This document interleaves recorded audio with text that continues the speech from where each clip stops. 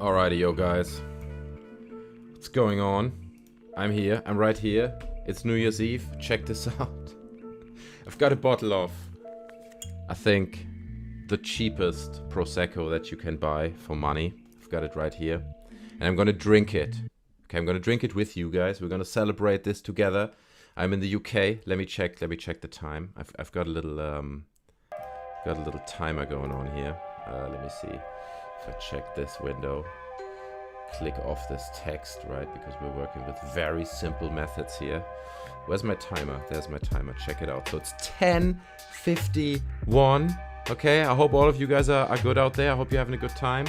Again, I'm drinking to you, raising the glass right here. There it is. We're gonna browse some Reddit. We're gonna do some things, and we're definitely gonna be streaming until 12 o'clock, which is in 1 hour and 10 minutes. We're gonna play some video games. We're gonna have a great time. We're gonna celebrate 10k stream subs. I already had a few glasses, so forgive me. 10k stream. It's the 10k stream. Hey, TI, how are you doing? Sopel is here. Happy New Year. Happy New Year to you guys as well. Cheers. I'm drinking to you guys. All the best. Let's hope for a better 2022. God damn it. Let's go.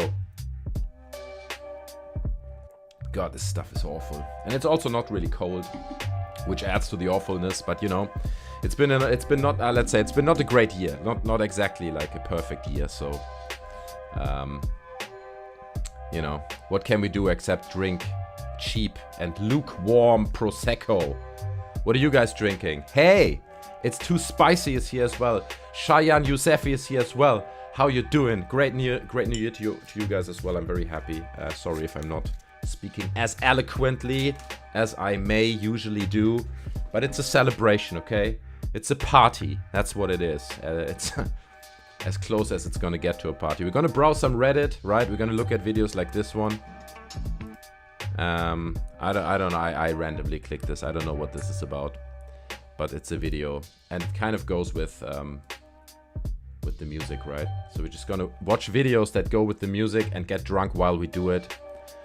So I hope you guys are gonna stay with me and have a good time with me together. Jordan D is here as well. Thanks everyone for dropping in, because the thing is this, right? Normally New Year's Eve, everyone's outside. Everyone's out doing their thing, hitting the bars. But this year, I don't know why. For some reason this year everyone's at home. So yeah, so we're just browsing Reddit. Okay, that's what we're gonna do. We're looking at cute videos of dogs and get drunk while we do it. We can also play some games. We're gonna do all those things as long as you guys smash the like button, okay? That's the most important thing. By the way, note that I'm drinking from like a proper champagne glass, right? Note that. Like, I'm not using like any cheap glass or whatever. Apologies. I'm drinking from a proper champagne glass. Because I'm just a man of class, you know? That's what it is, really. So what are you guys drinking? Come on, man. You gotta let me know. What are you guys drinking? It's these kind of champagne glasses with a lady in it, you know? A glass with lady in it. With lady in it. Where is it? This one, right? Check this out. Right? That's what I'm drinking from. That's literally my glass. Can you see that? There you go. Compare that. That's what I'm drinking from. Unfortunately, I don't have a lady to dive in it, but you know, it's good enough. It's still a little bit bubbly and all that.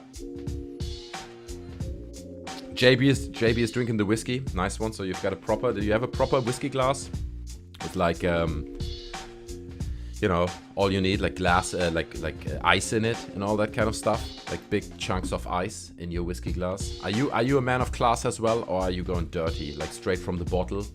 You know, I guess it depends on the age, right? If you're young, you're just gonna take it straight from the bottle, and if you're a bit older, you don't. I can tell you guys a New Year's Eve story. Okay, maybe we should do that. Start with like a really tragic New Year's Eve story. It's Too Spicy. Got some beer. That's good. I'm not drinking alcoholic drinks. Shayan, you don't know what you're missing. Now's a good time to start. Become an alcoholic. No, don't. I'm just joking, okay? Don't do it. It's good not to drink alcohol, man. Good stuff. I respect it. Here goes the story. So I must have been I was young, okay? And we went to this New Year's Eve party in the city that I grew up in. And I had this friend, he just broke up with his girlfriend. And I think we were like 19, maybe 18, maybe even 17. Like just on the brink of the age where you're allowed to drink, right? Hey, Kendall Edwards here as well. Thanks, man. Thanks for dropping by. Smash the like button. Happy New Year to you too. That's a thing you want to say. So anyway, so this guy decided that he wants to get completely fuck-faced, okay?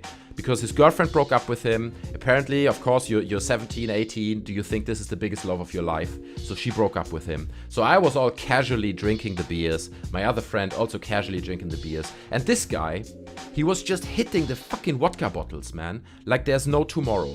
I remember it in front of my eye, outside of this club, and he's just putting that vodka bottle up, and he's drinking like 2/3 of that bottle.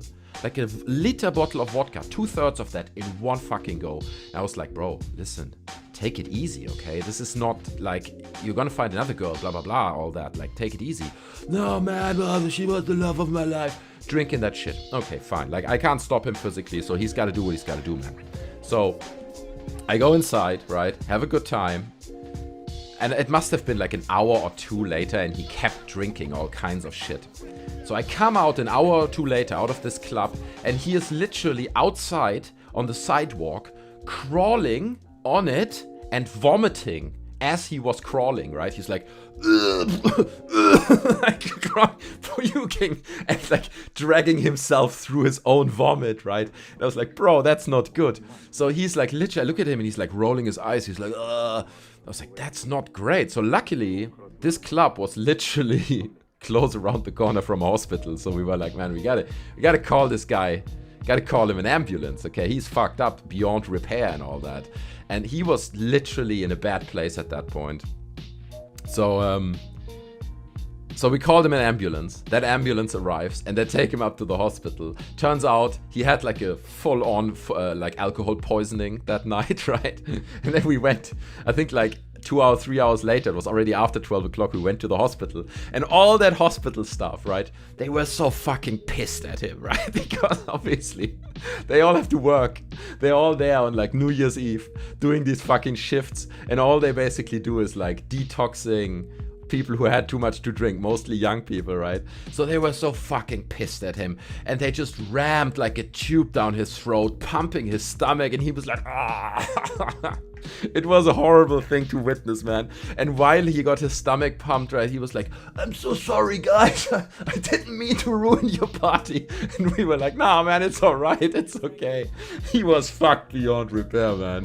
Oh, God. But I remember it till this day.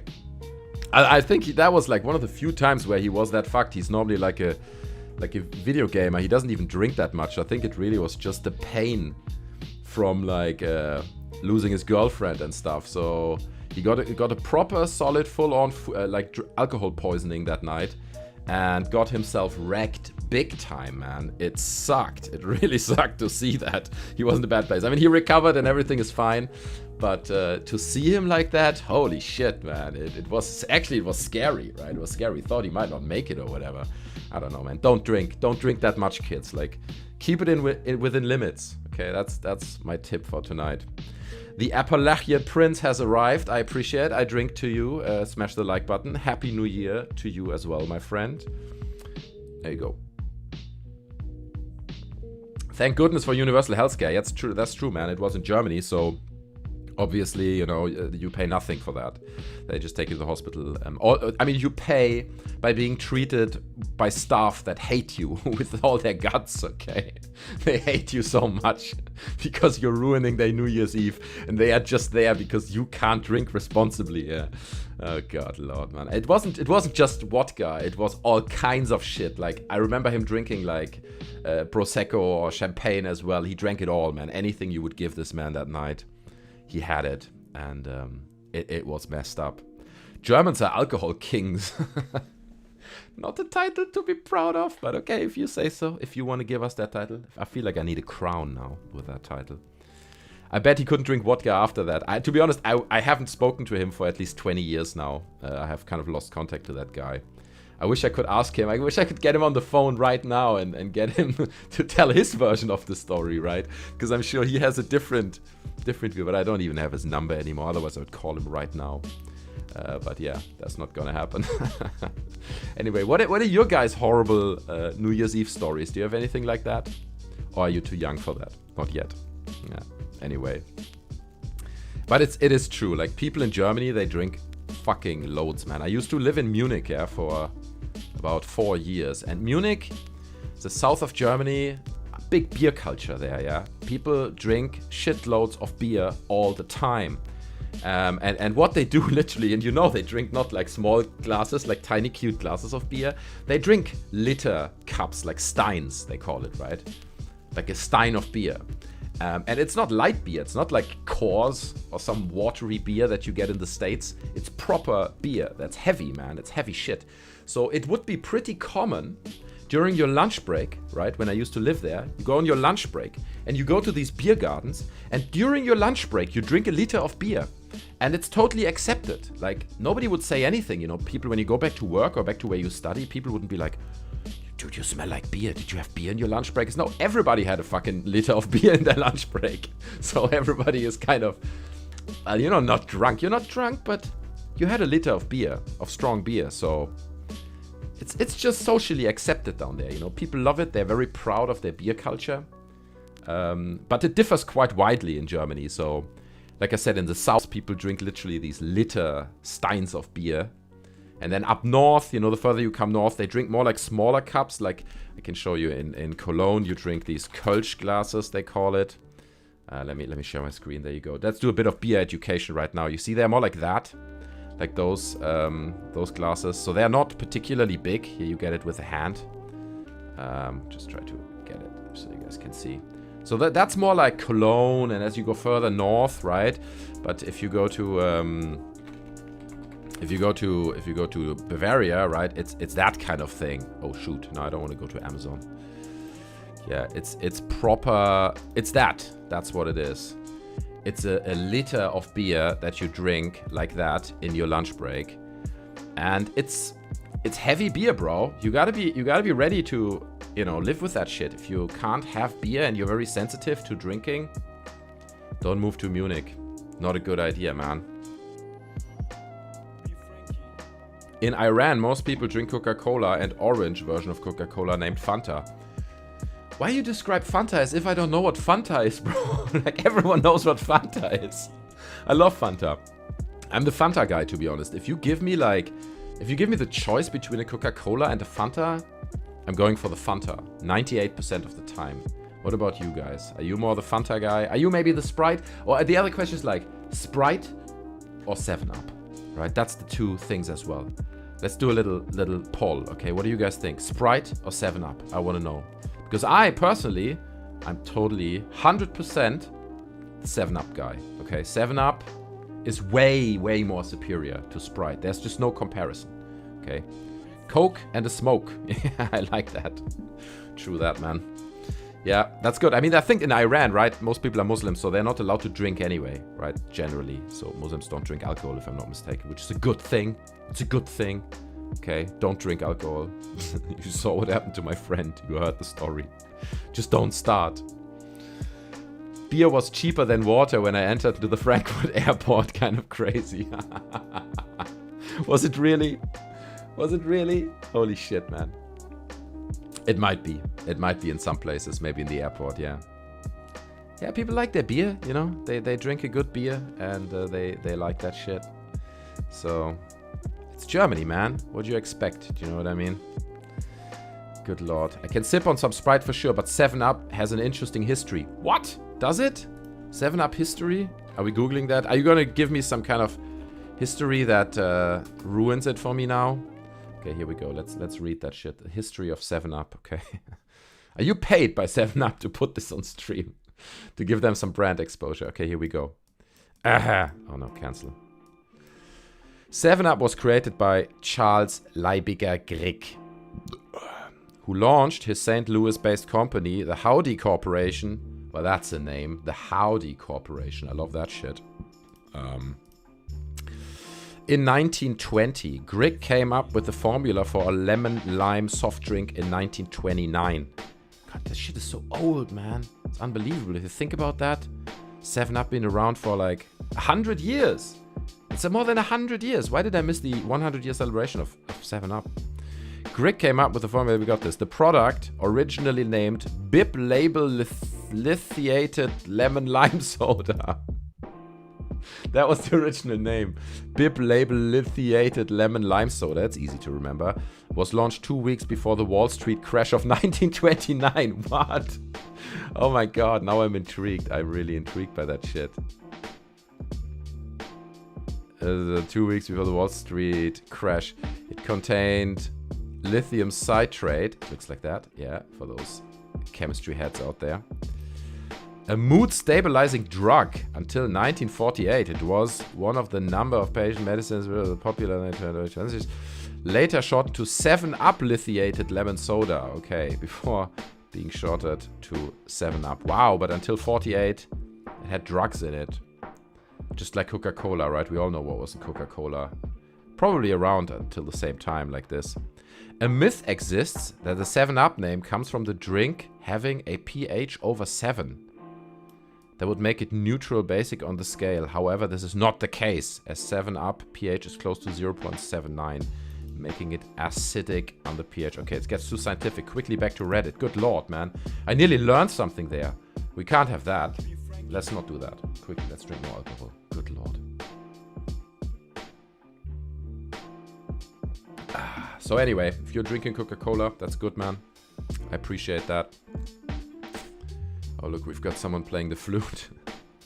I know, I love those live streams on Reddit. It's just always a freaking random guy playing some freaking random instrument all the time. So like, it seems like there's an infinite amount of people out there playing random instruments. You should see the first Coca-Cola bottles. They look like rum bottles. Then again, they were probably still putting cocaine in it. That's true. They probably were. Yeah, let's look that up. Let's see. How do we do that? Let's keep the live stream going. Let's keep the guy singing. Wait, I can do that in... yeah, that's right. You see, I can arrange my windows. Look at that shit. Here we go. Put him here. So he can play his instrument. We're going to listen to him in a second. Once he starts playing, I want to hear what he plays. Then over here we say, first Coca-Cola bottle. Oh! Oh, wow. Look at that shit. You're right, that's quite something. I guess it's that one. See? There it is. That's how it looked. Not bad. Good stuff, man. We're learning a lot tonight. Be careful. Don't learn too much, okay? It's New Year's Eve. We still want to have a good time. Okay. and learning is definitely not having a good time. Okay. Let's see what he has to offer. Okay, should we do that real quick? Let me see if I can mute the other music. Just for a second. Okay, here we go. Oh yeah, he's got to work on his audio, man.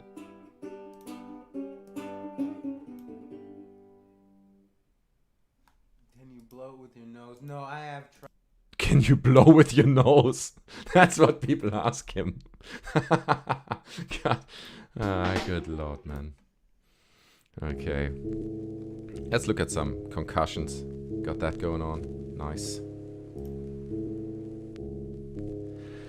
Trash 7 News has arrived. Okay, I drink to Trash 7 News. That's a reason to go full screen, to be honest. When Trash 7 News enters the chat, that's the moment when I go full screen and pour a bit more of my dead cheap lukewarm Prosecco into my glass and drink to him.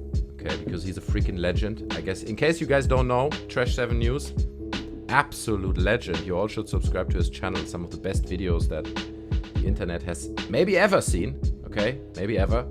So here we go. What's up, freaking crowd? Happy New Year. To you too, my friend. All the best to the Germanys. I drink to you. This is terrible. Oh, the audio's a bit too loud, the music. Gotta turn it down a bit. Okay, I think that should do it. We're also gonna play some video games. Yeah, and I don't know what you guys want to play. Like, we can play some... So here's the thing. Right now, on the Epic Game Store, all the Tomb Raider games are free, okay? So you all should go to Epic Game Store and click those Tomb Raider games, if you don't have them yet, into your library, just because they're free, okay? And they're good, they're good. Yesterday I started playing the what is it, the Shadow one, the last one. the 2018 one. God, that's a fucking beautiful game, man. It looks so good. If you put all the settings to maximum, it looks really, really good.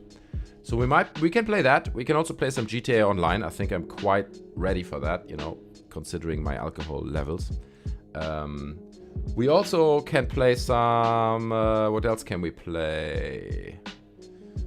We can play some Vanguard, Call of Duty Vanguard, you know. It's maybe a bit tactical and I might not be able to react in time because I'm very slow right now.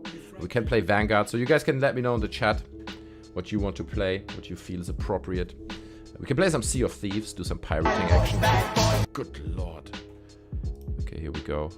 Man getting arrested. I guess that's London, isn't it? Oh wait, we don't even see my screen. I have to share my screen, don't I? So yeah, there are options, man. There are options to play. To be honest, if I wouldn't be on stream, I would probably continue to play that Tomb Raider game because that just, holy shit, I was blown away how beautiful that game looked, man. Some of that stuff literally looked like concept art, like a painting and all that. It's quite remarkable. So again, go to Epic Store right now, click it into your library. It's free. It's a free game. So we got that. Oh, good lord, now the phone goes off. Happy New Year. Every freaking stupid WhatsApp channel has to congratulate everyone now. I'm just gonna write shut up.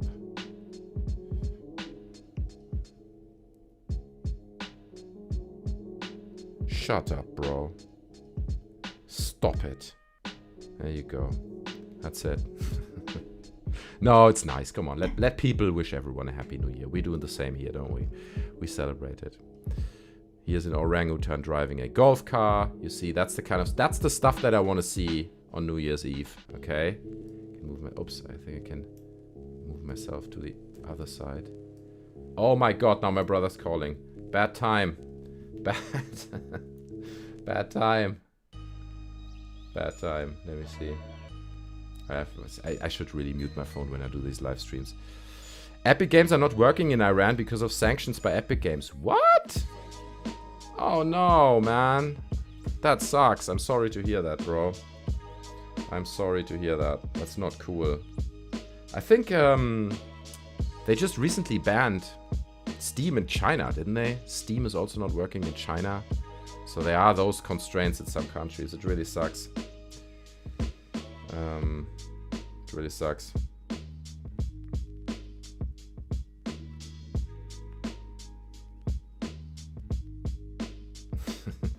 My brother won't understand me.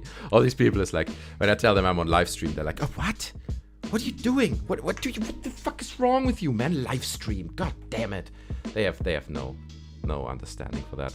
But let me tell you, man, I'm happy that I've got followers from Iran, man. It's really, really cool. I appreciate that. Because the truth is, right, all these countries, Iran and Iraq as well. I don't know, Iraq's probably more desert, but I think Iran is actually a really beautiful country. Let's look at some images from Iran. I hope it's not just, you know, Iran landscape. Okay, because I want to see how Iran actually looks like. Look at that shit. Do you know what I mean? Wait a second, I gotta move myself back over again. And then move this to here maybe. You see that? Look at that, man. The beauty of Iran. That's the thing, because people always just hear these stories, right? They're like, bro, Iran, man.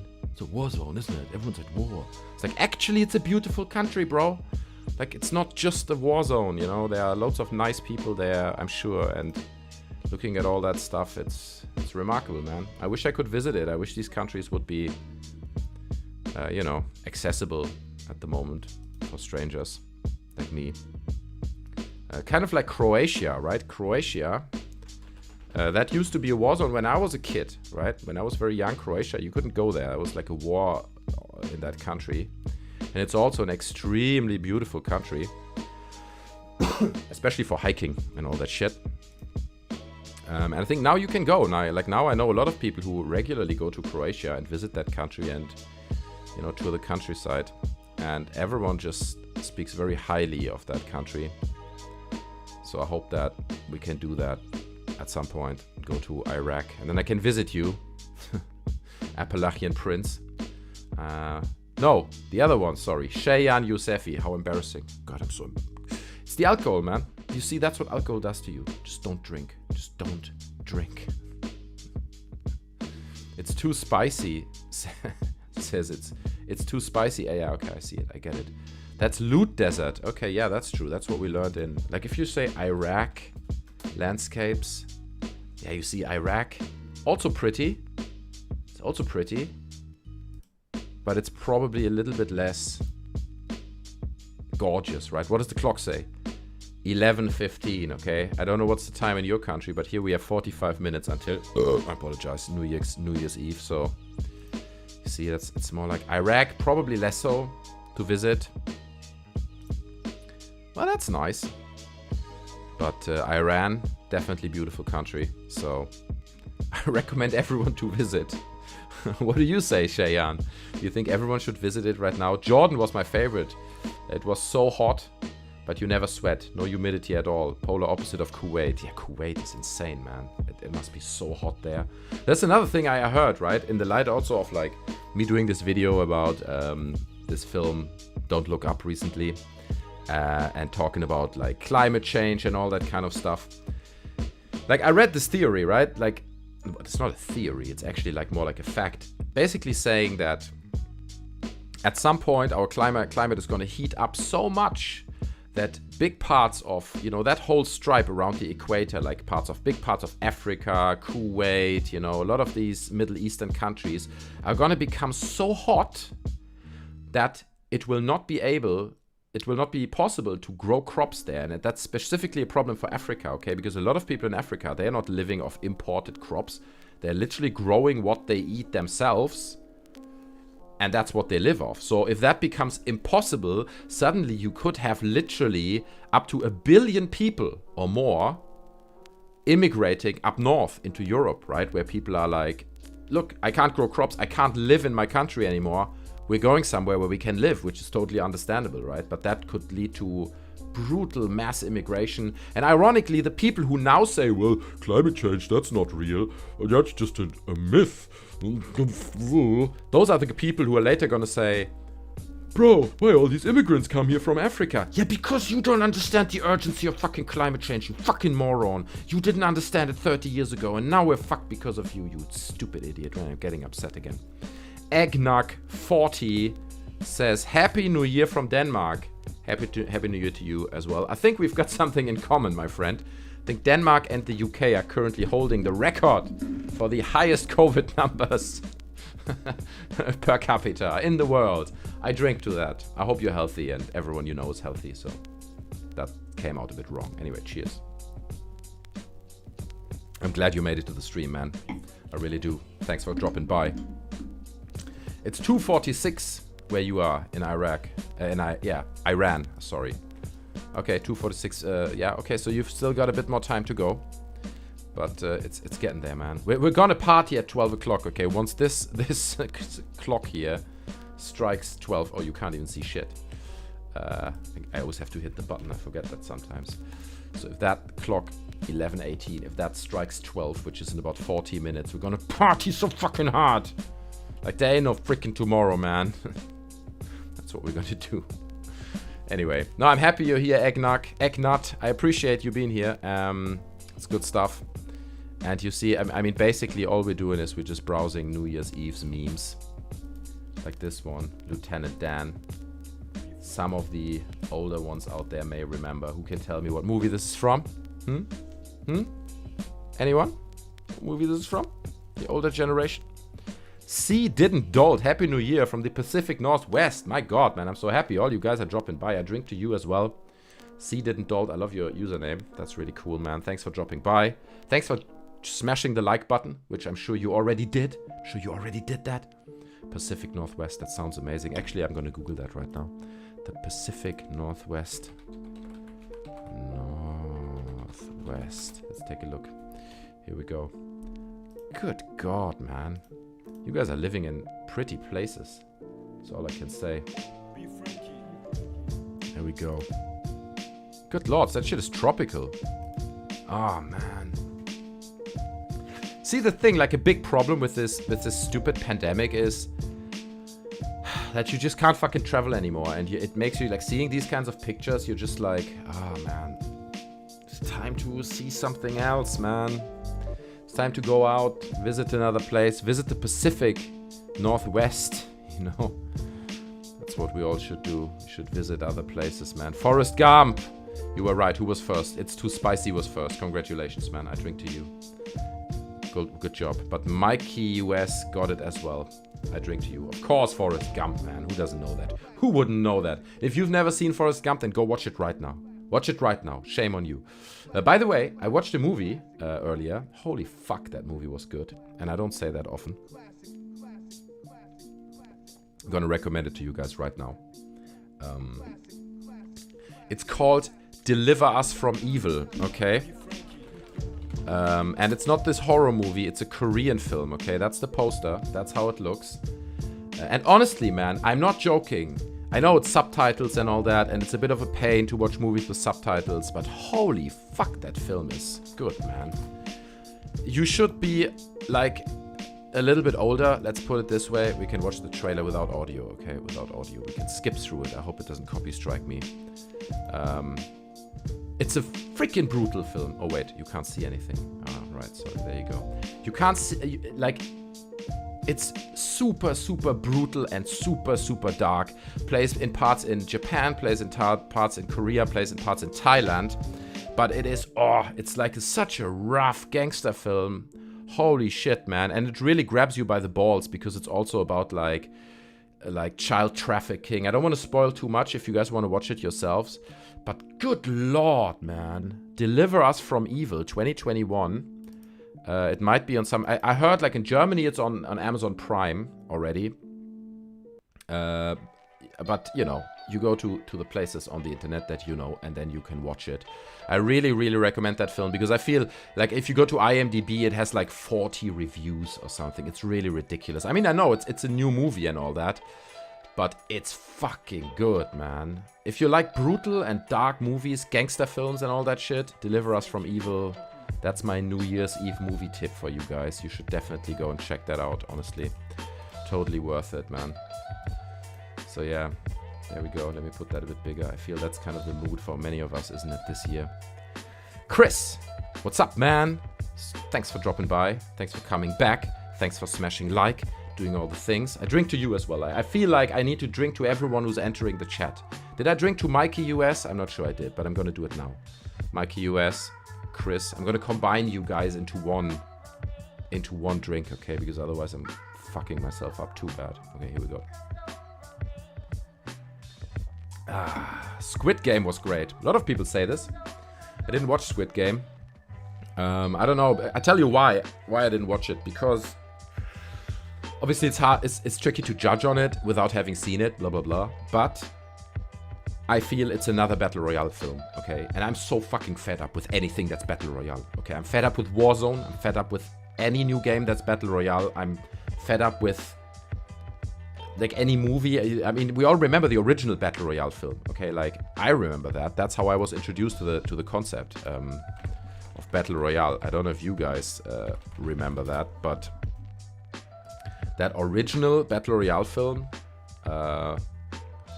that was disturbing shit, okay? And I loved that. It was really, really cool. It was really dark, really brutal. But I just feel like all these iterations, it's like now we have Squid Game, and now we have, what was the other one called with Jennifer Lawrence?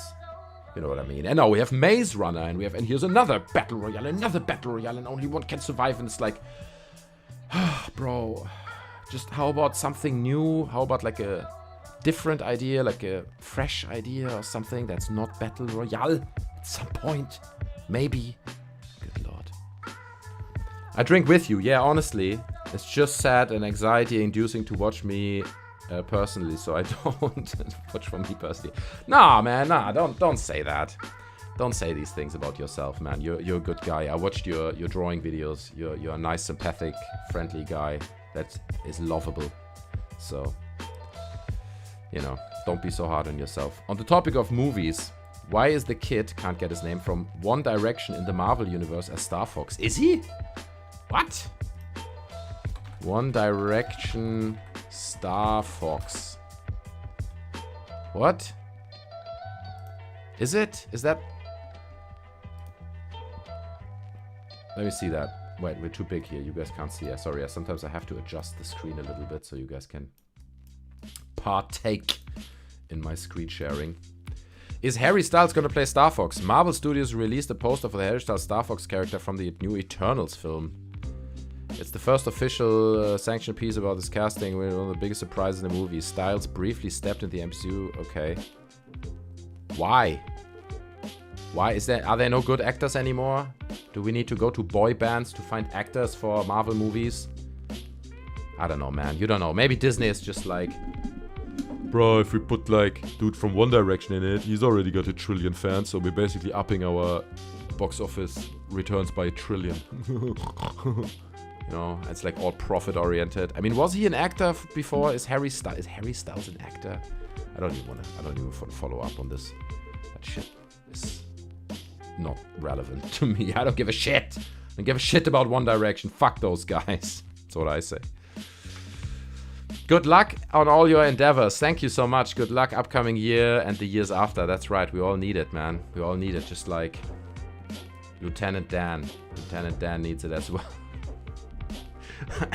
We need to go back. We need to see some other New Year's Eve memes, or at least something positive, man.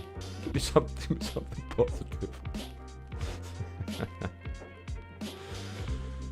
Yeah, I appreciate your presence as well, man. I appreciate each one of you out there. Honestly, man, I'm not joking. It's really good because the thing is, I've been doing content for a long time, and the truth about like doing content on YouTube is, unless you're really, really focused, right? And unless you're really like, okay, listen, man, I'm gonna review, I don't know, man, animal food. I'm doing only reviews of animal food, and that's all I do. And I run through the country, find the best animal food and the most different, and then I just do videos about animal food. That's how you get subscribers and grow, okay? But if you say, you know what, I'm gonna talk about what I want.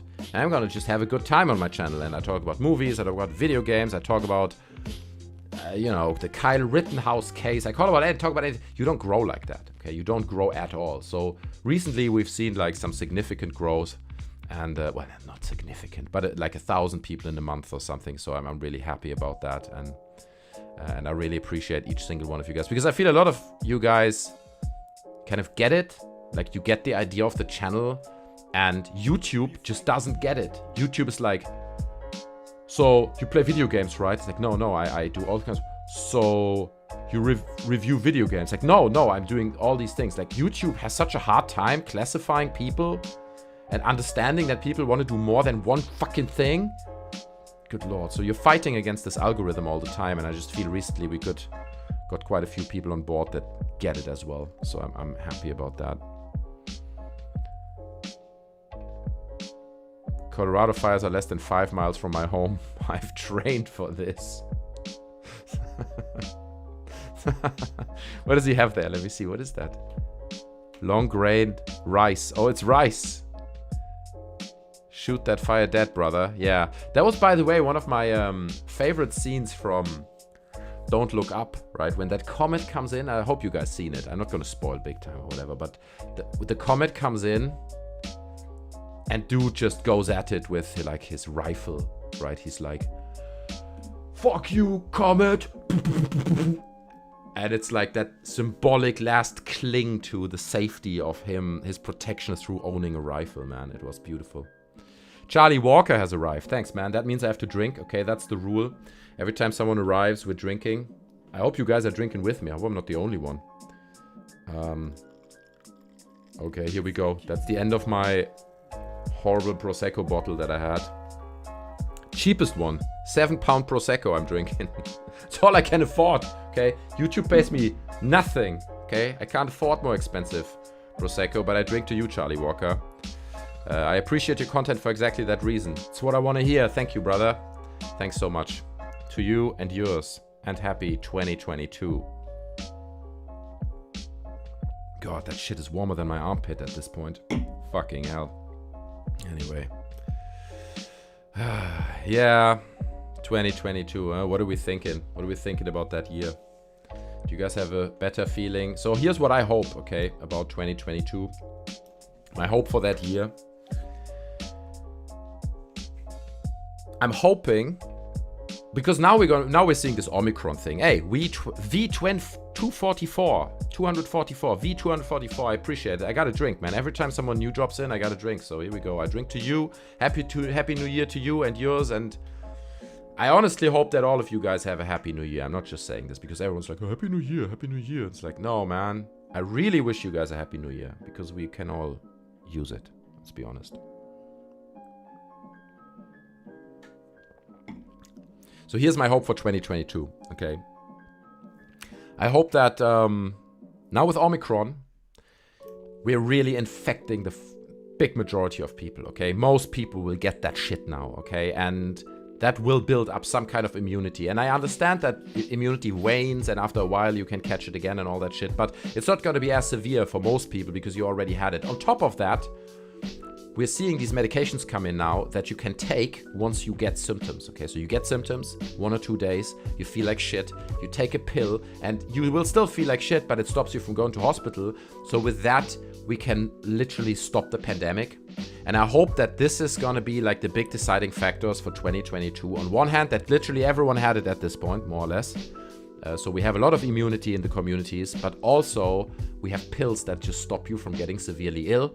And with that, COVID's not going away, but we can calm down the fucking pandemic. And even if we have 200,000 cases a day, here in the UK right now, insane numbers, people still don't get fucking sick anymore. And with that, you know, we can at least try to live a semi-normal life again. Yes, like a cold. Sometimes you have a cold and you're ill for 10 days. It happens, okay? And it's gonna become a thing like that. At least that's my hope. Yeah.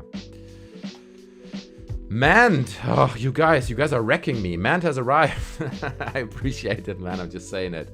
Happy New Year. Happy New Year to you too. And I'm gonna zip one for you as well. There you go. What are you drinking? Let me know in the comments what you are drinking. You guys just want to fuck me up, right? Because I have another bottle of wine that I'm gonna open once that shit is empty, which it is now. So we're gonna get there eventually. Drink the pain away.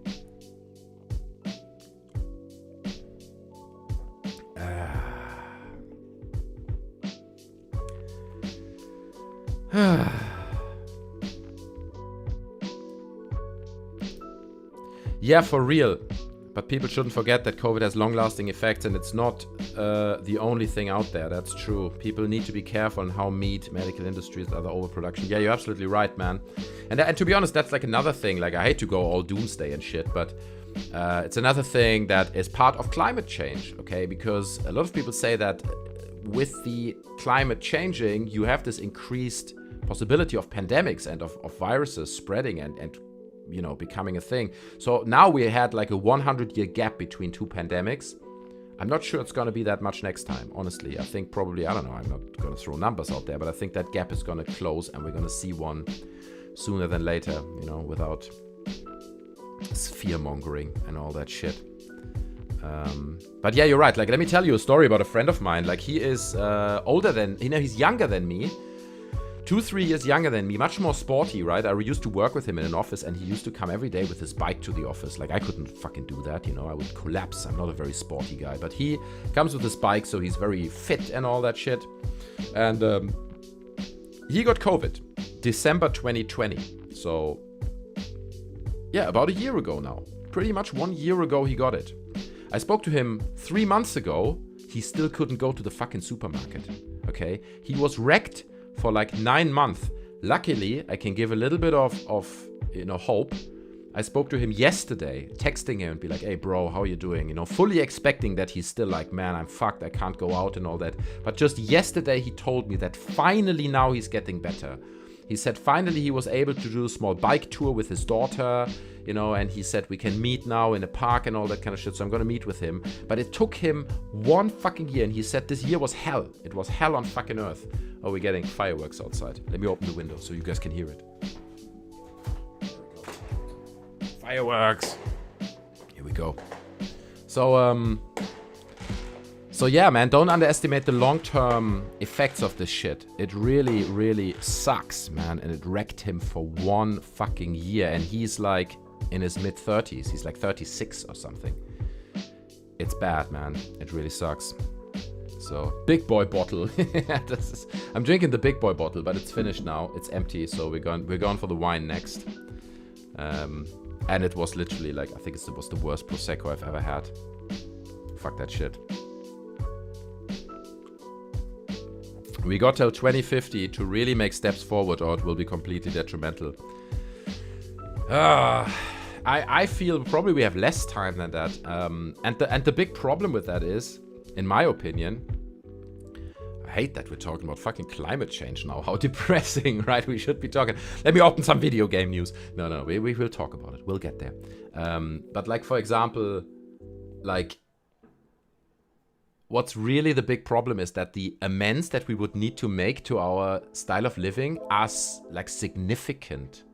Okay, for example, right, in Germany, everyone is really like, all about being ecologically or being eco-friendly and being sustainable and all that. But every fucking person lives in like a 6-bedroom house, like a detached house with like 4 floors for one family with 4 people.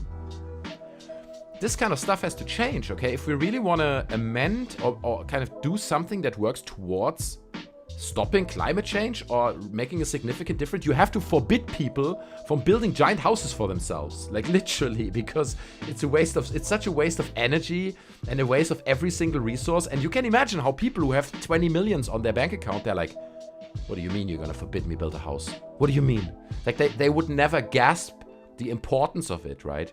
And that's also why this film Don't Look Up is so powerful, because that threat is like 6 months away, right? The comet is 6 months away. You're like, what do you mean I can't do this and that? I don't see it. Where is it? Where's climate change? I don't see it. I'm gonna build a fucking big house until that shit is so bad, that everything gets out of control, man. Really, really bad. Hey, Kendall, says Selina Lemalu. Hey, welcome to the stream, Selina. I drink to you as well. The rule is I have to drink for everyone who joins.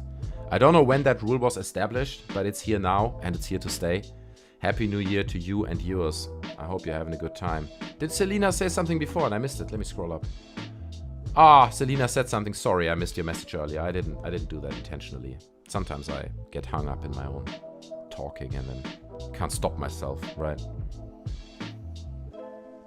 So it's these kinds of things, right? Or like, for example, maybe we need to say everyone can only eat meat twice a week, okay? Because meat production has such a significant footprint on carbon emissions that we have to limit eating meat in Western countries like the United States, like Britain, like Germany, whole of Europe, only twice a week. And a lot of people are going to be like, what? What do you mean twice a week meat? Oh, I love my meat. I'm going to go to McDonald's right now. You know what I mean? Like, people are going to have a very, very hard time understanding the importance of making a difference 40 years from now by not eating as much meat today, and that's kind of my worry. Or like by not building a giant house today.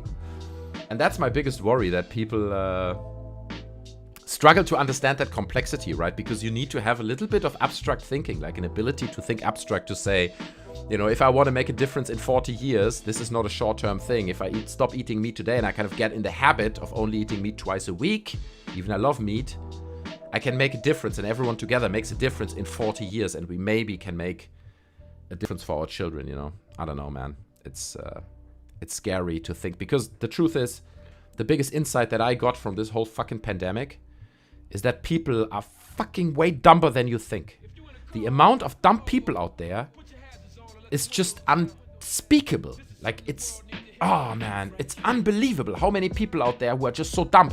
And then the Dunning-Kruger effect comes in, right? The Dunning-Kruger effect is that the person who is the dumbest thinks they are the smartest person in the room. So they're like, well, no, I've seen on my brother's Facebook page that climate change isn't real. And also in my Telegram group, everyone agrees that it's not real. So you're an idiot for the... So you're dealing with like extremely like mentally crippled people on a huge scale. And that's the problem. That's the core problem, right? The problem is not coming up with rules that could potentially make a difference. The problem is, how do you convince those morons to understand that these are the changes that need to happen? I don't know. I don't have an answer for that. Because At this point, there's a whole industry of people out there who do nothing else but feed these people false information for money, right? They donate to them on fucking Patreon. They're like, oh, I support you. And then in return, they tell them that climate change is not real, that vaccines don't work, and masks murder children. You know, and it's like, oh, so in a way, you nearly need to go against that shit by law, right? You need to say, fuck that, you know. We have to stop people from spreading this false information by law. It's forbidden. If you post false information like that to Facebook and it reaches more than 5,000 people, you get a fine. Or you charge someone for it on Patreon, you get a fine. You're gonna pay 10K, 10,000 pounds you pay, or dollars, for spreading that shit information. What do you think how quickly that's gonna stop, honestly? Sure, everyone's gonna be like, fascism now. But man, we gotta do something about that shit. Anyway. Yeah, for sure. It needs to be across the world. People need to stop overspending their needs and wants. Exactly. And to be honest, the thing is, in the end, it's just habits, okay? It's just a habit. People need to change their habit. Once you have eaten meat only twice a week or 3 times a week for 2 years, it's normal. It's not a big deal. Once people have stopped building giant houses with 16 bedrooms for a 4-people family for 5 years and we just don't do it anymore, it's normal. It's just normal. It becomes a habit. It becomes a normality. So I think at some point we just have to draw the line and have these quite harsh rules and force people into these kind of, I don't know, man, frameworks or whatever. Watched an old movie, says Kendall Edwards, and it said per year 2050, by the year 2050, we should be living like the Jetsons in space with flying cars. Kind of made me mad that we are from complete space colonies. Yeah, I know what you mean. I think a lot of these future predictions, you know, let me Google that. They are such beautiful ones. Let me see.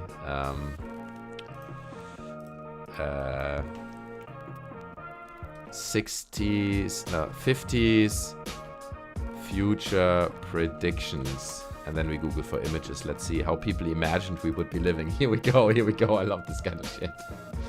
Why are we not living like this, right? Why is it not like that? Here, the year 2061, okay? Why can it not be like that? There are screens everywhere, people flying around in cars, everyone's dressed like, I don't know, man, in like rubber suits and shit. Look at all that. Laboratory technician. He's looking at giant tomatoes. He's like, look at those tomatoes. They're just about ripe now. Livestock barns. That's not that unrealistic, right? Livestock barns. Feed makes sense. So, but that's the thing, right? They envisioned these peaceful livestock barns where we grow cows and everyone gets enough meat, but you don't fathom the consequences of it, right? You're like, damn, man. Like, these animals make us ill. They're gonna make us ill. They're literally gonna spread pandemics and all that kind of shit. So, nobody saw that part coming. Check this out. I love this. Oh my god, look how they have like a giant machine attached to them, like a receiver, and the old telephone mouthpieces and a cigarette. He's obviously smoking a cigarette. But it's not, again, it's not that, you know, not that off, not that far off from where we are today. Mood Candle, I like people keep thinking short term and refuse. Like people keep thinking short term and refuse to not leave the problem for the next generation. And yeah, the public education cuts really won't help. That's the thing, man.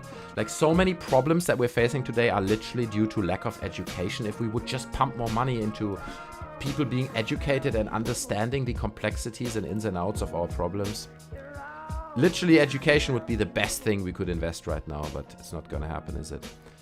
The world's indoctrination to willfully ignorance and division. That's right. Now I want to play The Division, now that you say that. Doesn't help that the correct agendas aren't being pushed for a better society. I mean, they are being pushed, but at this point, people are like denying them for the sake of denying them. It's like if a Democrat in the United States says something that really makes sense and would make a long-lasting impact, people are like, no, you're a Democrat, you're a communist. It's like, no, bro, I'm just trying to create a better tomorrow. And it's like, no, you're just a communist or whatever. Fucking hell, man. It'd be so cool, but also we need way better means of public transportation. They've had huge trails where everyone not dependent on cars and all. You see, that's another thing. Yeah, man. I mean, I've got a car. I love my car. It's not a very prestigious car, but I have to say, like, because I was a big fan and defender of public transport. I live in London, so I'm very close to public transport. I have bus stations and overground stations and tube stations all around me. I literally can get anywhere with trains. But now, in the pandemic, my wife was like, you know what, we should buy a car. And I was like, all right, fuck it. Let's buy a fucking car. So we bought a car, and I have to admit, I love it, okay? I love it. But if there would be a law that would say we need to reduce cars by X amount, whatever, I'd be ready to give it up, man. I'd be ready to say, okay, so compensate me financially or whatever. Give me money for that car, that's fair. And I won't have a car for the greater good. I'm happy to give it up. I really would be. Oh, that's a classic. Yeah, that's a classic one. Look at that. That's the future. He's just grinding those books into the meat grinder. And someone has to manually grind them into people's heads. That's how the kids are going to learn, man. And after they got that, they can do kung fu. They can speak 4 languages and all that. Great. That's the future. We're not there yet, but we'll be there soon. Heard for sure. And yeah, it's not as far off as people think. Looked at getting better public services, but that takes jobs and stops flow of money for people. Yeah, it's a huge, huge problem.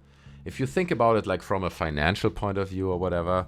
I love this one, by the way. I saw that the other day. That's quite interesting. Because it's literally like we live today. There's no difference except that there's this weird magnetic monorail train up here, right? There are bridges and houses and highways and cars. And that's all. It's like how we live today, but there's like a weird hover train up here that looks like, I don't know, man. So that one's not too far off.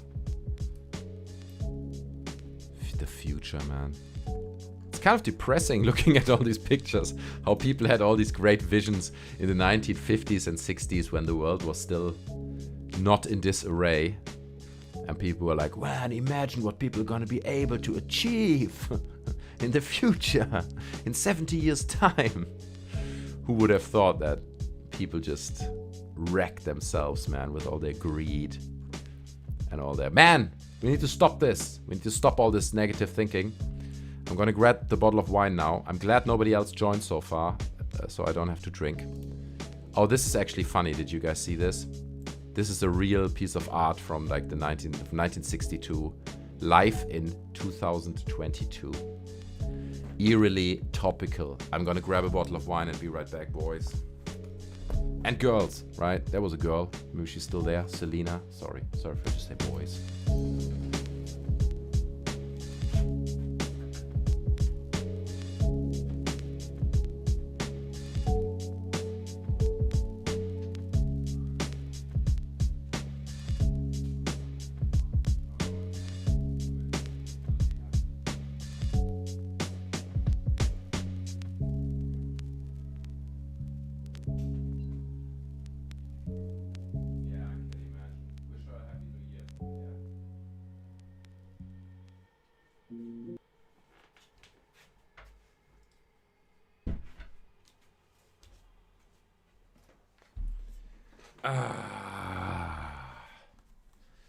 Here we are. Wait, what happened to the music? Why am I not hearing music? Did it stop? What happened? Hold on a second. Let me check that.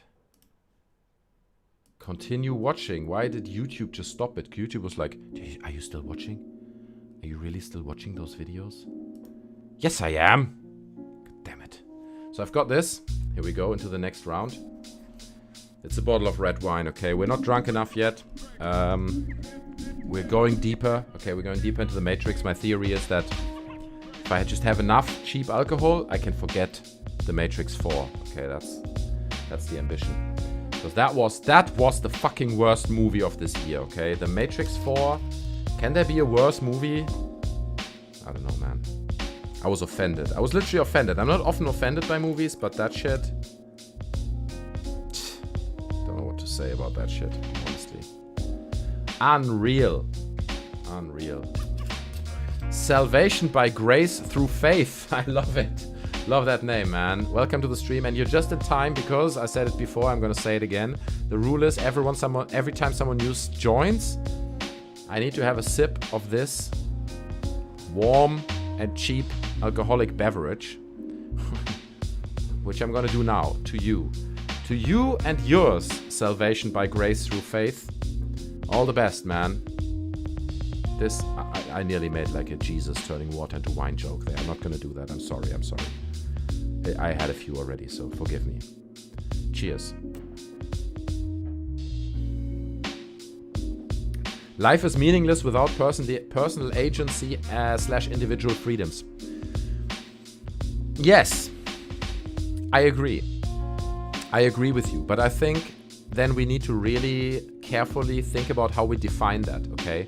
Because, to be honest, personal agency and individual freedom doesn't mean I eat meat 7 days a week, okay? I have to admit, I'm hypocritical right now because I literally do that. I think there are very rare days where I don't eat some meat, okay? So, but if there would be like a legislation that would say, listen, for climate change and to improve the carbon footprint, we have to reduce our meat consumption to 2 days a week or something like this, I'd be ready to do it. I wouldn't be the guy who stands up and says, this is bullshit. I would support that kind of shit. If they would say, don't have a car, we need to reduce the amount of cars, I would be ready, if they compensate me, to give up my car. You know, even I would have money, I would not build a giant house for my family, even I could afford it. I would be willing to make those sacrifices, okay? Oh my god, fireworks hitting. What does the clock say? Let's check the clock. We're getting closer, I think.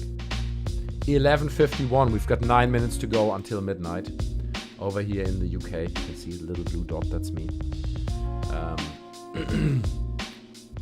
So yeah, no, I agree with you, but I think we have to be like really clear on what these personal freedoms are, and I don't think it is that everyone has a car, that everyone has a big house, that everyone has meat all the time, that everyone lives in complete, you know, what's the word? Like in a complete situation of having too much of everything, you know?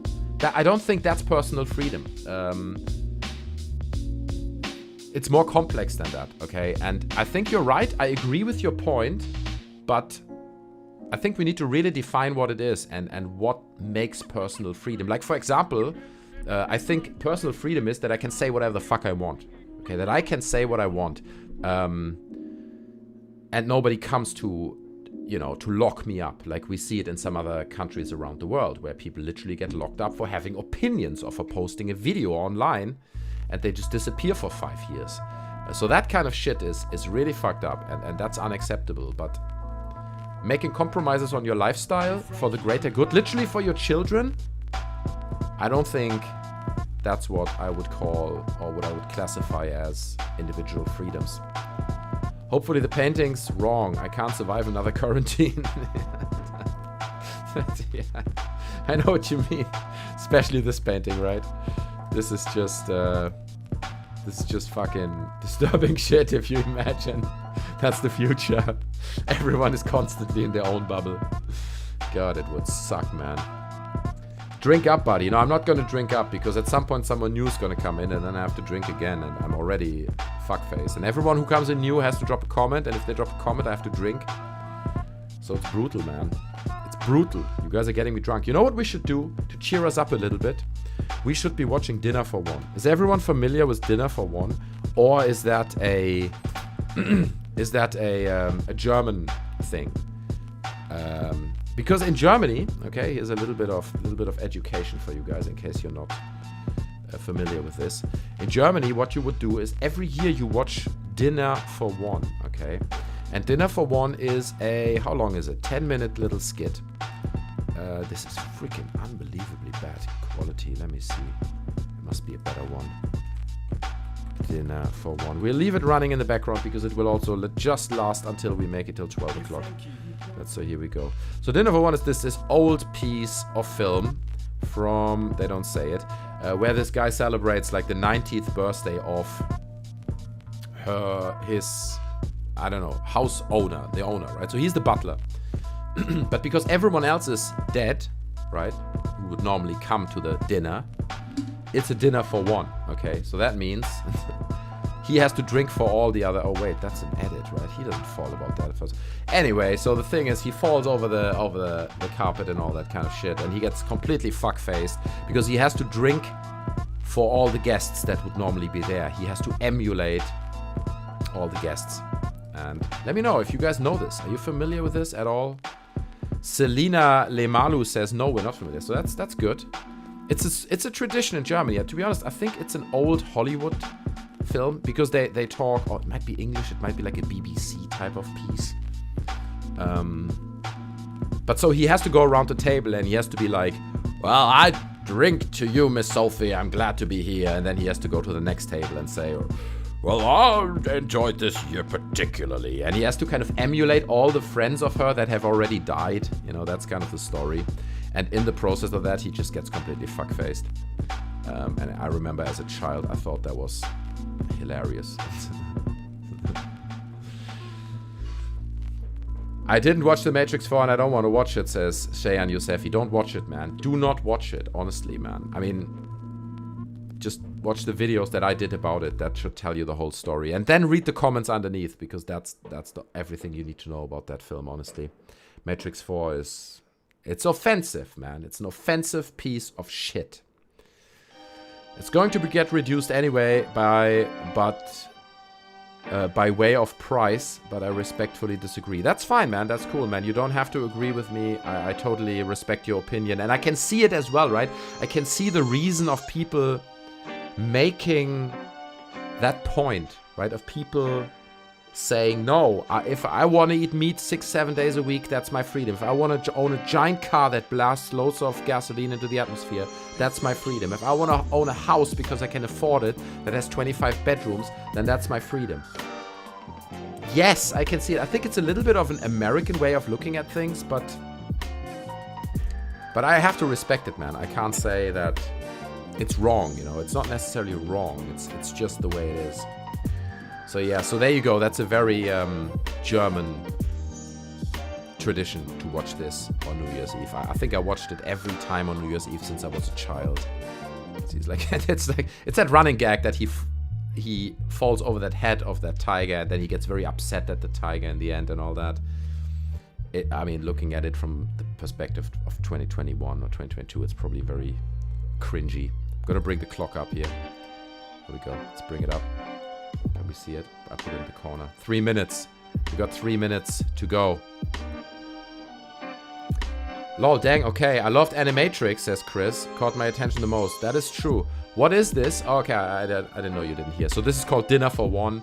It's probably just more like a German tradition. It's like a 10-minute skit of this butler who has to drink for all the ladies' friends because it's her 90th birthday and everyone is dead.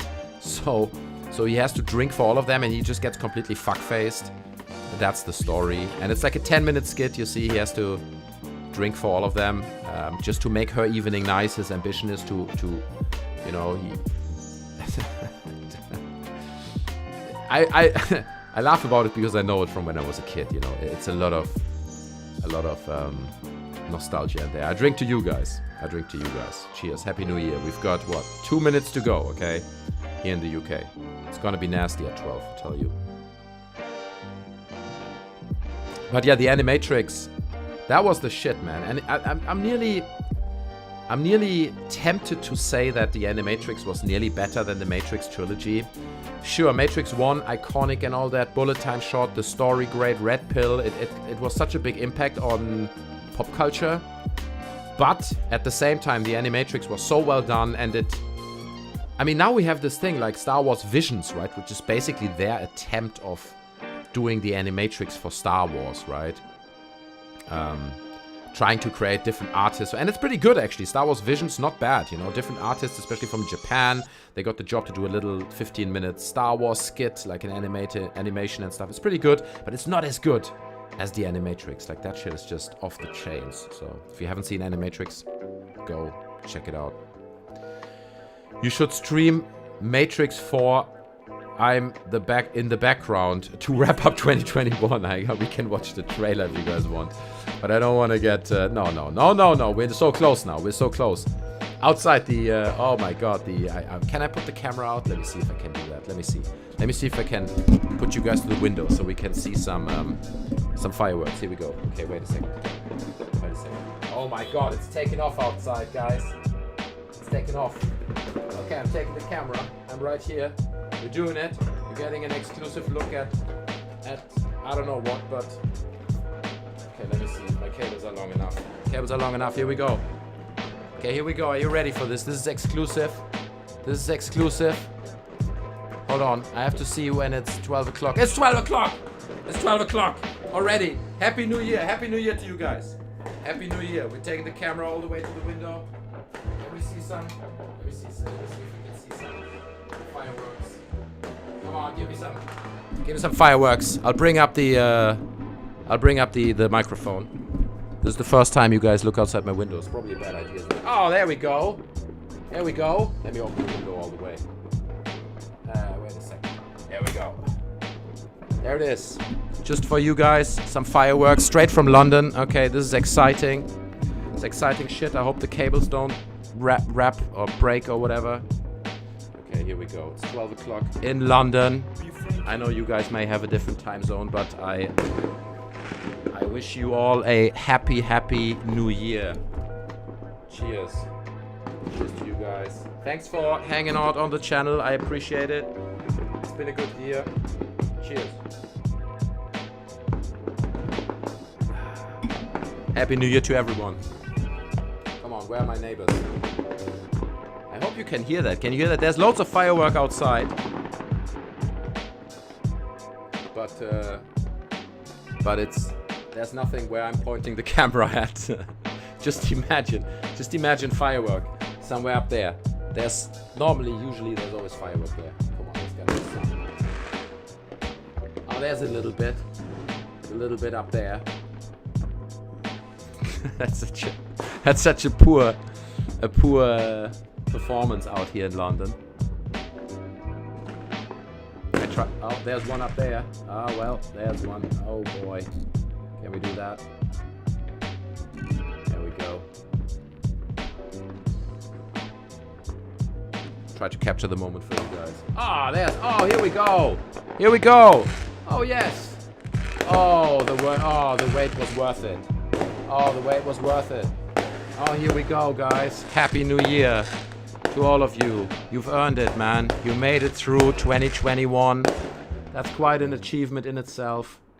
And I'm proud of you guys. I really am. It's been a fucked up year. There you go. That's it. Alright. It's gonna keep going for another hour probably, presumably. You know, normally people go crazy throughout the evening. There you go. Oh, it's a good time. Now that I have my camera out, I can show you guys what I normally see. What I usually see when I record my videos. Check this out. So that's it. That's what I'm looking at. That's a bit of behind the scenes exclusive, you know. If you made it this time. There's my desk. That's normally my camera is up here. And then we got above the desk a little arrangement of toys. Okay, we've got some nice HR Giga toys over here. Some alien figures. The alien queen. Oh boy, are we getting more fireworks? We're getting more fireworks. Come on, fireworks. Alright. Alright. Great show. I paid nothing for this. This is great. Oh yeah. Alright, this is London. Okay. So a bit more. We've got a Mandalorian over there. Right, that's the Mandalorian. I like him. We've got the animation Batman. We've got a set of turtles. There it is. So that's it, man. That's all I see. That's all I see when I'm recording my videos. So I'm gonna try to place the camera where it belongs. Okay, here we go.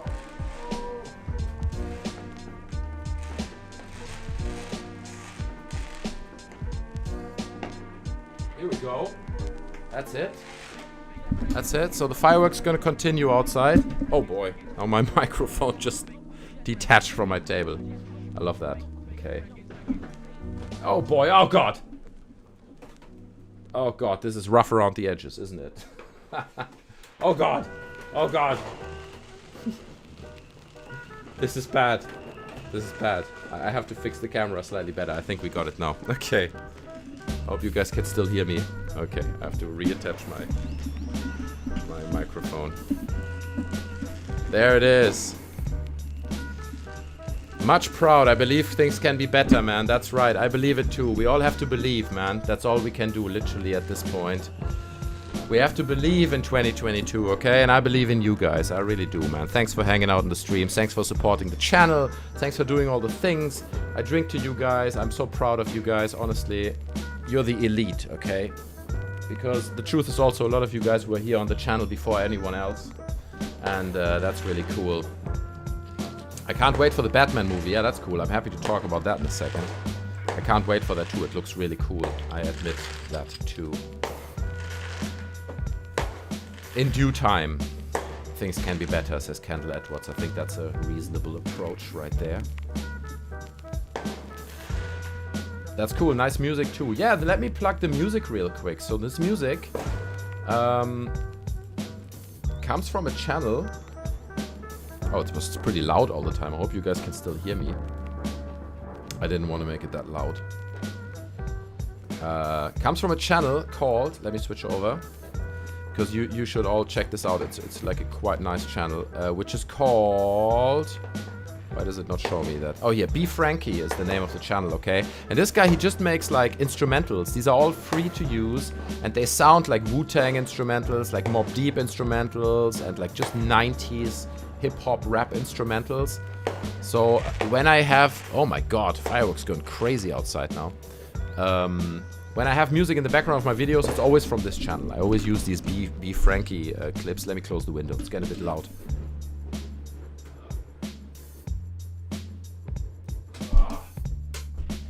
There we go. Shouldn't be too loud now. Good stuff. So yeah, I just have that running in the background. It's really good. And you know, if you're into rap instrumentals, or you might be, let's say, a rapper yourself, then consider checking out B Frankie, because he's in my opinion, a quite talented instrumental artist. So that's a thing. I think it's worth plugging him in this video as well. Right, so I'll drink to you guys. Let's have a drink. It's 2022 now, officially. Okay, officially. At least in the UK. So here we go. Cheers, Prost. All the best to you guys. I love you guys. Cheers. Oh, Brandon Hill has joined. That means I need to drink to Brandon Hill. Welcome to the stream, buddy. I appreciate you being around. Cheers, man. Congrats to the 10k subscribers. Yeah, that's two, man. That took a long time. And funny enough, I was like dribbling around for the longest time. You know what? Let's start the game. Why don't we? Let's start. I'm gonna just make a rough decision and go for GTA Online. We're going for GTA Online. I was dribbling around like 9,000 something subscribers for the longest time, and trying to make videos, get people to subscribe and like me. Just like me. No, I was happy with everyone joining, but then I did the Matrix videos and they really blew up. And like my Matrix review, I didn't really see that coming, honestly. I thought, because I did like a review of The Last Jedi and a lot of other videos, movies and stuff over the past years.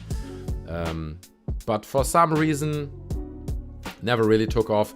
Doing the Matrix review, it completely blew up, and I think it sits at 40,000 views or whatever, and it brought me like 1,000 subscribers just within like a month or 2-3 weeks time.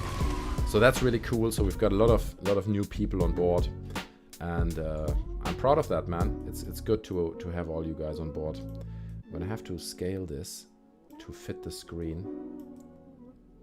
Hold on, let me see if I can fit this. Chip. Sorry, it's a bit ad hoc. Cool, there we go. So we're gonna play some GTA Online and all that, just to distract our souls.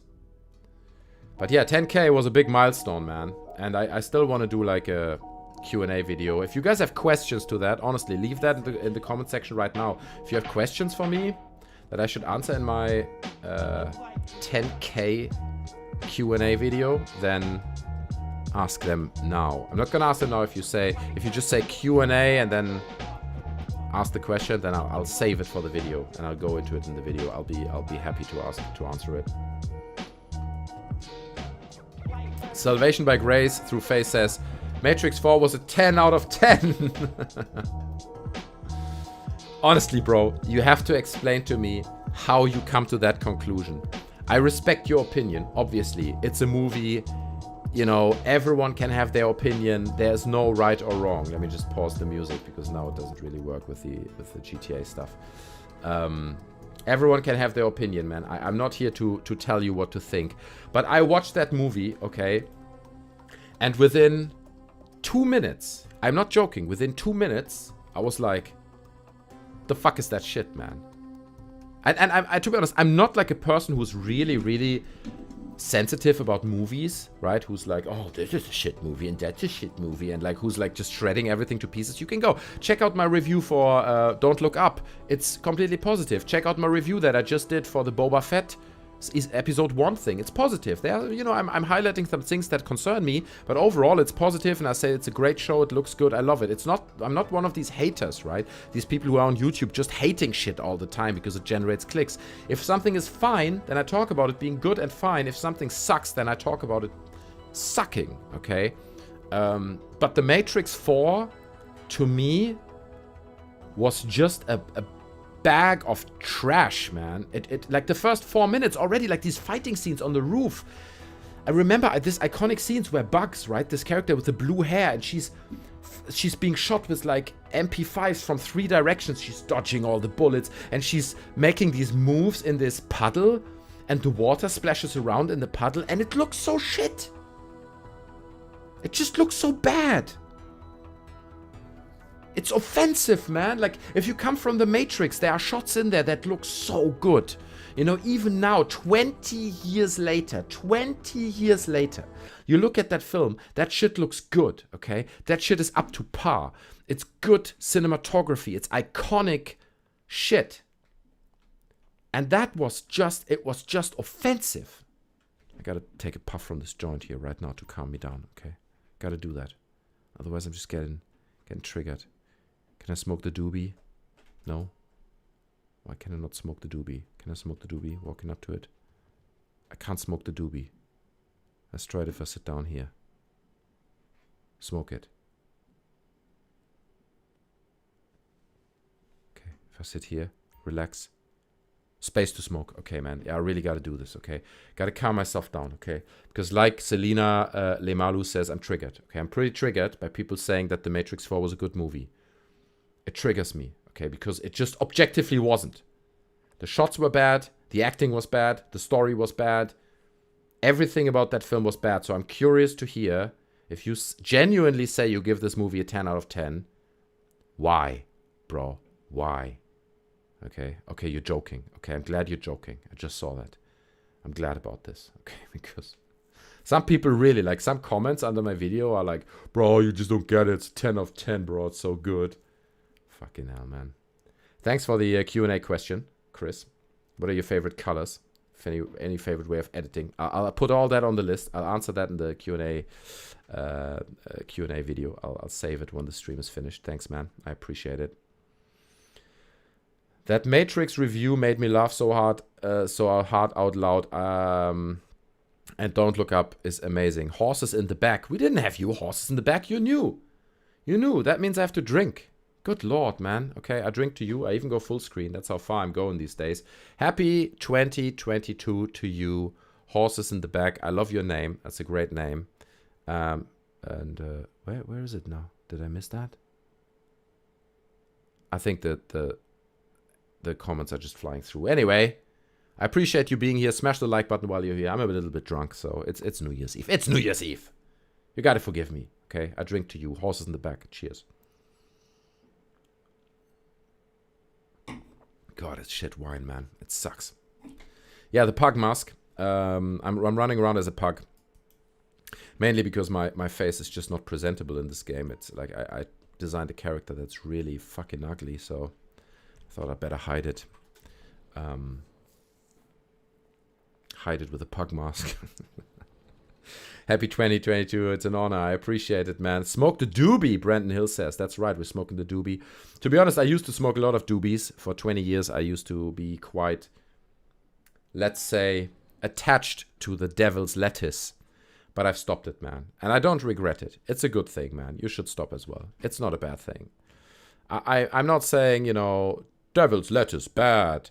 But, you know, it keeps your mind clear, man. It's not the worst thing to have a clear mind, okay? There are worse things. It was a good decision, and I stopped not that long ago. A few months ago, I stopped smoking. To be honest, a lot of my videos I made while I'm completely stoned, believe it or not, okay? Like some of my most favorite or most successful videos. I was completely hammered on the devil's lettuce while making them.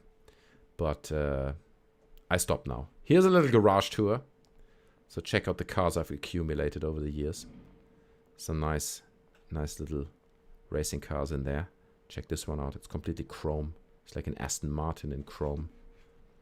All the little cars I can't afford in real life. They're all in my garage. Some trucks. Here we have like the obligatory Back to the Future time machine. Able to fly. There's another floor. We can go down.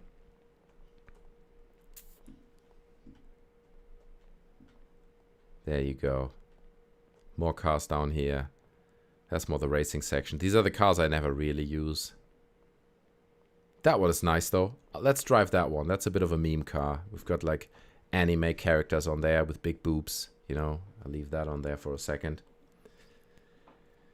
I read that the studio was going to make this movie no matter what, so the director was just trying to save it. So it sounds like it was going to be trash no matter what. But no, I can actually correct you on that, Brandon Hill. So that's really interesting, because that's an argument many people make. Many people say Warner wanted to make this, and you should watch my video about this, because I'm addressing it in the video where I'm reviewing the 5 out of 5 stars on Letterboxd. Okay, watch that video, because I'm addressing it directly in that video.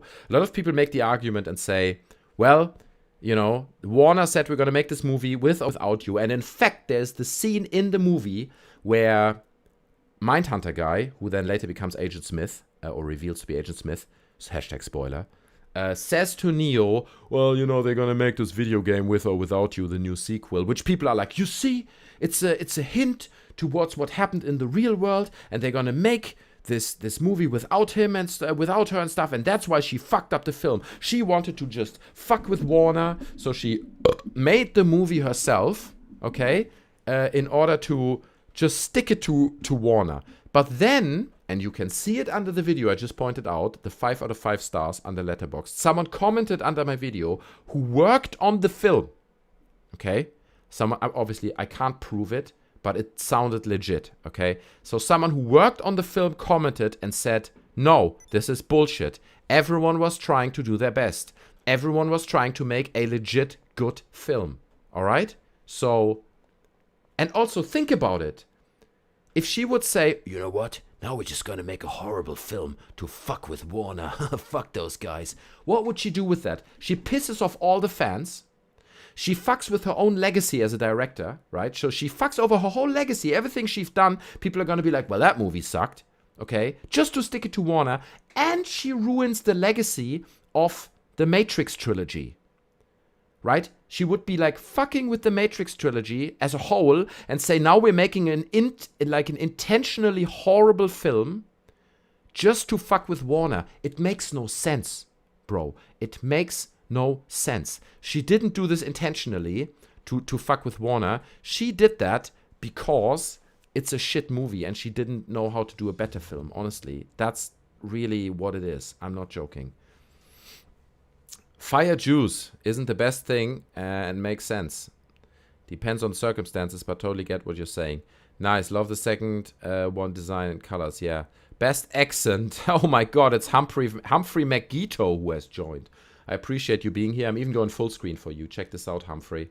Thanks, man. Look, I'm running out of terrible wine. I'm bringing in the bottles. It's 2022! We're going to get fuck-faced here tonight. That's what we're going to do.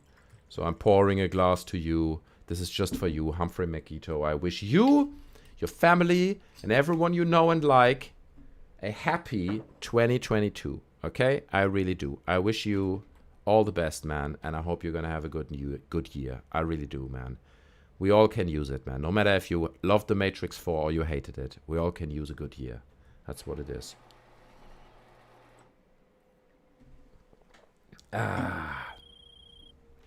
And thanks for appreciating my accent. I appreciate you appreciating that. Even I'm not happy with it. I try to hide my accent, okay? But I hide it as good as I can, and everyone's like, I love your accent, bro. So it's a little bit like, God damn it, man. But it's fine. It's fine. I'm not upset about this. This is okay.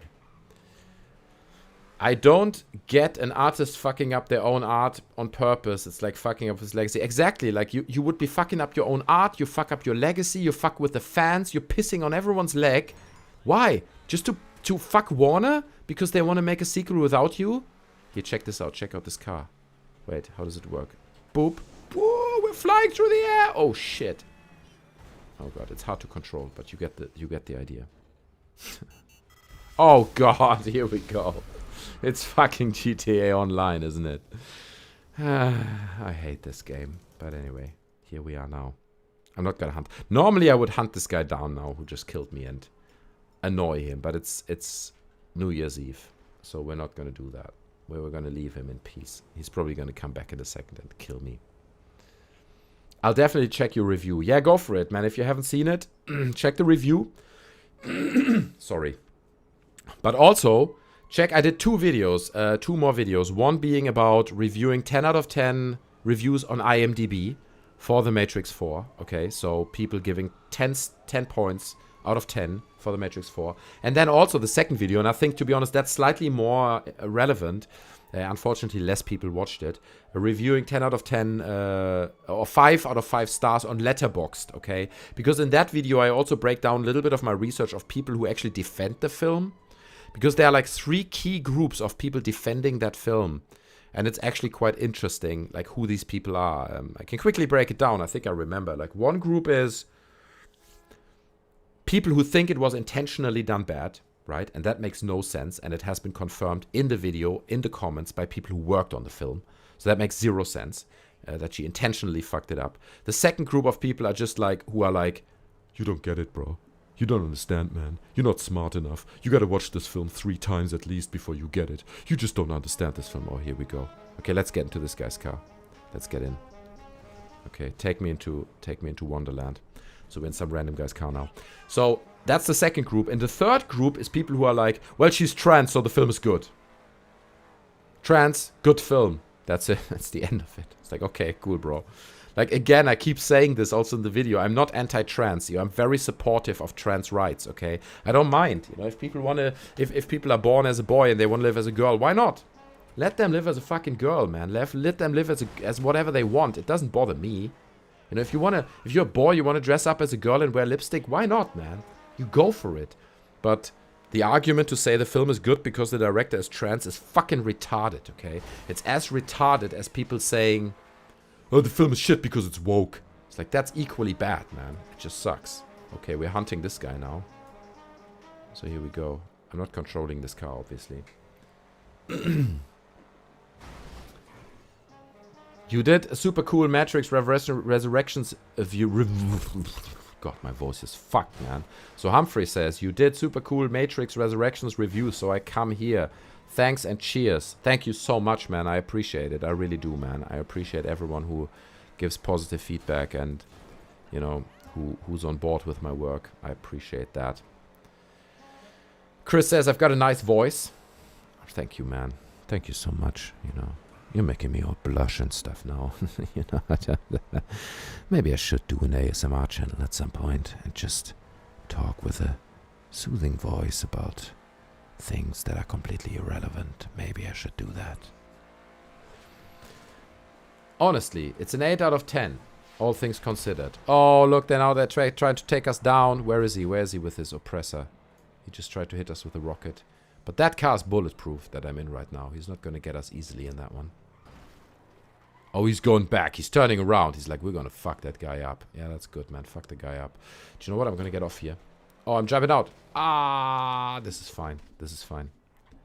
No, don't drive over me. No, I want to go to the casino.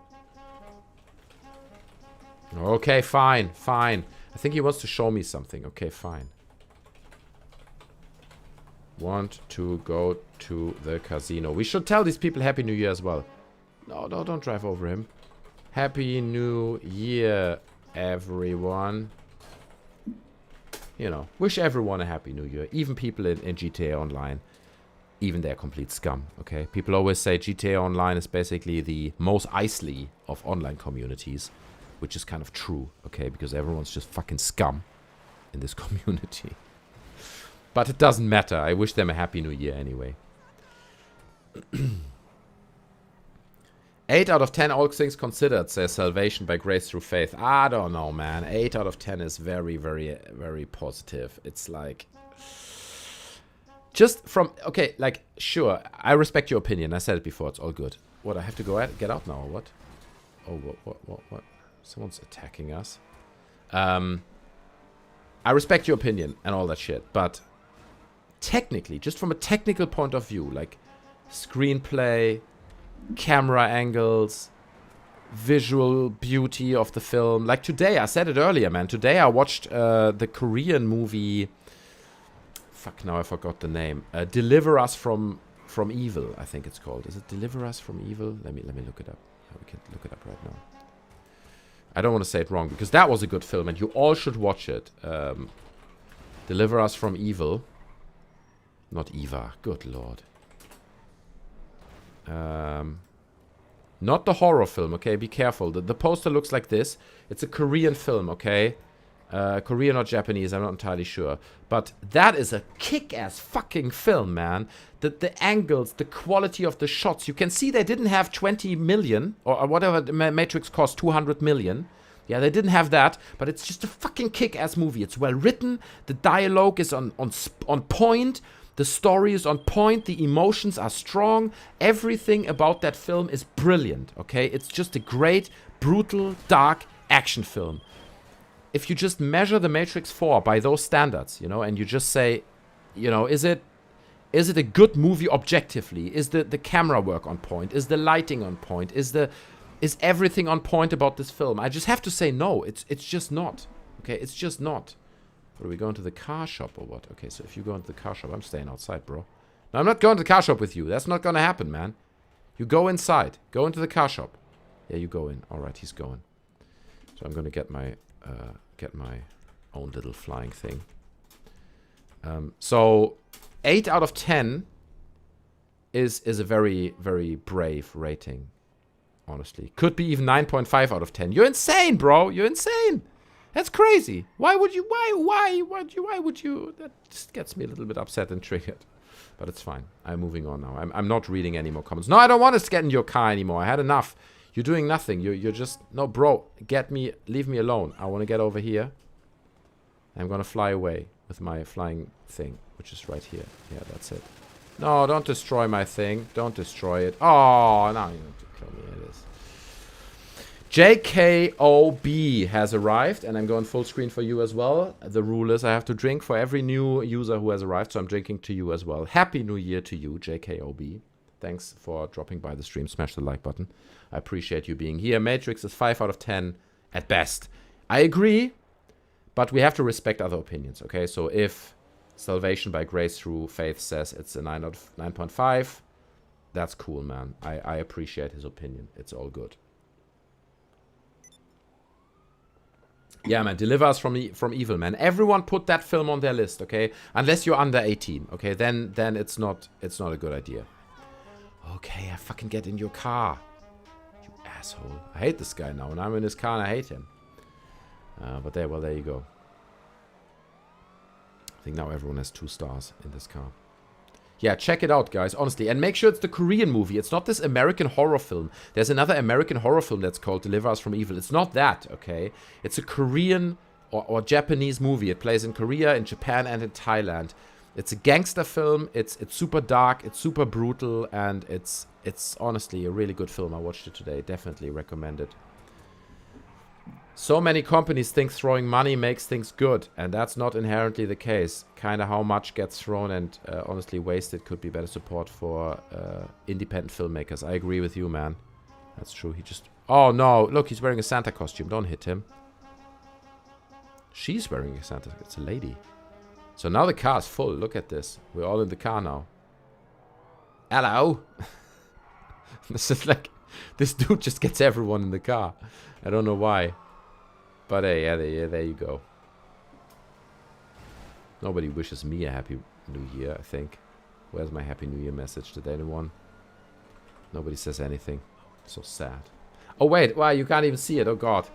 I was on full screen. I apologize for that. There you go. Resurrection best fits with the romantic comedy genre, which is with action that's sloppy. Yeah, that's true, man. I agree. The action was just so bad, man. All those shots. Maybe I need to watch it again. Maybe I do need to go back and watch that film again. The Matrix 4. I don't know, man. Because I watched it the first time and it was like a caricature. Like you watch it, you're like, fuck, this sucks. This is just bad. Yes, thanks, Selena, for pointing out you can't see my screen. Yeah, I just corrected that. I appreciate that. I'm sorry. Yeah, I'm trying to monitor it on the right, but sometimes you get hung up in conversation and you talk and you don't even notice. You miss that kind of shit. So, okay, I hope he's letting me out now. I'm not sure. Did he destroy my He did destroy my fucking thing. Okay, I gotta get a new one. To be honest, I pumped so many hours into GTA Online. I think I must be like 1,500 hours in that game. Let me reorder my oppressor. JKOB says happy 2022. I appreciate it, man. Happy New Year to you too as well, man. I really do. I really wish you all the best, man. All the guys. Who had COVID out there? Let me know that in the comments if you're comfortable saying it, okay? If not, then don't say it. I had it. I made a video about it, okay? About my experience. It sucked. But to be honest, for my wife, and I didn't mention this in my video at all, but for my wife, it sucked even more. My wife went to hospital over it.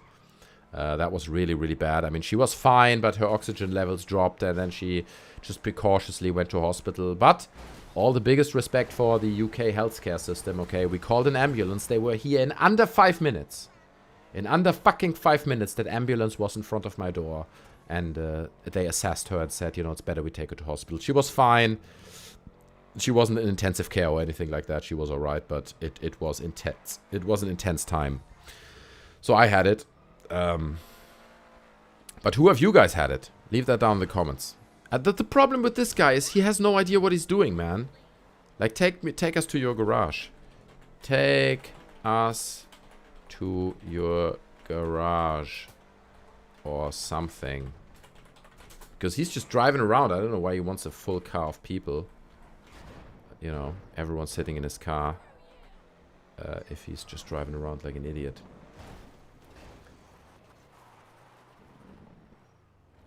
Now you know you're not drinking alone, lol. That's true, man. I'm not drinking alone. What are you guys? What are you drinking, Humphrey? I hope you're drinking something. Most people in the stream are drinking something, I guess. But I'm glad you guys are here, man. It's good. Look at this. Look at this whole situation, man. It's beautiful. Everyone's gathering around, you know, based on the channel. We have a little community of people drinking, having a good time, celebrating the new year, coming together, having, you know, just enjoying each other and not being alone. That's the main thing, right? You don't want to be alone. That's the main thing. I mean, to be honest, I have family, I have kids. I'm not alone, okay? That's not a big problem for me. Next person getting in. Oh, Lord, look at that. Here we go. Let me try to hit on her, okay? It's funny how I just said that I'm married and I have a wife and kids, but... Hello, gas mask lady. She can't hear me. Fine. Justin Timberlake's MTV Reloaded parody was better than the first 30 minutes of regurgitations. Regurgitations, I love that. A few people. It's not even a regurgitations. A regurgitations is taking something, regurgitating it and reselling it. Like, for example, what was it called? The Force Awakens. That was a regurgitation, okay, of A New Hope. It was okay. It wasn't as good as A New Hope, but it was fine. I don't hate that film. But the new Matrix film isn't even a regurgitation. It just sucked. It was like a terrible reimagination of this idea of the Matrix. It was just bad. It was like a TikTok version of that shit. And it sucked in every fucking regard. I'm sorry, to everyone who liked it, but it really sucks, man. Horse in the back says, I live in Massachusetts. I haven't had it yet. I'm drinking too. What are you drinking? Let me know. Someone else was drinking whiskey earlier, so I'm drinking the red wines, okay? Cheers. Stella right now drinks Humphrey. Okay, that's nice. Are you in the UK, Humphrey? Look, people are getting out. That's it, man. I'm getting out as well. Fuck that guy. Fuck that guy. You're not giving us a good show, okay? You can't expect people to... Look, now he hates everyone. He wants to murder everyone. Yeah, okay, fine. You murder me. You know what? We're going on a new session. I'm going on a new session now. Because this sucks. This is a terrible session. Go in here. Go in there. Find new session. That's it. Might have to switch to Vespers. Rest in peace, James. Haven't had it yet. That's amazing, man, that you haven't had it yet. Like, that's crazy to me a little bit, because it's so fucking infectious at this point. My parents haven't had it yet, and okay, this is kind of private, but my parents are also unvaccinated, right? They're a bit like, oh, we don't want to be vaccinated, so they're like refusing to do that. It's their choice. I respect their choice. Some of my friends are the same. But it's not good, man. It's not a good thing. Like, for example, I have one woman here in London where I live. She was pregnant, and she refused to get vaccinated because she thought, well, I'm pregnant, so I shouldn't get vaccinated. It's potentially dangerous. Complete bullshit. The virus, right? The coronavirus actually has an increased risk of creating blood clots in the umbilical cord so that your child can't get food, okay? So that sucks. The risk of the vaccine is literally 0 or 0.00 something that you have some complications. It's nothing. She didn't get vaccinated because she thought, well, the vaccine and the virus, I'd rather take this oil. Now she's got COVID. Right now she's got fucking COVID. She's got the Delta variant. She's at home. She's fucked. Okay? She's not in a good place. I don't know the details. Obviously, people don't share the exact details, but she's got 2 children. Her husband is in a world of trouble because he's gonna struggle everything alone, and she's just fucked because she didn't take the vaccine. And it's like, God, man, just do your part, man, for yourself and your children. Anyway, I'm getting too political again.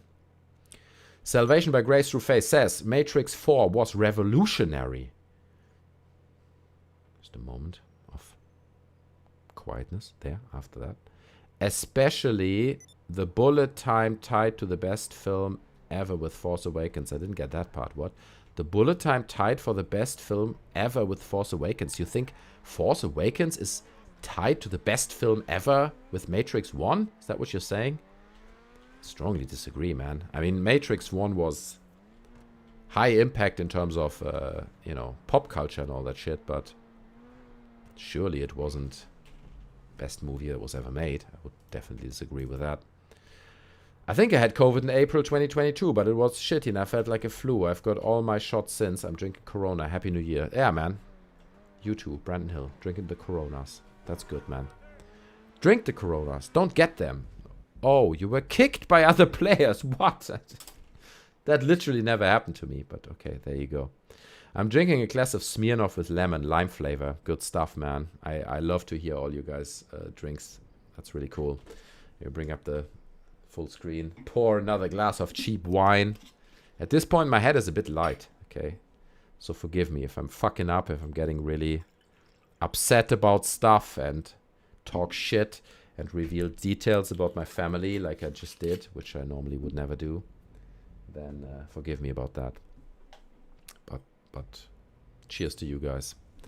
All the best for the upcoming year of 2022. And I hope that by the end of 2022, we can laugh about this pandemic. Okay, that's my only hope, that by the end of this year, by the way, let me adjust my screen. It annoys me all the time that my head is cut off. I hope that by the end of this year, we can just say, you remember COVID? That sucked, man. Let me book a flight ticket to fucking Venezuela. That's what I'm hoping for this year. Yeah, I haven't had it, but I lost good people to it. Oh man, I'm sorry to hear that. That sucks, man. That sucks. I didn't lose anyone that I know, but I know people that were seriously ill, like I said, including my wife who went to hospital, and people who had like symptoms for 1 year, being fucked up for 1 year from that shit. It's not good. So I hope all your friends are better now. It's revolutionized bad films. Yes, you know what? Horse in the back. I kind of agree with that. Because so far, the standard for a fucked up film that revolutionized like bad films and ruined the whole franchise was The Last Jedi, right? That was the best or the worst we could get in terms of... let me quickly register this thing. If I talk, I can't focus and it doesn't work. Okay, why? I'm already registered. Okay.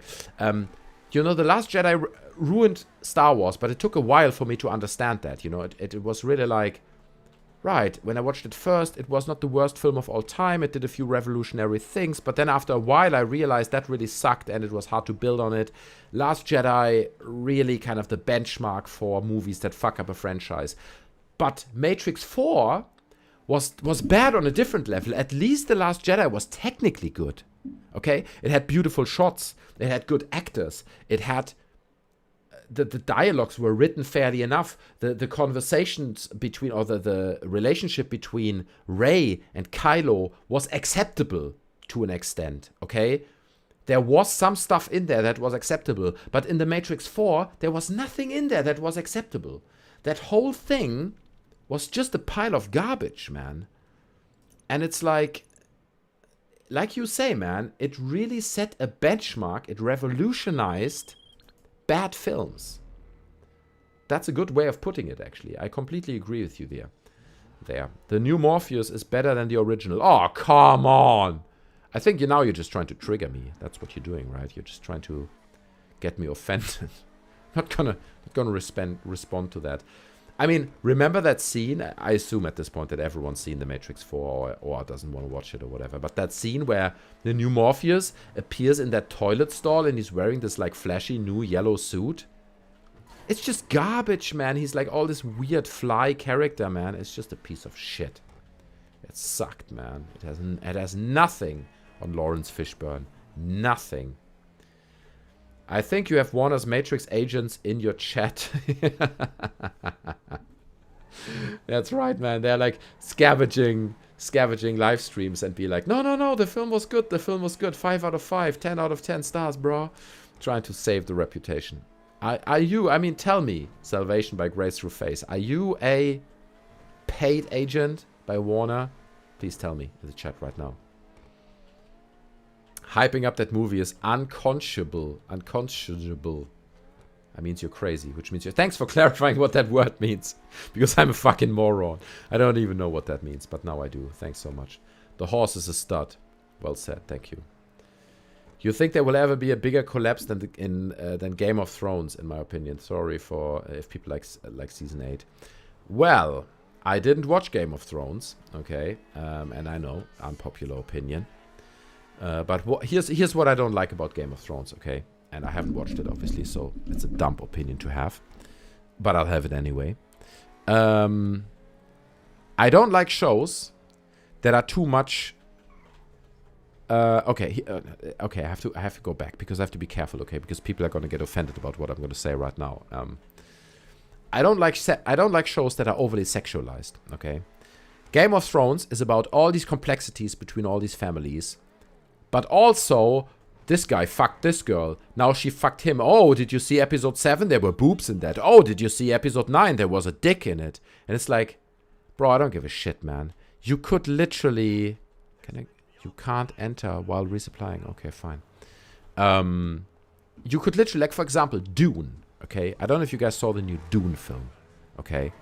Dune is quite similar to Game of Thrones in the sense that there are different families and these complexities between power, leverages, and all that kind of shit. And it's like they kill him, and then this family gains power, or they take over the city, and blah, blah, blah, blah, blah. But there's no fucking in it, okay? There's no unnecessary, oh, we gotta show some boobs, so some people fucking like it. And that upsets me, okay? Unnecessarily over-sexualized content Annoys the living fuck out of me. Another example, and I mean, it's far from Game of Thrones, I understand, is Friends, okay? The show, the sitcom Friends. It's all about who fucks with who. Now he's with her. Now they broke up. Now he's in bed with her and telling everyone in episode 9 how great it was to fuck her. Fuck that shit. Another example that everyone loves that I fucking hate is Scrubs. I get it. Scrubs has funny moments, okay? Yes, it's a classic. I understand all that. But there's so much like unnecessary fuckery in Scrubs. It's like, oh, now I broke up. And now the whole episode is all about like me being sad and influencing my emotions because I broke up. It's like, fuck that shit. Look at Dune, okay? You can make a good film that's about power leverages without being all about like who fucks with who and like who's... It's just to pick up women, okay? And people who feel like it's necessary to show tits in a fucking TV show. It annoys the living crap out of me, and I don't like it. That's why I never watched Game of Thrones, because I know it's gonna annoy me. It's gonna be a good show 90% of the time, and then 10% of the time it's just like about Jon Snow fucking some girls, and we have to show her tits in close-up. I don't mind tits, okay? I love fucking, and I love tits, yeah? But if I want to see tits, I watch fucking porn, alright? That's what I watch when I want to see tits and fucking. I don't need to show tits in fucking Game of Thrones or talk about relationships too much in, you know, in fucking Friends or whatever. You can see I'm triggered again. Anyone. And everyone can love Scrubs or Game of Thrones or Friends. Just for me, it's not for me, okay? So there you go. Saw Dune twice. It was so good. Yeah, that's true, man, Selena. I agree with you, man. It was a fucking masterpiece. Dune was so good. The art direction of that film is so masterful. The set pieces are so reduced and clean and beautiful, and the color palette and everything about that film is just...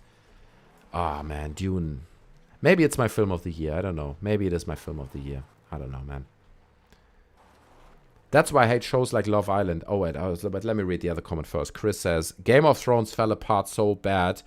There's a lot of criticism, honestly. Like, I don't know, the hyperflexation of creep behavior and sex and rape and blah, blah, blah. A lot. That couldn't have been an aside versus showing everything. Yeah, no, I agree. I mean, just make a separate Game of Thrones porn movie, okay? Like Game of Thrones porn, and then you can show anything you want. I won't get offended. All good, man. Let everyone fuck with everyone. I really don't mind.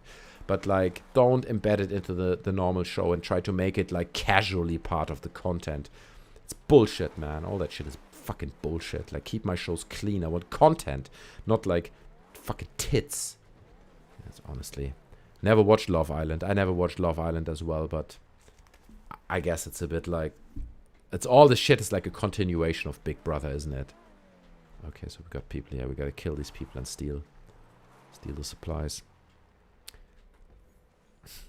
God, that shows too much and justifies toxic relationships. That's another thing, Chris. Good point, man. Like, especially Sex and the City, okay? Sex and the City was such a toxic show. That show was all about toxicity, about treating men like garbage. And I'm not saying, oh, poor man, oh, they get treated like garbage. But it's just about, it ruined the role of the woman. It ruined... You know, the general idea of a relationship of, like, a woman being a woman and a man being a man. And it's, I don't know, man. I'm too drunk to articulate all that shit. But these shows are fucking terrible. And I know what you mean. And when you say it just justifies toxic relationship, it's exactly that. You're exactly right, man. That shit sucks, honestly. It's horrible. The romance crap is the Pearl Harbor effect. Spartacus is over-sexualized, but the action is top level. That's the thing, man. You can just make... a fucking great movie without over-sexualizing everything and making it all about who fucked with who, and now they broke up and now it's all a mess and now we need to talk to someone. Just leave it out, man. I understand it's part of life and all that, but just leave it the fuck out of my movies. I know, and now people these days think that's what relationships are like. Yeah, exactly. Honestly, people play this down, and I had this debate with people in my university class as well. Actually, let me return my vehicle, in my university class with women, and I explained to them, like, listen, what Sex and the City did for the male and female relationship is more toxic than anything that ever happened, honestly. Oh, break open the crate of flares. I'm in the wrong car. Look, I'm not a guy who says women need to be women and the man need to be the strong person. I'm all for emancipation. I really am, okay? I want women to have every fucking job that men have. I want women to be strong. I want women to be independent. And I want them to do all the things that men do, okay? I really, really do. I think it's wrong to say, there are certain gender rules, and these gender rules have to be maintained, and you shouldn't... That's fucking bullshit, okay? It's bullshit. But at the same time, there's a value in a certain gender role. Not everyone has to maintain by or live by those, but what I experienced in a lot of my university classes and people is that a lot of girls are just extremely confused. They're confused about their role. They're like, should I get children? Should I make a career? Should I be a successful businesswoman? What do I need to do? So they're completely confused in their role as a woman. Like, what is feminine? What is okay? Are people going to ridicule me if I'm just a housewife, right? Can I be a housewife and just stay at home without being ridiculed and all that stuff? And shows like Sex and the City amplified that. They amplified this kind of confusion within the role of women and made everything worse, man. Again, I'm all for emancipation and all power to the women, honestly, man. I've worked in companies that were run by women. They were run in much better ways than many companies that were run by men, but at the same time, it's a delicate relationship, the role of women, the role of men, and how they work within society and what benefits and like psychological identities of genders that have been established over thousands of years and all that kind of stuff. And Sex and the City just comes in and says, well, fuck that. I'm buying Manolo Blahnik shoes or whatever the fuck the name of that brand is. And it draws an unrealistic picture of female identity. And like you said, I think someone said it about before, like it creates a picture that people then take for granted. And they're like, this is how women are supposed to be. I need to live like that. And that's bullshit, man. If you want to be a housewife and look after the kids, that's fine. That's not weakness. You're not being weak by that. Just do it. It's fine. If you want to be a career woman and become a pilot, then that's fine too. But don't let like shows like fucking Sex and the City tell you what a woman is. It's fucking disturbing. Oh my god, I need to drink a lot. Sweatpants Ninja has entered the chat. Gel Mipson has entered the chat. I'm gonna park the car right now because the rule is, you guys might not know that, but the rule is every time someone enters the chat that's new, I need to drink. So Gel Mipson, I drink to you, and I also drink to you, Sweatpants Ninja. I hope it's okay that I combine you guys in one drink. I'm gonna take a big sip. Okay, I also have to take a piss, so that's gonna happen as well right now. I've been holding it for a while now, but it has to happen right now. Okay, here we go. Happy New Year to you, Gel Mipson. Love your name. Happy New Year to you too as well, Sweatpants Ninja. I appreciate you on the channel. You've been around for a long time, if I'm not mistaken. Yeah, so that's great, man. Joshua Cornell. My man Joshua has arrived. Happy New Year to you as well. Happy New Year 2022. It's already where I am. It's already 2022. I don't know where you are. So cheers. I have to drink every time someone new comes in. So cheers. I hope you're all having a drink as well. So I hope to cheers with you. Let's cheers right now. Here we go. Bang. Chin chin. Prost. Here we go. Prost. I'm drinking. Honestly, man, it's been too much. I have to go take a piss. I'll be right back, man. Give me 30 seconds.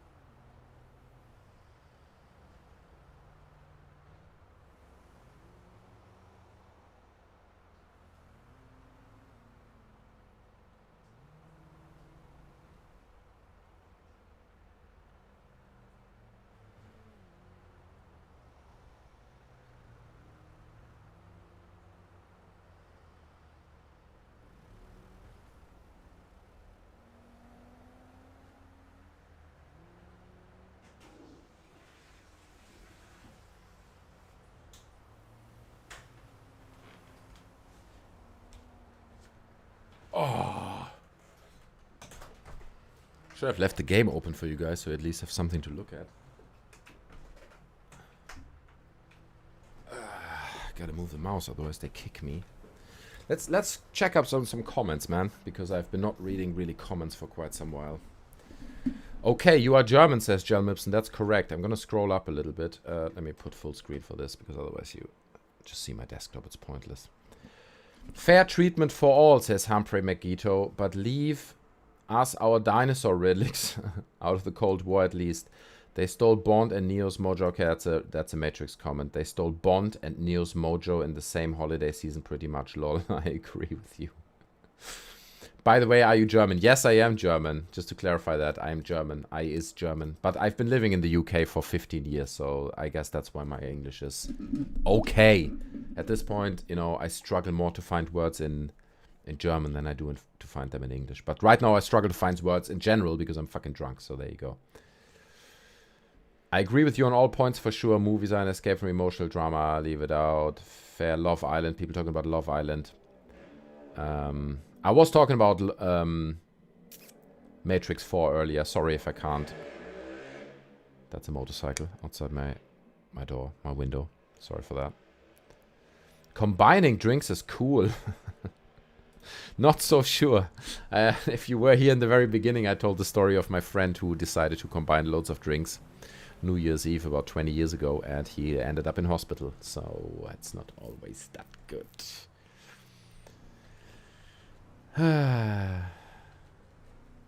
I'm going to a comedy show, but everyone have a great night. Sweatpants Ninja. Man, thanks. Have fun at the comedy show. I drink to you. Thanks for dropping by. Smash the like button. And yeah, I appreciate you dropping by the stream, man. Supporting the channel. I appreciate that. Horses in the back for sure. Not I meant I love Simon Pegg movies. Simon Pegg movies are fun. I agree. Hot Fuzz is one that comes to mind. That's a fun film. English actor, right? It's British, innit? Yeah, it's pretty British. Yeah, I do love them British films. And that's another thing. Like British films and the quality of production that you find in movies that come from the BBC is like just brutally high compared to Germany. In Germany, people just don't know how to make fucking movies. Honestly, it's a disaster. We have some fine actors, like maybe Daniel Brühl, who is also in the MCU. But most German productions are it's just cringeworthy, man. It's horrible. American football games are long. That's the thing. Like, did you Google that once? Like, I Googled it. Look, so for everyone who doesn't know, American football games, right? They're like 4 hours long. Good lord, that's firework.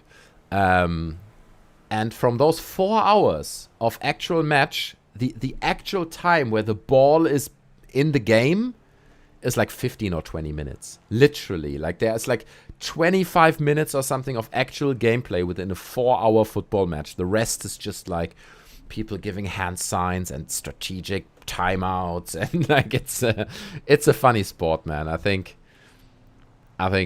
as a German, I just don't understand that kind of shit, man. I really don't get it. Horses in the back. Thoughts on last night in Soho. You were in Soho? Yeah? It's been a long time since I've been in Soho in London. Crawling through his own sick. Yeah, that was the story. Jacob, you haven't said anything before. You've been here all the time. You heard my story in the beginning of my friend crawling. You even saw a little light on me, like light, like a flash. Cheers, guys. It's firework outside. It's 2022. We have to celebrate. We have to get completely shit-faced. I want to do this with all of you. I'm drinking to you, Jacob, man. I don't think I have drunken to you before. Drank. I didn't drink to you before. It's already nearly finished my glass again. I have to fill it up again. Shaun of the Dead. That's true. Shaun of the Dead is worse than Matrix 4. No, it's not. Salvation. Honestly, all these fireworks outside. Salvation, you have these crazy opinions about movies, man. Okay, Shaun. Funny enough, fun fact, by the way. I know someone who was in Shaun of the Dead. I know one guy who was like a zombie in that film, like a background actor, of course. Like just in one scene, you see him for 1 second, but it's a friend of mine. And I can tell the story as well. This is actually an amazing story. I should tell this right now. I hope I don't get kicked. I'm gonna walk around in the game. So, friend of mine, the same guy who was in Shaun of the Dead. He lives in London, and he was very, very young, maybe like 8, 9, 10, and his father was the... Good Lord. His father was friends with the lawyer of Ridley Scott, okay? So, at that time, Alien 1 was shot. He was like 9, 10 years old or something. And his father was like, you know what? I've got access to the set of Alien 1. And of course, a 9-year-old boy doesn't... Nobody at that time knew what Alien 1 was. It was just a film set. So he... Sorry for the blasts, man. I'm going to close the window. It's too loud, isn't it? There you go. So his father took him to the set of Alien 1, okay? The kitchen set, the one that's inside the space station, the spaceship that they fly around in. And he explained to me how that was. And he also explained how, you know, that iconic scene in Alien 1 where the chest burster bursts out of his chest around the table, where they recover him from the planet, and then he seems fine at first, and he eats the big lunch, and suddenly he starts coughing, and then the chest burster comes out. And he said he was there when that guy rehearsed that scene. Okay, and he said it terrified the living crap out of him because it was so real and authentic how he was struggling to breathe and nearly died, that as a 9-year-old, it scared him to death. You know, the acting was so real. But imagine that you're a 9-year-old and you've been on the set of Alien 1. And funny enough, he described some details to me. Like he said, it's like really weird, but it's probably something a child would remember. He said that on one of the cabinets in that spaceship kitchen, there was a little cookie. Instead of a knob that allows you to open a drawer, there was a cookie on that knob. And I was like, really? That sounds a bit weird. And then I watched the Alien 1 director's cut, which is the extended edition. And in that, they have like a slow motion fade, or like a shot of like fading over across the kitchen. And you see the fucking cookie on that cabinet, man. You see it. It's unbelievable to me, man, that this 9-year-old kid was on the set of Alien 1. Is a friend of mine. And I always kind of wanted to do a podcast with him where he talks about those experiences so he can tell these stories to you yourself. I might just do that. I might do that at some point, get him on the channel and do a little podcast with him, because he's a cool guy. He's a really cool guy. And he was also the guy who was in Shaun of the Dead. He was like one of the actors in Shaun of the Dead, one of the zombie background actors. So... he's a pretty cool dude, honestly. He also bought a lot of Banksy artwork before Banksy was famous. So he has like these, probably by now each canvas is like worth 10,000, and he bought them for like £50 at some Banksy exhibition 20 years ago. Cool dude, man. I should get him on the podcast. Yeah. What is that? You haven't seen it. Blah, blah, blah, blah. Sorry, you guys are talking amongst each other. Sorry, I'm not gonna respond to all that. Better watch rugby. I'm not fitting through here, really. Oh, come on. I love your analysis of American football. It's all true. I grew in Germany, actually, though. Bayern Munich, since I could walk. Holy shit. Bayern Munich. I said it in the beginning. I lived in Munich for 4 years, so I actually went to a Bayern Munich football match in the Allianz Arena once. I got free tickets from someone. So I went to there. I'm not a particularly big football fan, but that was cool, man. Allianz Arena is quite a stadium, man. Quite an experience. Let's do some more drug runs, so we're not wasting our time in this game. I just watched Red Letter Media, Jay and Mike trying hard to make something out of Matrix 4. Oh, they've made it. Oh, cool, man. They've made a review on Matrix 4. I'm going to watch that so hard. I'm curious about their thoughts, because those guys are real film experts, okay? Like, my opinion is, to be honest, I'm not a film expert. I know just, a little bit about films, what I've learned. But I think those guys, they made movies. They know so much more about all the actors, the directors, and everything. So I'm very curious to hear their thoughts on that film. I'm pretty sure it's more differentiated than my "this film just sucks" opinion. All I'm seeing is a new bullet time in Matrix 4 is earth-shatteringly good. What do you mean? Never seen anything like it. A must-watch. What are you talking about? Salvation. Please don't tell me you're talking about that seriously, I'm gonna pause. No, hold on a second. I'm gonna drive into my drug laboratory for a second, and then I'm gonna pause, and then I'm gonna engage with your comment, okay? I don't know if you're just trolling. Okay, I don't know if you're just trolling. You're entitled to your opinion. Everything is fine. But fucking hell, man. Fucking hell. That's out of control, your opinion. Okay, here we go. Getting into my drug lab. Right in here. Going in, just so we don't get killed. Gonna walk over here. Show you guys some naked people. Okay? Making drugs. And while I show you that, I'm gonna address this point and pour myself a new wine. Listen. The new bullet time feature in Matrix 4 was that fucking slow motion shit. Okay? Nobody can move. Bullets move in slow motion. Except Neil fucking Patrick Harris. He can move. He's like, well, Neo, and he moves around the room. What do you mean it's a must-see? Or a must-watch? That effect was shit. When you compare that to the original Matrix, okay? The bullet time effect, what impact that had on movie culture, on special effects culture. I feel like I need to go full screen for this. It changed the game, okay? The original bullet time changed the game. Big time. That shit that they showed in this film of some people being like in slow motion while only Neil Patrick Harris is not in slow motion is a piece of shit. It sucked, man. It's a joke. It's a parody. It's a parody of the original bullet time. And I don't know if you're like triggering me intentionally. If you do, then well done. If you're just trolling, good job. Because you're really getting me riled up. But that sucked, man. That sucked so much. It sucked so much. That scene in like Trinity's car bike shop, which already is like Trinity working in a fucking motorcycle shop. Good fucking lord. Let me not get into that shit, okay? It sucked. And then to say like that was a great scene, holy shit. It's ridiculous.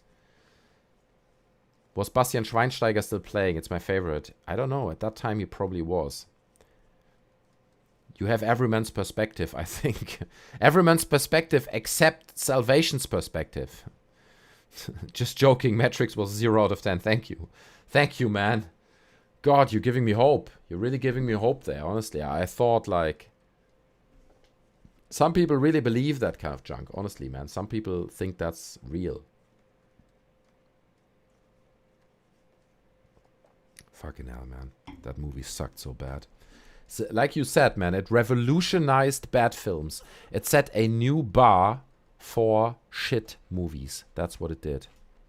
And it did it successfully. Yeah, you keep track of all that, man. You counting all that shit, yeah? What does that say?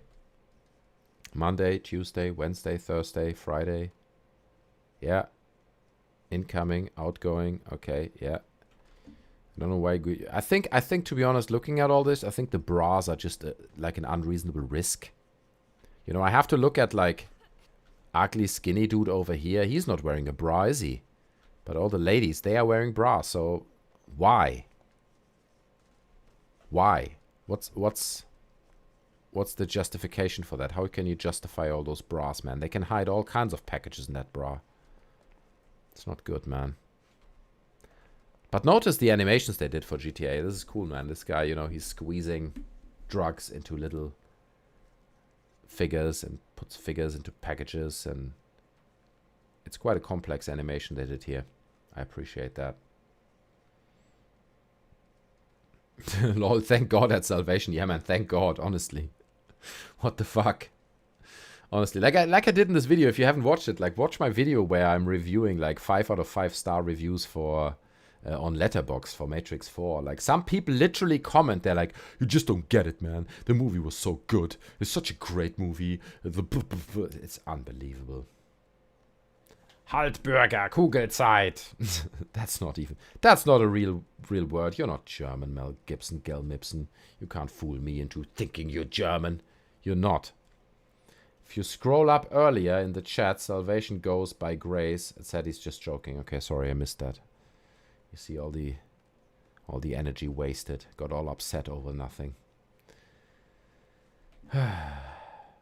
Matrix 4 lost the game. Equality in the drug lab. That's drug. I can't even say drug lab anymore. Look at him. He's doing his job. These people are doing a good job, okay, man. You got it. They're paying like, they're being paid low wage, okay? They're doing their job naked. They're like, you know, they do what they can. We gotta appreciate their work. And that's what I do. Female power, man. That's it. All power to the women. I'm not joking, man. Give women more power. That would be good. I think that would help everyone. Okay, we're gonna have to knock up these guys off their bikes. So we're gonna do that. I'm glad you were just trolling, man. Honestly, I really thought for a second you were serious. That wouldn't be good for my blood pressure, honestly. Like someone in the chat thinking Matrix 4 was like an 8.5 out of 10. It's just... I'm nearly close to reading some comments under my video because some of that stuff is just so offensive. Like, it's not many comments, I'm not gonna lie. Like, 1,500 comments, and maybe 20 or 30 of them are people saying, you don't get it, or like, oh, this movie was great, 10 out of 10, or whatever. It's not many comments, but the ones that are there are just like, holy shit. You can't get me against Salvation, sorry. True 10 out of 10 movie is Mac and Me, though. Mac and Me. What the fuck is Mac and Me? I'm gonna Google that right now. Is that a Macaulay Culkin film? Mac and Me.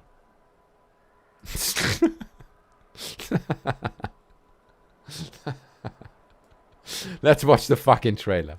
We're watching the trailer right now, okay? Without sound, because the sound instantly triggers some horrible algorithms and shit. So we're gonna not have that.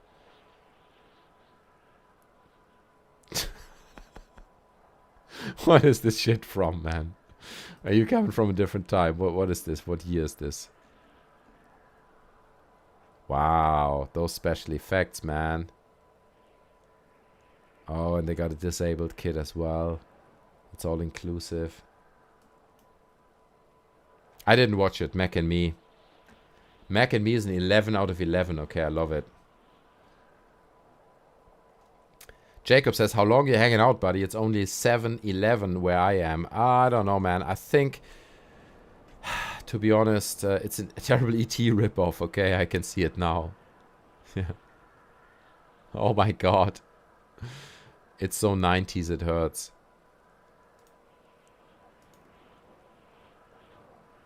Oh, good lord. How long am I gonna hang out? I don't know. To be honest with you, maybe another 20 minutes or something. I think I'm gonna finish this soon because I'm too drunk. I'm too drunk and I'm worried what I'm gonna say at this point. But I appreciate all you guys being here. I really do.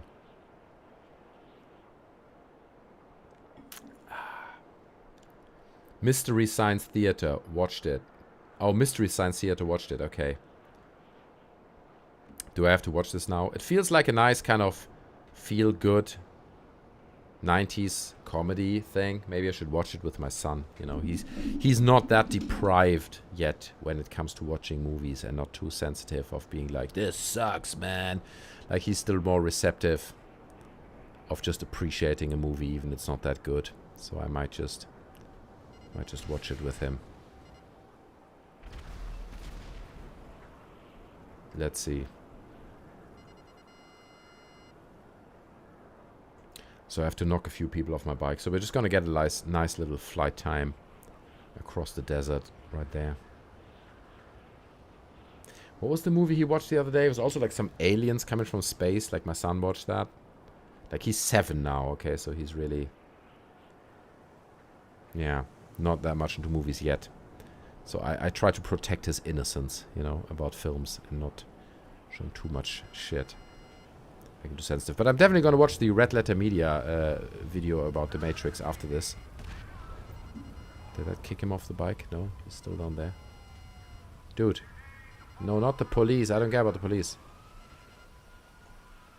Where you going? Where you going? Okay. Okay. Oh, it's the package. Okay, I need to grab the package down here. Got it. Alright, here we go. See you later, police. Fuck you guys. Screw you guys. Appreciate you streaming. I was just going to sleep until next year. Yeah, I know, man. I didn't even plan to stream, really. And to be honest, another friend of mine asked me, are you going to stream tonight? I was like, no, I'm not going to stream. But then again, why not, right? And to be honest, it turned out to be a really fun stream, right? So many people came out and joined and stayed around, and I really appreciate it. You know, everyone who's hanging out, I really appreciate you guys. It's good. And again, like I said before, it's so cool. You know, you have this little community of people. Everyone's kind of gathering around the channel and around the idea. And nobody's alone. Probably, I don't know, but I'm just speculating. But a lot of you guys probably would have been alone tonight. You know, playing video games, alone, not doing anything for New Year's Eve. And, you know, it sucks, man. I mean, look, I'm a loner, okay? I like to sit alone in my room in the evening and play video games. I don't mind. It's fine. But it's good to hang out, man. And especially in current times where everyone is like just isolated and kind of constrained to their own home. It's good to have platforms like this where everyone can come together and new people can meet. And we have people from Iran and we have people from, you know, America, and we have people from all kinds of countries coming together, exchanging thoughts about movies, about video games, about all kinds of stuff, about movies like, you know, Mac and Me or whatever. And it's just good to have a fun time together and get drunk, even without alcohol. My point is not being drunk, but it's just nice to have. And to be honest, it makes me proud, man. It makes me proud to have a platform, have created a platform where all of you guys come together and just hang out together, man, and spend New Year's Eve together. It makes me proud, man. It really does. I appreciate it. It's really nice. Thanks for spending time. Jokes aside, this was fun. Thanks for horses in the back, man. Thank you so much. I appreciate it. Drinking to you again. But I feel like, what's the time here now? 1:16. It's 1 a.m. and 16 minutes. It's late, man. I need to go sleep soon. So,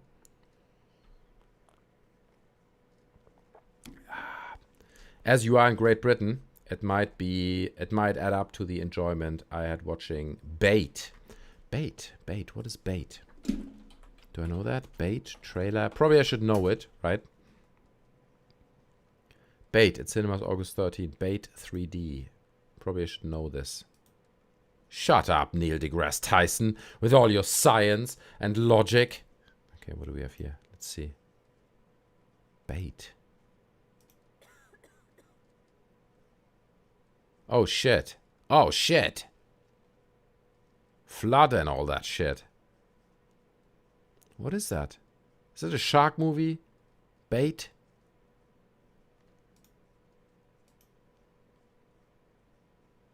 It's a shark movie. I love it. I love shark movies, man. Shark movies are great. Thanks for recommending this. I might as well check it out, man. I love shark movies. Sharknado and Jaws and all that. Good stuff, man. Sharks are great. My son loves sharks as well, but he's a bit too young to watch Jaws yet. You know. It's just me and the girl, second year in a row at home for New Year's Eve, but you made it fun. Thank you so much, Jacob. I hope your girl wasn't too annoyed by me. If you enjoyed my content, or if you enjoy it, then I appreciate it. But look, they're just in the car with the water outside. Oh God, this looks so shit. I love it, man. I love it. It's really cool. Oh shit. I reduced my game to a minimum. Oh God, I keep doing it again. Okay, we got it now. I'm glad I could bring a little bit of joy to your evening, Jacob, man. I hope you're having a good 2022, honestly. It's good. And say hi to your girlfriend for me. That came out all wrong, but you know what I mean, man. She's part of the family now. She's been on the channel, so good stuff, man. Thanks for everyone hanging out. It's the wrong one. I mean the one which plays in Great Britain. But this one might be as well nice as well. Or is it the wrong one? Okay. Oh my God, we have Egan Sanders joining right in the end of the stream. Oh my God. Okay, for you Egan, I'm landing on my office right over here, and I'm walking in, and then I'm going to drink to you, because the rule is accent 5 stars, red hat 5 stars. Here's the thing, right? So I went to what is it, like New Era, the company that produces these hats, and I went to their website. I was looking for some hats. And I saw the red hats are cheaper than all the other hats. And I didn't understand why. I was like, okay, you know, if they're cheaper, fuck that shit. I'm going to order myself a red hat. They're like 10 pounds cheaper than all of the other ones. Now, thinking about it in the long run, I think it's because it's the MAGA hat, you know? It's the Make America Great Again hat. And nobody's buying the red hats anymore because they have the terrible reputation of being the MAGA hats. That's why they don't sell, and that's why they're cheaper. And now I'm running around and looking like a MAGA hat with my red hat. But I appreciate it, man. Shout out to you. And here we go. I'm sitting down on my chair. And then I'm opening the computer. And then I can't be kicked in the game with my little pug hat. No, don't stand up. Oh, fuck that shit. Anyway, I'm going full screen because the rule is every time someone new joins, I have to drink. And it's been a lot of people joining, so I'm pretty fucked at this point. I'm not gonna lie. Cheers to you. Happy New Year to you and your family and everyone you love, man.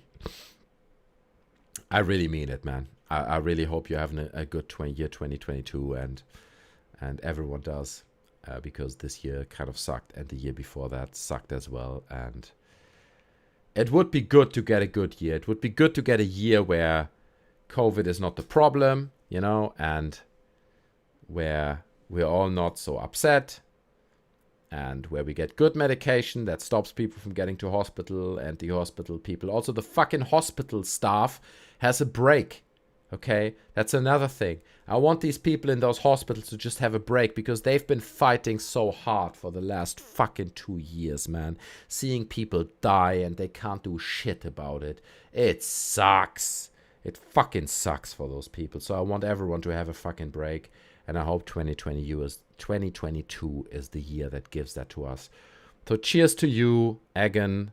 Cheers to Patrick der Große Nummer 1, who just joined. I appreciate you as well. I know you're back, so cheers, man. There you go. I'm gonna cheers with you guys. Ching! That's the point where our glasses hit. I appreciate you guys being here and hanging out with me. I really do.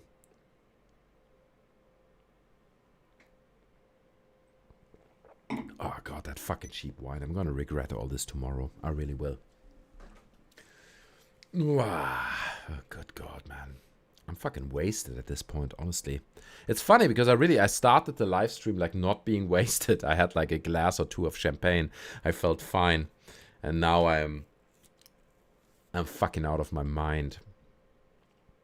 I've already ranted about feminism and I've ranted about so many things that I would normally never talk about on stream. But well, there you go. Okay, there you go. Talking about it on stream now. That's what that is. How'd you guys like my office? Check it out. I feel like I want to sit down and watch some fucking TV. Let's do that. Sit down. Good God. Where's the ASMR? So that's, you know, that's the thing. Like, so, okay. One of the videos that was most work, okay, on my channel, okay, is, wait, how can I watch TV? Like this? Yeah. So one of the videos that was most work on my channel was the video where I did like, where I read out ghost stories. I carefully selected real ghost stories from Reddit, right? I copied them.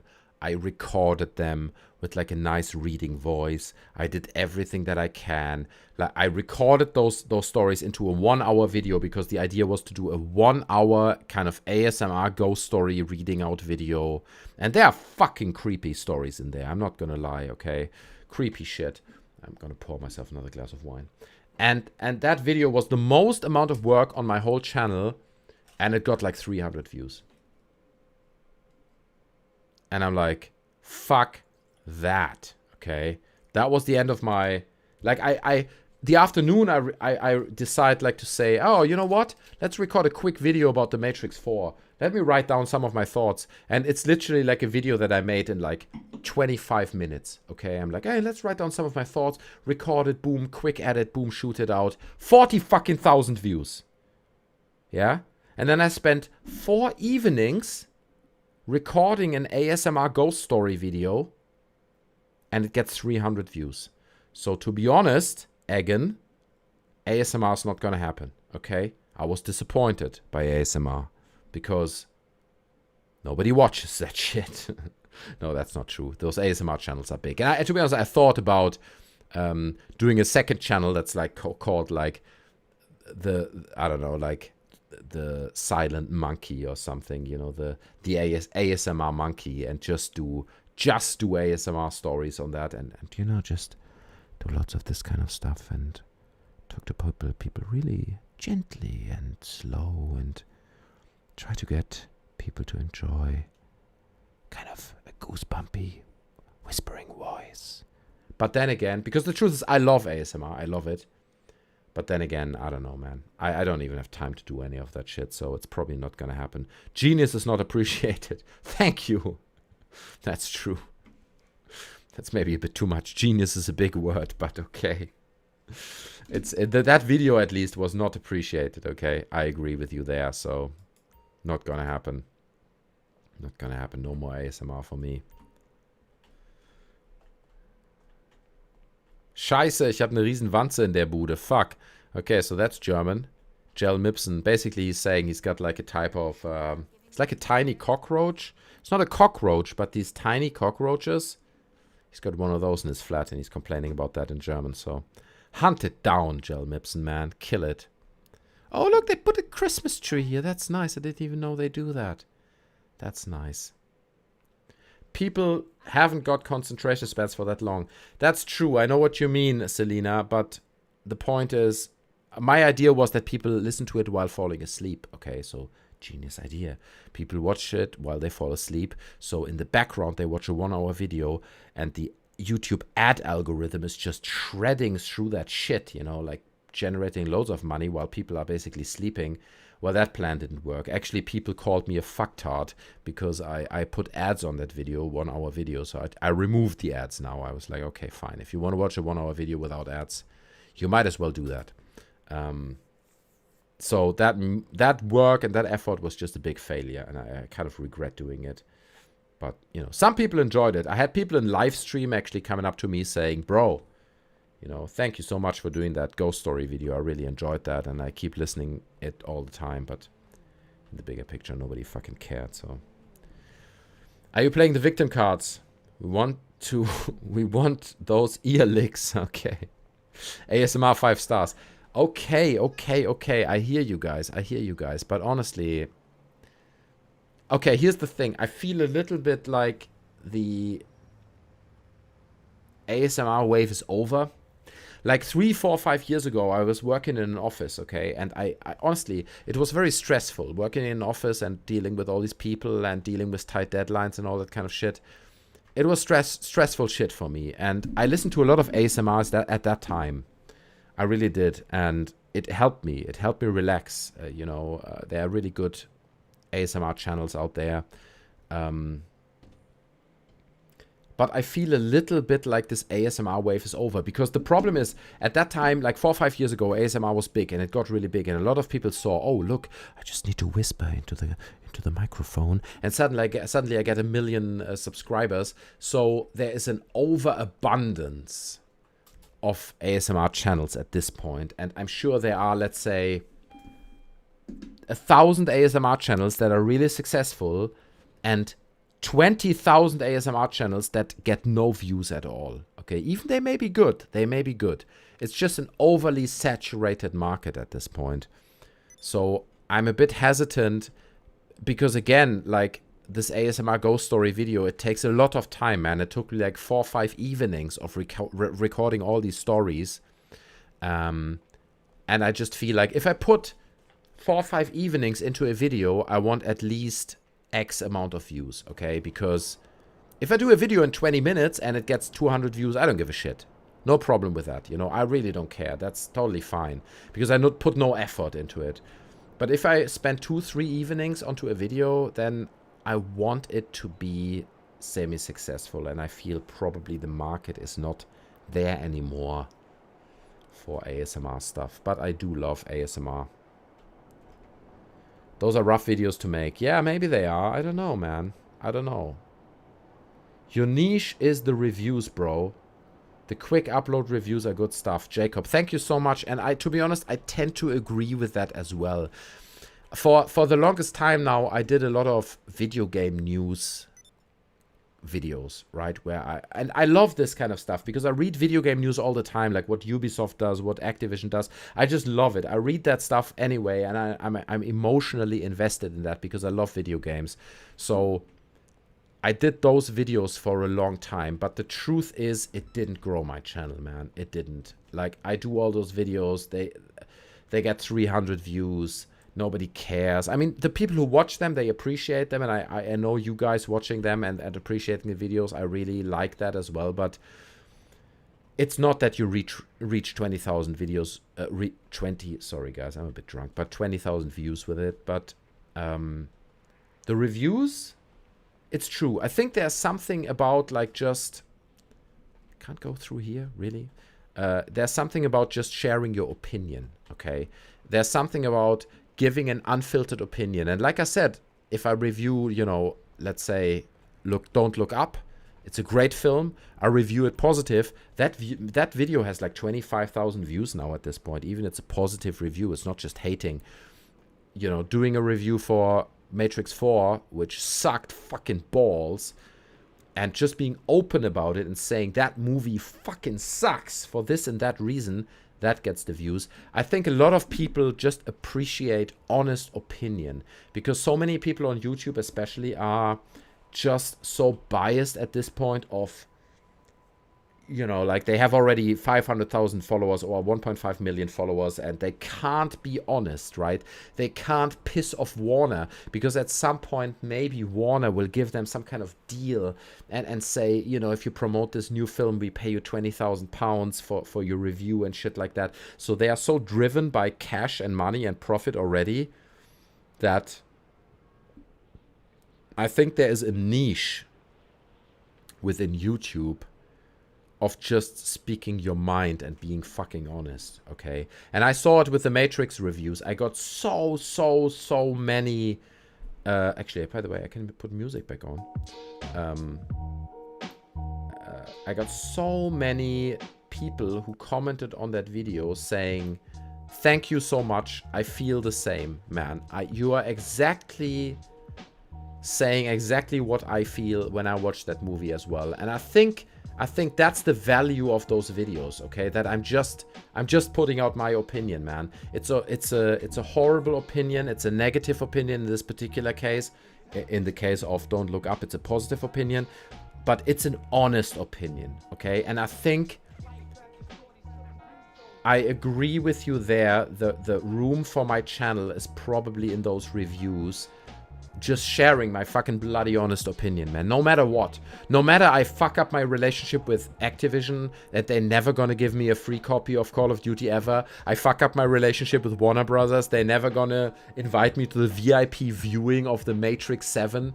You know, fuck up all these relationships. I don't give a shit. I don't give a shit. And I think you're right that my space is in those reviews, in those honest fucking reviews. And I'm gonna try to tailor the channel a little bit more into that direction now, and see things like, for example, now I did the Boba Fett, Book of Boba Fett review. That wasn't very successful. I guess people just don't care that much about it. Maybe I didn't optimize it enough for the search engines, but I think... Yeah, like you say, Humphrey, man, I try to keep it real, man. I try to keep it real. If something is good, I'm gonna say it's good. If something sucks fucking balls, I'm gonna say it sucks fucking balls. And that's what it is, man. And I'm not gonna say, oh, this sucks, man. I'm gonna try to give real reasons. I'm gonna say, it sucks because of this and that reason. That's what sucked about that film, okay? That's what it is. And I think, yes, I'm ruining a lot of relationships with big companies. And once I reach, you know, whatever it is, 200, 400,000 subscribers and brands try to approach me, they probably won't approach me because I did that video where I say fuck EA and where I said fuck Activision and where I say fuck Warner Brothers. Well, guess what? Fuck that shit. I don't give a shit. I don't need your fucking money. Fuck you guys, you know. I don't need your pity of paying me like Jack Frags, okay? I don't want to get all personal here, but... people like Jack Frags, man, it's just offensive. He does, it feels like, I don't know, man, but it feels like these people, they're doing everything for money. Okay? If Battlefield 2042 approaches them and says, oh, you know what, bro? Maybe you should, like, say that our game is really good, man. And you should really, like, just promote our game. And he's like, yeah, sure, I'll promote your game. And then they transfer fucking 20,000 pounds to his account. And then he promotes their game no matter what. Fuck that shit. Fuck it, man. Have a little bit of integrity. Have a little bit of dignity of, like, acknowledging that shit sucks, man. It's a fucking bad game, and you should be honest about it, man. People are building their channels on honesty, and then as soon as the checks come rolling in from Activision, they're like, oh, no, okay, you know, I guess I'm taking the money. Fuck those guys, man. Honestly, fuck everyone. There you go. There goes me being fucking drunk. Honest opinion, too much shilling from reviewers like Kevin Smith. I don't know who Kevin Smith is. Kevin Smith this actor? You're talking about Kevin Smith? Let me see. Let me find that out. Google. Kevin Smith. Kevin Smith, he's the actor, right? The guy who had a heart attack, got fat, and then he lost all his weight. Yeah, that's Kevin Smith. That's what I mean. Kevin Smith. What do you mean? Is he a reviewer? Does he review shit? Anyway. Honesty plus critical thinking. Yeah, I agree with you, man. That's it. That's the key to that shit, man. At least that's it for me, okay? Like, be honest. Be just fucking honest about that shit, okay? If Matrix 4 is a horrible movie, just say it. Even if Warner Brother approaches you beforehand and says, oh, by the way, man, Matrix 4 launches in 1 week. Can you just say it's a good movie? Here's 20,000 pounds. Guess what? Fuck you guys, man. Fuck you guys. Honesty, man. And critical thinking. Very least, it's real, respectable. You keeping your opinions versus monopolizing. I can't even speak anymore. I know what you mean. Fuck that shit. That's your brand. I like that, man. Fuck that shit. I kind of agree with you. Not generally. You know, like, for example, Don't Look Up was a great film. Great movie right there. Okay? Like it. So I'm not gonna shit on that film. Like, for example, I thought about making, like, a quite negative video about Star Wars 2 days ago, right? Where I talk about the direction that Boba Fett takes. And the direction that probably the new Ben Kenobi show that's gonna take and stuff. And how Star Wars is ruining their brand by basically overtelling everything. Okay, they're just overtelling. They're telling every story. They're removing every element of mystery, every element of stuff that we didn't know. They're removing it from the Star Wars universe in order to tell us every fucking story. Everyone gets a series. Here's the droid story, okay? R2-D2 gets his own series, 15 episodes. It's fucking horrible, okay? But at the same time, it's not that black and white, okay? So I'm holding back. I'm not doing this video right now. I might do it at a future point, okay? If the next few episodes of the Boba Fett show are terrible. I might make that video about Star Wars and how the new shows, the new direction of Disney is really continues to ruin Star Wars. But at the moment, because I was sitting here yesterday evening and I was like, should I make this video? And I was holding back, okay? I was holding back. I don't want to hate for the sake of hating. Hate for the sake of clicks. Not doing that shit, okay? I'm not doing it. I hate if there's a reason to hate, okay? And then I'm doing it. But anyway. Literally. Exactly. Hit the big stuff. Sorry, reviews, comments are going through. I have to extend my comment window a little bit so I can still read the slightly older comments. Raid Shadow Legends. Raid Shadow Legends, man. That shit annoys me so much on Reddit, right? Every time I'm on fucking Reddit, it's like, Raid Shadow Legends, buy the game now, download the free version. It's like, good lord. Make film reviews then and chill, yeah. Fuck that shit. It's your brand. Yeah, we read it, we talked about that. Boba Fett for the fuck that shit. Really? You didn't like it, Egan? You didn't like Boba Fett, the first episode? Tell me why, man. I'm curious to read your thoughts on that and discuss that. I liked it. I think I hate the overall direction that Disney is taking with like a show for each single fucking character that we've ever seen in the Star Wars universe. That shit is bad. It's like the droid story. And here's a show for Cassian Andor. Who wants to see a fucking show for Cassian Andor? Nobody gives a fuck about that character. Nobody. Nobody even knows that character. Yes, Rogue One was a good film, but we don't need a 10-episode show about Cassian fucking Andor. Bullshit, man. Fuck that shit. Like, keep it condensed, keep it focused, keep telling stories. And this Obi-Wan show, right? The Obi-Wan show basically is based on Obi-Wan being on Tatooine while he's in exile watching over Luke. Okay? That's a boring story. Okay? That's just, there's nothing happening there. Like, Luke being on Tatooine is the most boring thing, and Obi-Wan hiding from Luke or from Vader's powers is the most boring shit of all time. But they're gonna be like, oh, now Obi-Wan has to travel the universe. Now Obi-Wan has to travel through all these stars and have these lightsaber fights because just him being on Tatooine is too boring. No! Fuck it. Make a show just about him being on Tatooine. Just him on Tatooine. That's it. It's boring. He deals with sand people. He meditates a lot. It's a slow burn, okay? Make that show. Make it fucking burn slow. Don't tell me like a 15 episode where he travels through the universe, because that's not what Obi-Wan did when he was in exile on fucking Tatooine, man. Like, they're telling all these stories for the sake of telling entertaining stories rather than telling the story how it is. It's a boring story, so tell it as a boring, slow burn story. Fuck that shit, man. Admiral Akbar, it's a trap. 10-part series, exactly. That's it, right? It's like people, our focus groups have shown people like Admiral Akbar. So let's make a 10-piece fucking show about Admiral Akbar, you know? Oh boy. I smashed into the ground. That's exactly it, man. I enjoy Star Trek more, I'm not gonna lie. Yeah, but Star Trek, what's up with Star Trek Discovery, man? What's up with Picard? What's all that shit, man? I love The Next Generation. I love Deep Space Nine. I love the vision of Gene Roddenberry of creating a humanity that has grown out of greed, that has grown out of the idea of people being jealous and hateful towards each other, okay? That's the vision of Star Wars. Picard has nothing of that. Discovery has none of that. It's a, in my opinion, it sucked so bad, man, and it's just a shit show of Star Trek, man. They're ruining that as well. I don't know, man. Oh, here's my bike. All right, that was well hidden.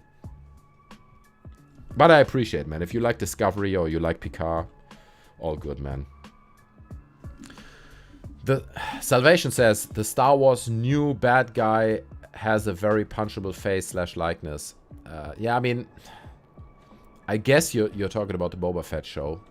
I know what you mean. I feel this actor, look, he's doing a good job, okay? The actor who portrays Boba Fett, whatever his name is, I forgot his name now, but the actor who portrays Boba Fett, he's doing a fair job, okay? It's not that bad. He's doing a good job. It's alright. I don't want to hate on him. But why does he have to be this fucking hero that everyone looks up to? And why does he have to be so rough and tough and the survivor kind of guy? That's not what Boba Fett is. Boba Fett is like a snitching, backstabbing bounty hunter that relies on his gadgets and who is gonna backstab you the second you don't watch your back, man. Like, he's a fucking horrible person. Boba Fett is a horrible person, so why not make a show about him being a horrible person? Okay? Why can he not be someone that you hate?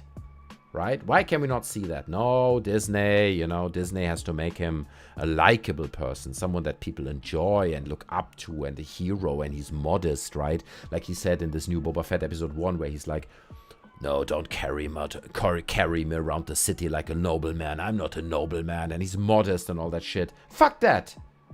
Tell a story about him being a horrible human being. Horrible person who backstabs everyone that he can, man. At any given time. You know, make him hateable. A hateable person. Anyway. Clerks the animated series is top level, okay. Sorry, I want to read that. I have to scroll back up, man. That Yoda comment. Yoda, the teenage years, 10-part series, 5 stars. Yoda going to like corner shops and drinking like Slurpees, doing teenage shit, going to cinemas, right? Hating on movies. Yoda having his first love affair, right? Where he's like being broke up with by some girl and she breaks up and he's all heartbroken and shit. And we've got loads of like love scenes where he's in his room crying. I love that, man. Make the Yoda show. That's what I say. Yeah, man. Star Trek, fuck that shit Picard, man. Awful. What the fuck was wrong with Picard? Fuck that shit, man. Honestly, that deserves a separate video. Nearly in itself, honestly, man. Picard... It was disgusting. Picard was such an amazing character in The Next Generation. He was strong. He was someone people looked up to. He was like an admirable character. He honestly, for my youth, watching a lot of Next Generation, Picard was like the perfect man, you know? You're like, this guy, he has so much discipline and he's strong and he's clever and he's controlled and he's diplomatic and he does all these things. And then they put out this show, even with Patrick Stewart as one of the writers, right? He was in the writer's room as they made that show and they fucked it up so bad, man. They fucked it up. It makes me angry, honestly. That shit makes me angry, man. Honestly, man. Because I admire Picard, man. I admire Picard as a character. Oh no, I think he just committed suicide. Wanted to say hello to this guy. Oh, police is coming. Alright. Sorry, boys. Just a blood puddle left. Oh, they're following me now. Sorry, boys. No, I'm just going. I'm just enjoying the fairground. I'm just enjoying the fairground over here. There's nothing wrong. Nothing wrong here. Good lord. I don't want to mess with the cops. Gonna take the side street. Not the guy who lightsaber the little... What? Sorry, I have to go back in the comments. Sorry, I feel like I'm missing comments. Sorry, you're seeing my desktop, I know, but I have to read some of those comments, guys. Honestly, I like Picard's acting. Like, he has a distant care about him. I like The Mandalorian, but Star Wars seems to be pandering to the lowest common denominator. That's exactly the point, okay? That's exactly the point. You know what? Fuck GTA Online. We're gonna quit out of this shit now. We had enough of this shit. That's exactly the point, yeah?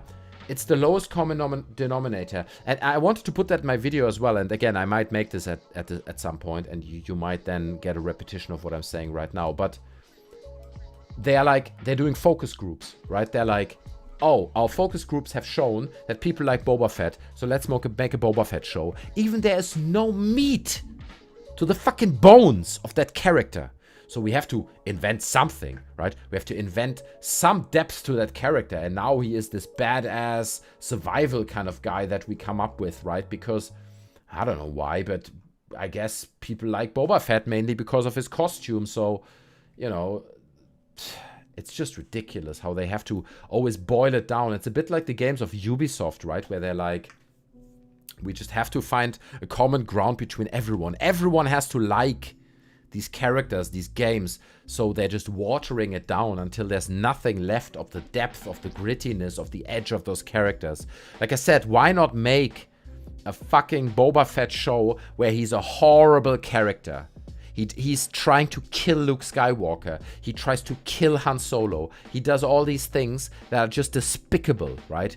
But that's the show, man. That's the show. And as you watch the show, you're constantly siding with the side characters, right? You're like, oh no, not Luke, not Boba, not you know, Han Solo, or not Ben Kenobi, or whatever he's trying to do.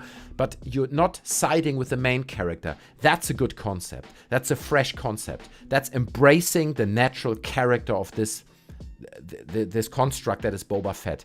Same with Ben Kenobi, with that show. Make it boring. Make it a slow burn. Make it about meditation. Make it about him living in his hut, doing small works, about small social interactions with people on Tatooine. Don't make it this huge, and obviously I haven't seen the Ben Kenobi show, but I'm sure it's gonna be a big space adventure where he travels to planets and invades, the fucking empire and all that shit. Make it a slow burn. Make it something that is different, that is dividing the people, where some people say, well, the Kenobi show sucked, that was too slow, too diplomatic. Yeah, make that, be controversial. Don't make it like the common denominator, like Jacob says, man. That's a very good point, and I hate that they're doing that shit. He tries, but he's interested in seeing, I have to scroll up. Seeing Captain learn to be more personable while leading his crew and trying to make sure he's a good example for the kids too. Yeah, exactly, man. Like, it's like Star Wars in general. I'm just annoyed that a lot of people and the weird they were siblings trope that kind of ruined it for me. You mean they were siblings like the Anakin killing the younglings? Are you referring to that? Not entirely sure what you mean. Gel Nipson got it, I guess, with his lol. They really ruined it for me. What ruined Star Wars for me, obviously it was the sequels, right? I think the first one of the sequels, what was it called? I forgot the name. I talked about it earlier, but I'm too drunk now to remember. But the first one of the sequels still kind of worked for me, right? The remake of The New Hope, I actually liked that. I liked that they went down the route of saying we are remaking The New Hope, and the idea of it is, and that's kind of my philosophical take on it, the idea of remaking The New Hope is that it's an ever-continuing cycle of stories, okay? The old trilogy is finished. Now it starts again. We're remaking The New Hope. There's someone who's supposed to be the chosen one, in this case Rey. And is she going to be the chosen one? And she's going to go her path. And in the end, you're going to find out she's probably not. And then there's going to be episode 10 after that, a new trilogy where the story repeats again in a different way. And that's a nice concept for me. The idea of an ever-repeating circle of stories that are similar but not the same. And kind of the search for the chosen one. That's why I liked the Force Awakens. That was it, right? That's why I liked the Force Awakens, and I had hope for the trilogy at that point to just say, there might be something to this. Maybe they are just remaking it in a different way, and it's the idea of the Star Wars story. It never stops. It's a circle that never stops, like a loop. That's a clever idea, in my opinion, but they didn't go there. They messed that up. So that ruined it for me. And then, Rogue One was a great film. The Mandalorian was great. Solo wasn't a good film about Han Solo. It didn't do justice to that character, but I didn't hate it that much. I avoided watching it for the longest time. I didn't watch it because the reviews were so bad and the trailers looked so horrible. And Alden Ehrenreich, or whatever his name is, the guy who portrayed Solo in it, I was skeptical, okay? But then I watched it, Solo. I didn't hate it that much. I think it's not a Han Solo story, but it was an okay movie. It wasn't too bad. But now this idea that they're like telling all these small stories about like, Babu Frick. Everyone likes Babu Frick. Let's make a 15 episode about fucking Babu Frick. That's just so bad, man. It just fucking sucks so much. Adam Driver's the guy, says Salvation. I agree with that, man. Adam Driver was kind of the highlight of the sequel trilogy. I liked his acting. It had depth. It sounds like very much punchable. You say you hate him, but I liked him. I thought, first of all, he's a good actor, okay? Adam Driver is a good actor, and I think he nailed this character as much as you could. It was not a very well-written character. It was not a very well-developed character. It was like the idea of him admiring, like kind of being like this pull-up sticker of Vader or something. That's just like a mediocre idea. But he nailed what he could, okay? I enjoyed what Adam Driver did in the sequels. And to be honest, if it wouldn't be for him, in my opinion, it would have been worse. He hated kids. Best part about Picard. Yeah, that's right, man. That's true. That whole episode where he's in the elevator with the kids, right? And he just hates the kids, and he doesn't know how to deal with kids, and his whole struggle with, like, kids. I love that. I love that kind of shit, man. That's great. That's really good stuff, man. Like, the character was defined by not having kids, or like him hating kids. I love this kind of stuff. And that's, again, it's not at all in the new show, right? Like, where did that shit go? Anyway. Yeah, people are multifaceted, and everyone doesn't have to have the same trope nonsense. I'm sick of love triangles. Me too, brother. Me too. Like, it was when they think the princess and the bounty hunter fell in love, and then they found out they were both siblings. Yeah, I know what you mean. Force Awakens, 0 stars. Okay, that's brutal, man. That's brutal. Like I said, man. I mean, and then you say 5 stars the movie. I don't know if you mean the Force Awakens, but I think, sure, you can make that point and say the Force Awakens was a remake of A New Hope. There was no new ideas there and stuff, blah, blah, blah. But then again, the idea of establishing Star Wars of this ever returning loop of trying to find the chosen one, trying to bring balance, I like that. I don't think it was 0 stars. Force Awakens gave me hope, and then The Last Jedi just stomped it into the ground. The Clone Wars was good. The game of that orphan with the lightning abilities was fun. I didn't watch The Clone Wars, I have to admit. I just didn't get through to it because there are a lot of episodes to it, and I have to watch it. I know. Don't blame me, you know. Don't be rude. But I'm trying to watch it. But I just don't have time for that kind of shit. Greedo, 10-part series. He's now trans and a pacifist.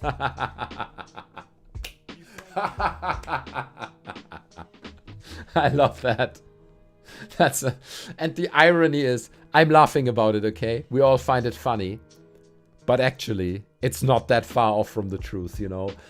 If focus groups would have shown that 80% of people love Greedo, then they would make a fucking 10-part series about Greedo on Disney fucking Plus, okay? They would fucking do it. Good lord, man. It breaks my heart what they did to Han in The Force Awakens. Solo was an okay film. I know what you mean. Yes, it's hard to put my finger on it and to say that's what they fucked up and that was the bad part. But you're not wrong, man. It's like... It just felt like Han Solo or like Harrison Ford just came in. He sent in... He like someone said under my Matrix review, they sent in their performance with per post, you know. It felt like he just came in. He was like, first of all, arriving on the set, he's like, where's my paycheck? Where's my fucking paycheck? Or he didn't even arrive on set before he got his $15 million paycheck, okay? And then once he got his $15 million paycheck, he arrived on set and he's like, all right, what am I going to say? You know, let me check. It's true. All of it. Okay, I'm going to say that. Okay, put the camera on me. Okay, we go. It's true. All of it. Cut. Okay, we got it. Thank you, Harrison Ford. Oh my God, Johan Solo. So much goosebumps. And it didn't feel like the guy put his heart into it at all, man. It didn't feel like his heart was in it. It felt like he did it for the money. And it felt like he didn't acknowledge the importance or relevance to the fans of the Star Wars series, you know. And it was painful. I don't know, man. I know what you mean. It wasn't great. It really wasn't great. What I'm gonna do is I'm gonna put... Oh, this is horrible quality. What I want to do is, instead of just seeing me, I want to put some 1950s cartoons on the screen. But I want to make sure they look okay. So yeah, I hear you, man. I agree. The Harrison Ford performance in The Force Awakens wasn't great, man. It wasn't great. Makes sense. Never be rude to you. I hate that they tore down this character that, well, I wanted to be when I was a kid. I guess you're talking about Harrison Ford and Han Solo. Yeah, I know what you mean, man. But to an extent, honestly, I think that's also Han Solo's, or it's Harrison Ford's fault, because he's like, you know what? I don't give a shit about Blade Runner. I don't give a shit about Star Wars. That's all just garbage. What I give a shit about is my paycheck, okay? So as long as 15 millions arrive in my savings account, I will do anything. I will say anything in front of a camera unless that shit arrives. And that's the wrong attitude. I don't think that, let's say, for example, J.J. Abrams could have saved it by being more engaged with Harrison Ford and making him more engaged with the character. I think he just doesn't give a shit of the legacy of that character, man. And he doesn't give a shit about all these people who care about the character, like you say. You know, it's the character that you wanted to be as a kid. Like the attachment that so many people have to those characters. And also so many girls, for example, have to Leia, right? That looked up to Leia when they are small girls, and literally it's a character that inspired their whole childhood and their whole attitude towards growing up. It's a shame, man. It's a shame, but I feel that to an extent, it's the fault of the actors. You know what I mean? Like Harrison Ford, like being too arrogant and too rich and too self-confident to actually make a difference. I don't know, man. The movie with Anakin at the start was honestly such a favorite. I even still have the VHS. Like, it's just sad how it all developed, and just, I get it, but I wanted him to be happy. I know what you mean, man. I guess you're referring to the first movie, Episode 1. And everyone hates on Episode 1. I didn't hate Episode 1. Let me tell you my story about Episode 1. I went to the cinema. I was stoned as fuck. I went to Episode 1, and obviously that was the first Star Wars movie that went into cinemas after the original trilogy. And before Episode 1, they released the remastered trilogy of the original films. So I watched, obviously, all of them in cinema. So I was hyped, okay? Like everyone else. I was like, oh my god, it's gonna be Episode 1. A new Star Wars film in that story. So I went down to the river, which wasn't far from the cinema, and I smoked those bongs. You know, my friend had this bong, like a plastic bong, with him, and I like just hit it like as much as I could, and and we were like, shit, man, we smoked bong too long. We gotta go back to the cinema. The movie starts in 20 minutes. So we ran up to the cinema. So imagine smoking like 5-6 bongs and then running as fast as you can to the cinema. So I arrived in that cinema. I remember I opened that door to the cinema and I was in a different zone, man. It was psychedelic. I came into the lobby of the cinema. I was like, bro, man, I'm feeling kind of funny. And with that mindset, I went into Episode 1 and I loved it. I loved it. I loved the whole thing. The colors of it. Maybe Jar Jar Binks not so much, but everything about that film, the battle, you know, with Darth Maul and all that shit, man, blew me away at the time. I loved it. I really loved it. So I've got good memories of Episode 1. Even everyone hates it, but... And I think now in the context, actually, let me tell you one thing that makes Episode 1 maybe look a little bit better to you guys. And that is that, look at the trilogy, the prequel trilogy. The movies get darker, each one. Episode 1 is really nice and colorful and bright, and Anakin, happy kid, and happy vibes, and pod racing. Episode 2, political, a bit more dark. You know, it's not, in terms of the vibe, as bright as the first film. And then Episode 3, even darker. Right? That film completely cleans up with the darkness of it, and it turns it into a very dark film. So I like that progression as well, that there's like this progression of like getting darker per episode. I quite like that in the bigger picture, so to say.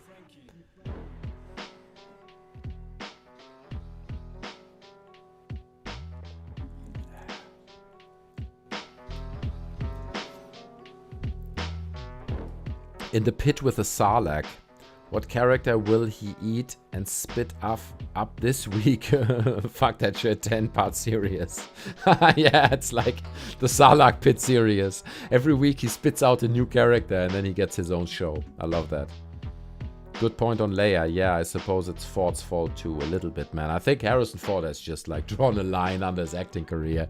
He's like, oh, you want me to be in Indy again? Indiana Jones? Sure, man. I'll do it. It's 25 million. I don't give a shit. And it's like, you throw that money his way on his fucking island. He flies in for 2 weeks, acts Indy, puts on the hat. He doesn't give a shit anymore, man. He's done with that shit. And to an extent, I can't even judge him for that, you know. I can't even judge him. Good lord. Yeah, like he's supposed to act. If you don't do that, right, then what's the point? And that's kind of the point. Like, I see where he's going. Like, Harrison Ford, he's like, I don't need to act anymore. What I need to do is hold my face in the camera wearing Indy's hat. Okay? I'm not acting. The acting time is over, okay? Acting was in the 70s. Now, I'm just wearing Han Solo's jacket and hold my face in the camera. I'm not acting at all. That's his attitude. And, I mean, look, man, he's making big time money. Sure, he's raping everyone's childhood to an extent, but, you know, I'm not saying I wouldn't do the same when I'm in my 60s, 70s. He's probably in his 70s, isn't he? Do you think the Obi-Wan show will be okay? I love Ewan McGregor. I want some Liam Neeson flashbacks too. So I think I'm to be honest, I'm concerned about the Obi-Wan show. I briefly touched on it before as well. I think because the Obi-Wan show is taking place on Tatooine when he's basically in isolation. Basically, he's trying to hide from Vader's powers, right? Because Vader is going to try to scan the universe with his mind powers to find Obi-Wan, to find his children, okay? To see if there's anything left of his legacy, of Anakin's legacy. So the idea has to be that he's hiding from Vader. That's the core idea. He has to be in like Yoda is on the swamp planet, right? And he's hiding from Vader in isolation. The same is with Kenobi on Tatooine. He's hiding, okay? But I'm worried they're not going to do that. I'm worried that they're going to do the opposite. They're going to say, oh, no, it's Kenobi, and we've got Hayden Christensen again, and there will be a face-off between Vader and Kenobi's going to travel through the galaxy and do all these things for the Empire, trying to stop the Empire, and blah, blah, blah. And they turn it into this huge adventure, right? It's like, oh, it's a huge adventure now of everyone traveling through the fucking galaxy. And it's like, okay, I get it. It's written by Favreau and Filoni, and it's going to have the right tone of voice, and it's going to look great. Okay, like it's gonna be a fun show to watch, but it's not true to the vision, man. The vision is, it's Kenobi in his hut on Tatooine for 25 years, or whatever it is, you know? That's the idea. Make it that. Make it a slow burn. Make him deal with Sand People, with the Tusken Raiders. Make him deal with, you know, make him slowly lose his mind. Make him struggle with isolation. Make a show about that. Don't make it into a big space opera, space adventure of him traveling the galaxy. Because I'm worried they're going to do that. I'm worried they're going to turn it. It's like, oh no, Obi-Wan, we need you on this planet. And now he has to travel fucking everywhere. And it's like, it loses the original vision of what Obi-Wan on Tatooine in exile was supposed to be. Okay, that's my worry. And sure, if you like that, if you think he should be traveling the galaxy and that's all fine, then that's cool, man. But I'm like, bro, man, like, I don't know. They're just pulling these stories out of the ground, out of nowhere, in order to make it exciting for a 10-episode Disney Plus show, when actually, it's not. And the same applies to Boba Fett as well, you know. I don't know, man. These are my thoughts on the Obi-Wan show. So, but let's see, you know. Let's see what they do with it. Let's see what they do with it. It's been 10 minutes since I last played in this football game and counting, lol. LMFAO, the cartoon really went with what you were saying. Okay. It's just a random cartoon. I'm gonna leave it running. I've never watched this cartoon. I have no idea what this is. Dude ran when you were saying running. Oh, okay. Star Wars bong reviews, 10 stars. Wait, what did I say? Obi-Wan smoking bongs on Tatooine, 10 episodes. There you go. That'd be a good show, man. Obi-Wan discovering the devil's lettuce. There you go. Yo, cool. Lol. Yeah, I'm still like, what even happens to his mom, though? Like, he left and then it was nothing else. I don't know. Are you talking about the cartoon, or are you talking about Luke? Because that's another thing, right? I feel like there's a lot of nice stories to tell about Luke's upbringing. Obi-Wan just observing Luke's upbringing. And you remember Uncle Owen saying something like, or his aunt, right?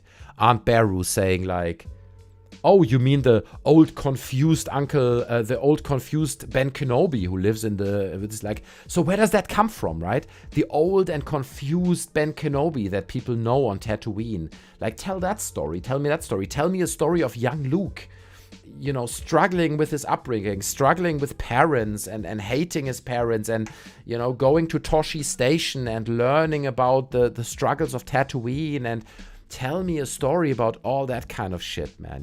Don't make it like lightsaber fights of Kenobi, on spaceships. I don't know, man. They're definitely gonna turn it into that shit, and it's gonna be disappointing. Yoda childhood, Yoda in the middle. I got that reference. Malcolm. It's a Malcolm in the Middle reference, isn't it? Make a Yoda show just like Malcolm in the Middle. That would be fun. I love it. Damn, brother, preach. I'm buying you a beer next time I'm in Germany. Yeah, I look forward to it, man. Cheers to you, Jacob. Cheers to you, all you guys still watching. I can see everyone still here, except, besides, still, despite me being drunk and rambling on about shit all the time. But I appreciate you guys, man. I really do. It's worth making a full screen. There we go. I'm tapping the full screen button. Cheers once again, guys. Cheers to all you guys, man. I appreciate you all being here and discussing this with me, and it's good, man. None of us are alone, None of us are alone during New Year's Eve, and we all have a bit of company talking about different stories, and opinions and about Star Wars and all that. I appreciate it, man.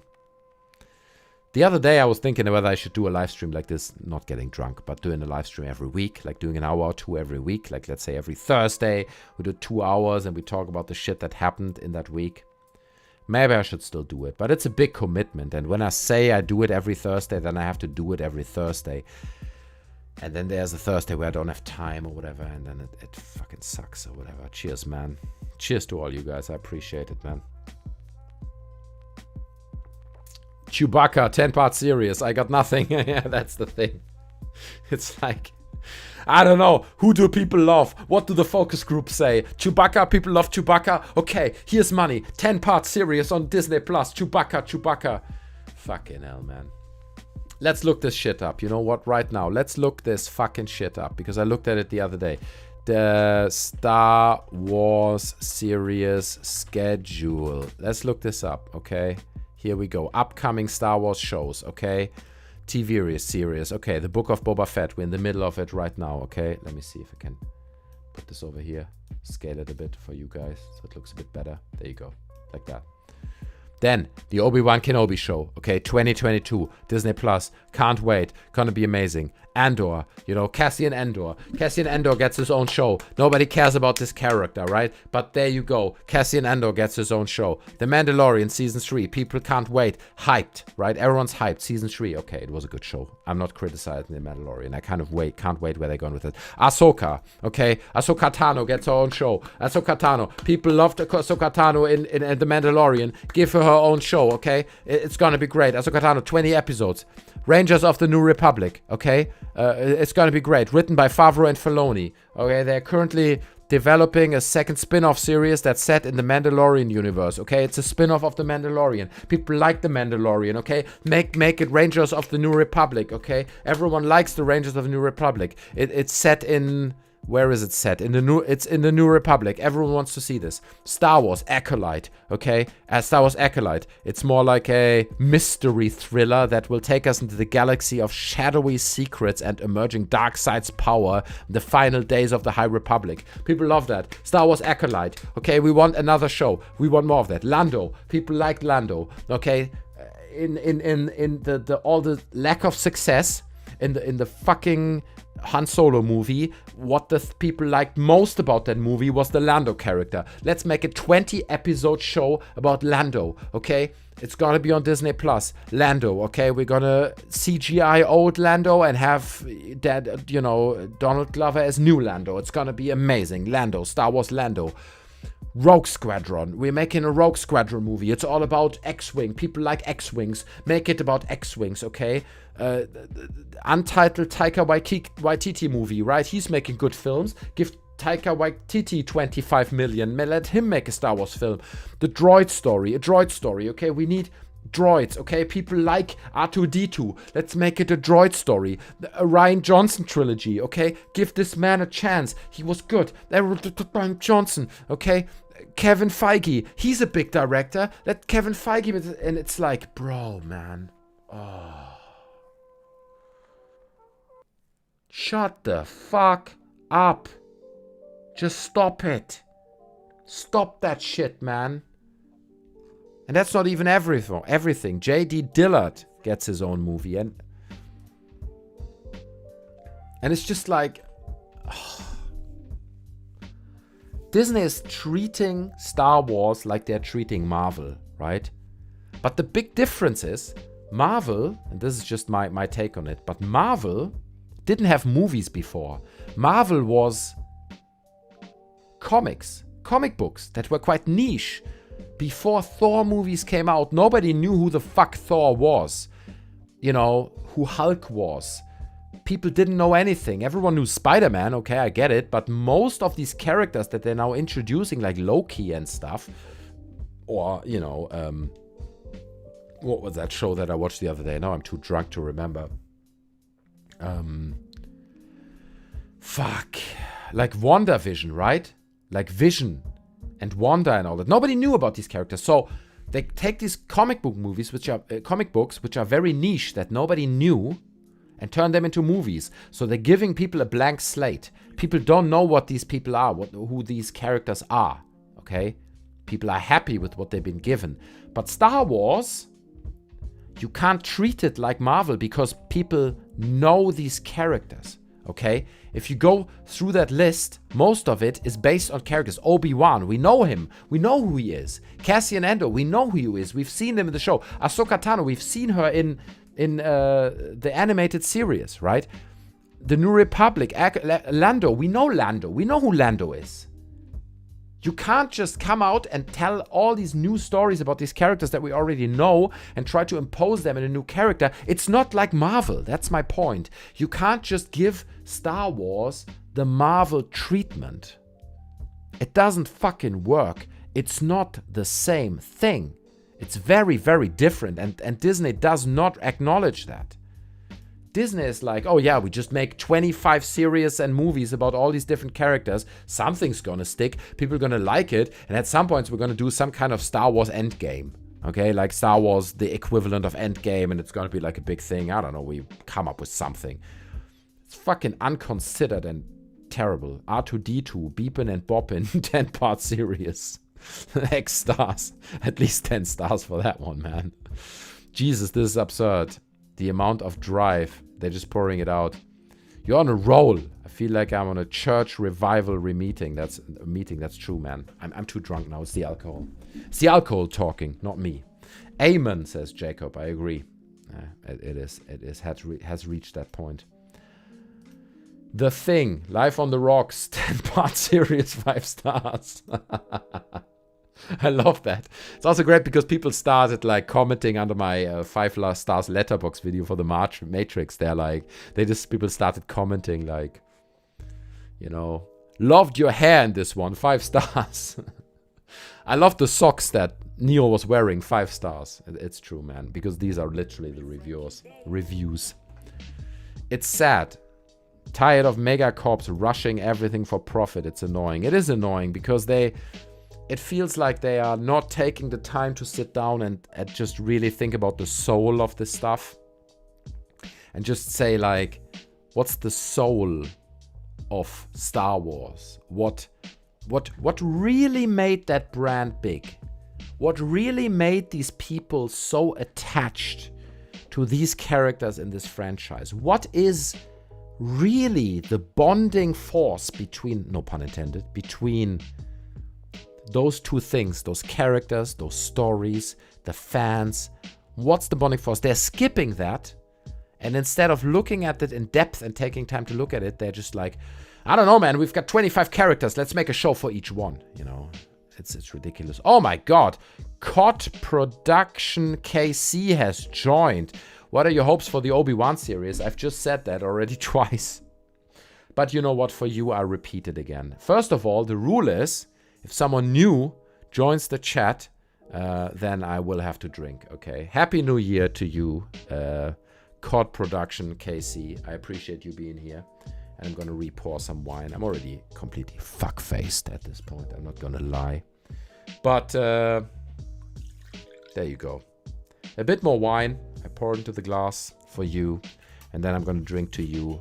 And I'm drinking this for you to have a happy new year, my friend. Okay, COD Production KC.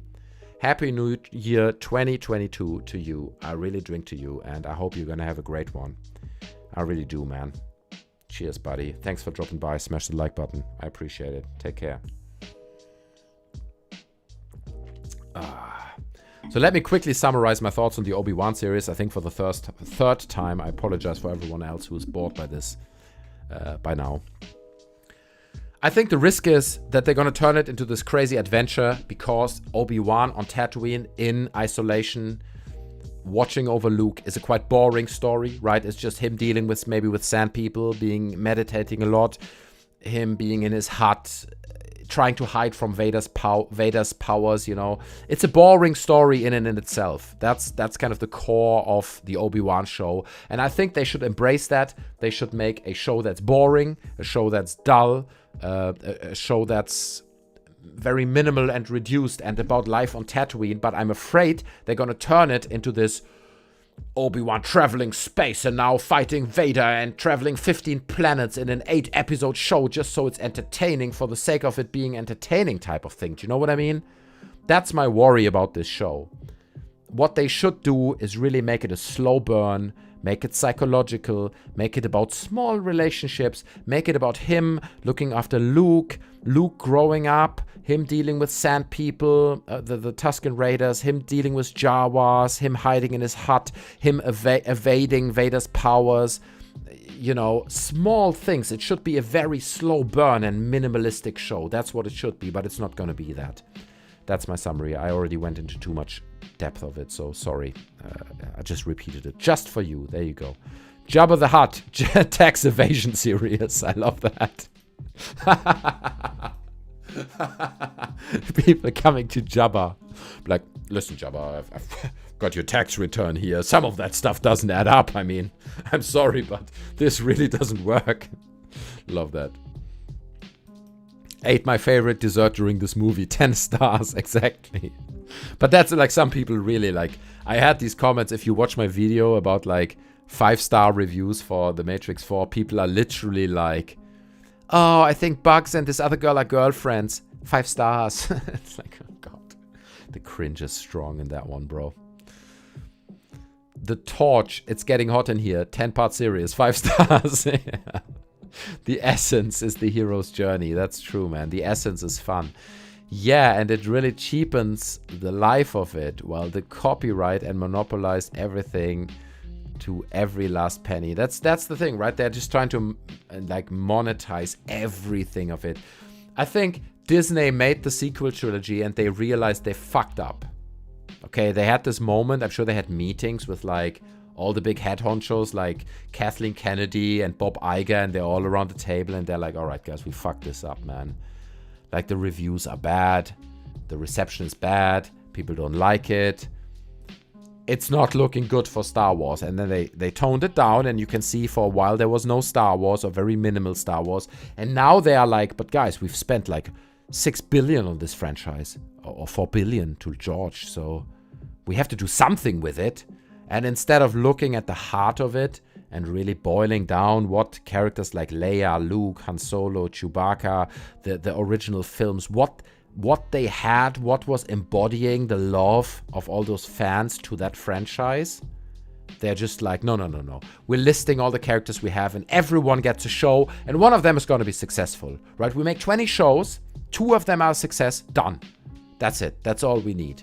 And then we do like a theme park around it. It's like a rape, man. It's like that episode of South Park, right? Where they're raping Indiana Jones and all that shit. And really, really feels like that. It feels like they're raping that brand, man. It's fucking disturbing, man. Need more alcohol to cope with that shit.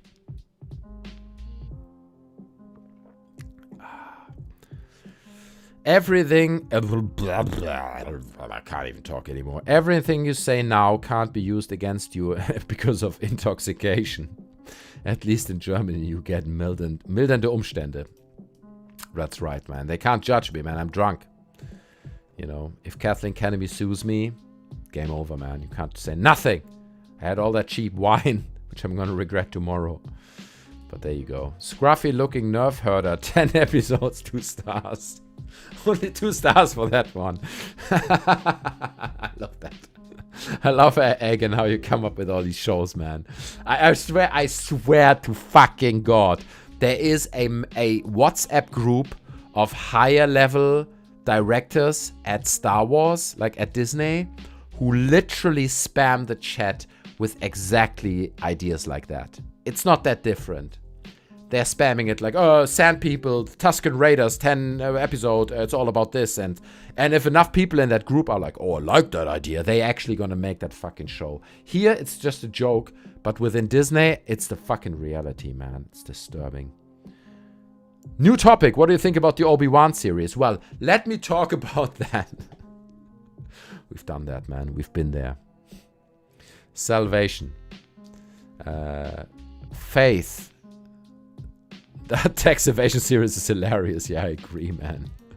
Star Wars A New Hope in 1977 when it was 10. It was pure magic. Yeah, that's true, man. You know what? Let's look at the opening weekend of... Okay, here we go. Opening weekend of... oh, wait, that's my music. I can't change that. YouTube's. Opening weekend of New Hope.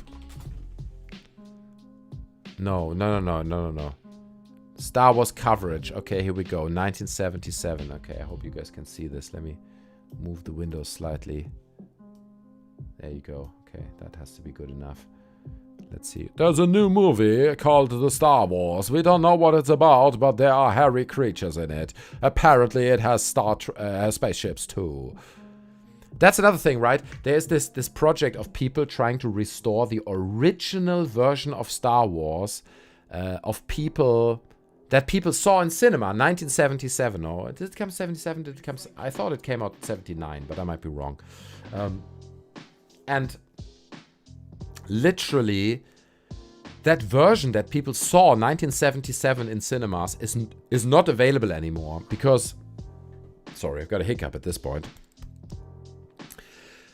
Because George and Disney, they altered, mainly George to be honest, they altered it so much at this point. They had so many different versions of this film that the original version is not available anymore. And there are people out there, I don't know how it's called, it has a name. It's like the original Star Wars project or something like this, where people, all they do is they try to recover the original version of that film with all the original cuts, the original edits, the original quality. Of course, you know, from today's standards, it looks horrible when you've seen the remastered versions, but it is the original. It is what people saw in cinemas in 1977. And I don't understand, because that is such a thing that Disney could cash in as well. If they would release a DVD with the original version, the 1977 version, okay, maybe a bit sharpened, you know, it doesn't need to look as janky as it looks here, but the original version, the original cuts of the 1977 version, I'm sure people would love it, man.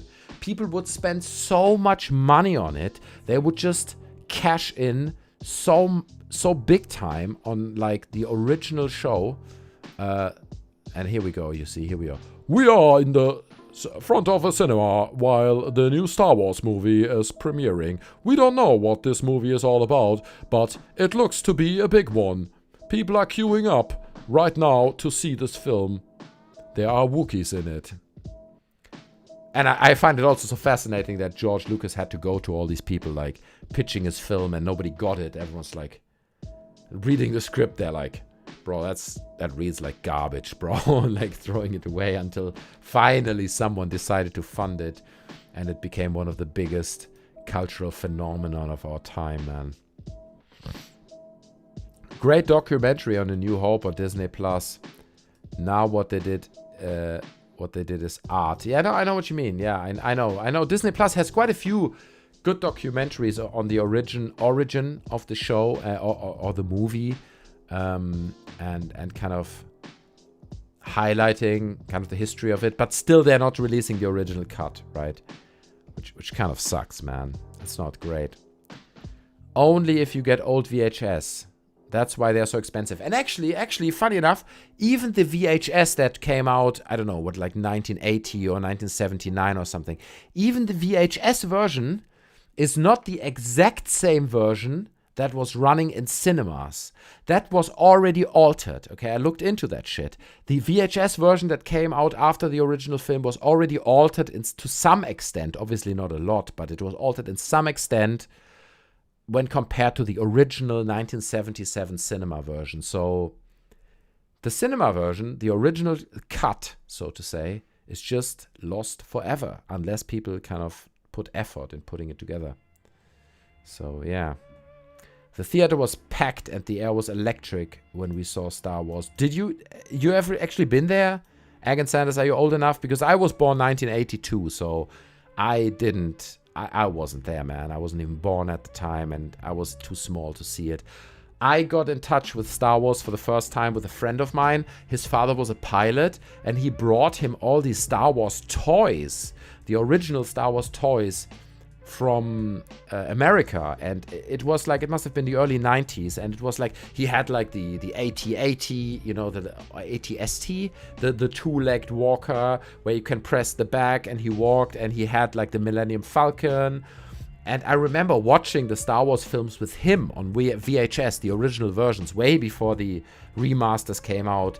But obviously I didn't see it originally when it came out in cinema, so I skipped that at the time, unfortunately. But again, the same guy I spoke about earlier who saw the Alien set, he saw these movies originally when they were in cinemas, and he also said it was like a magical experience. People were queuing, and it was great. So honestly, man, now that I talk about it so much, I should get him on board, man. I should do a podcast with him on the channel, talking about him being on the Alien set, him seeing Star Wars in cinema, him buying Banksy prints before Banksy was famous. He's got so many cool stories to tell. So yeah, I was there. I'm 54, man. Awesome. That's awesome, man. I'm jealous for that. I'm jealous for you being in that cinema during that time, because that's like an experience nobody can take from you. You know what I mean? Like, no matter how you, I don't know, no matter what they do to you, being in that cinema at the time, seeing that film for the first time, without all the hype. I mean, there was hype, but without all the, you know, all the culture that's built around it now. Now Star Wars is like this, it's like such a big thing. When you went to the cinema in 1977 or 78, you didn't know. You thought, that's this cool new like space sci-fi film. That sounds good. You know, people knew Space Odyssey 2001 from Kubrick and stuff, but you didn't know what this is gonna become, right? You didn't know what big phenomenon it's gonna be. Maybe the cues in from the cinemas kind of indicated it, but by no means it was clear. I was 10 in 1977. That's so cool, man. That's epic, man. It was innocent. It was not that calculated business plan to milk filmgoers for endless products. Exactly that. It was innocent. And everybody knows. Nobody knew at the time that Star Wars would be a big success. There was still like a big... What is that? Is that the star for Lucas? I couldn't read it. Nobody knew when that film came to the cinemas that it would be such a big success. It could have been a flop. You know, it could have been failing terribly, and you see it, and not enough people see it, and there would never be a second part, because when they made A New Hope, I think people didn't even think that there would be a second part. They didn't even plan to make a second movie or like a trilogy when they made that first film. So Oh, look at him. Young Mark Hamill, man. Oh, that is... young Carrie Fisher. Oh, it's beautiful, man. It's beautiful to look at all this. I'm not joking, man. Even I wasn't there at the time. But I still saw the films without the special effects. I saw the films on VHS without it being like the remastered editions. You know what I mean? Man. It's really touching, man. It reaches a level of nostalgia that very few things do.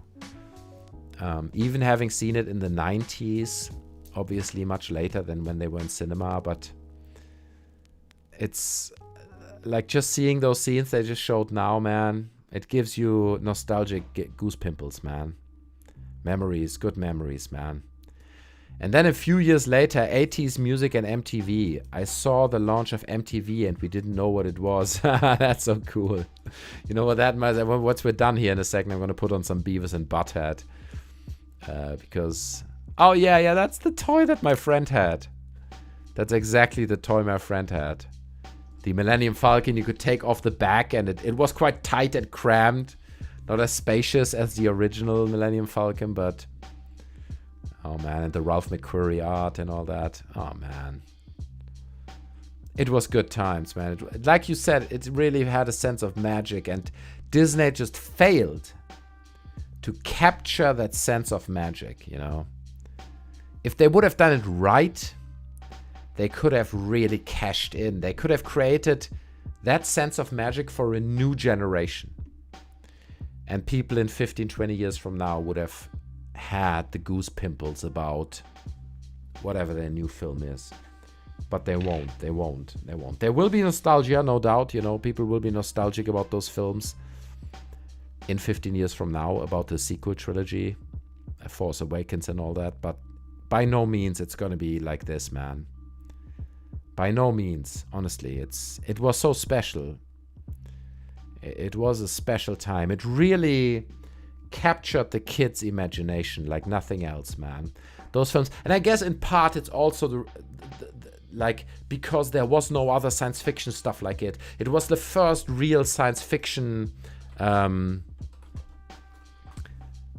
show, you know, series. It was like such a groundbreaking take on science fiction as a whole that it blew us away. And now you have thousands of science fiction shows, right? Like kids growing up today, even if the new Star Wars films would have been great, it would not be as special as those films because there are so many science fiction shows and there's so much stuff out there that just is equally good or like equally powerful and captures the imagination that this thing can't be recreated. It was the invention and revolutionizing of science fiction in cinema. And I think we all have to be, even I wasn't in cinema, I saw it on VHS a few years later, but I think all of us who were there have to just just be happy for what it is, man, because that time is never gonna come back. That no matter what good movie you make, that is never gonna come back. To see this for the first time and see the Star Destroyer flying over the camera underneath and you know, the size, the scale of the model and the scale of that spaceship and it blowing you away and Vader and I don't know, man. It was a special thing that will never come back. It's beyond nostalgia. It really is. It really is beyond nostalgia. The Empire Strikes Back premiere, amazing. It was even better than the first film. I can imagine, man. Of course, Empire Strikes Back is a better film. I would argue, personally, than A New Hope. It's more clever. It's better written. It has better special effects. It's better in many regards. But I guess A New Hope was really the thing that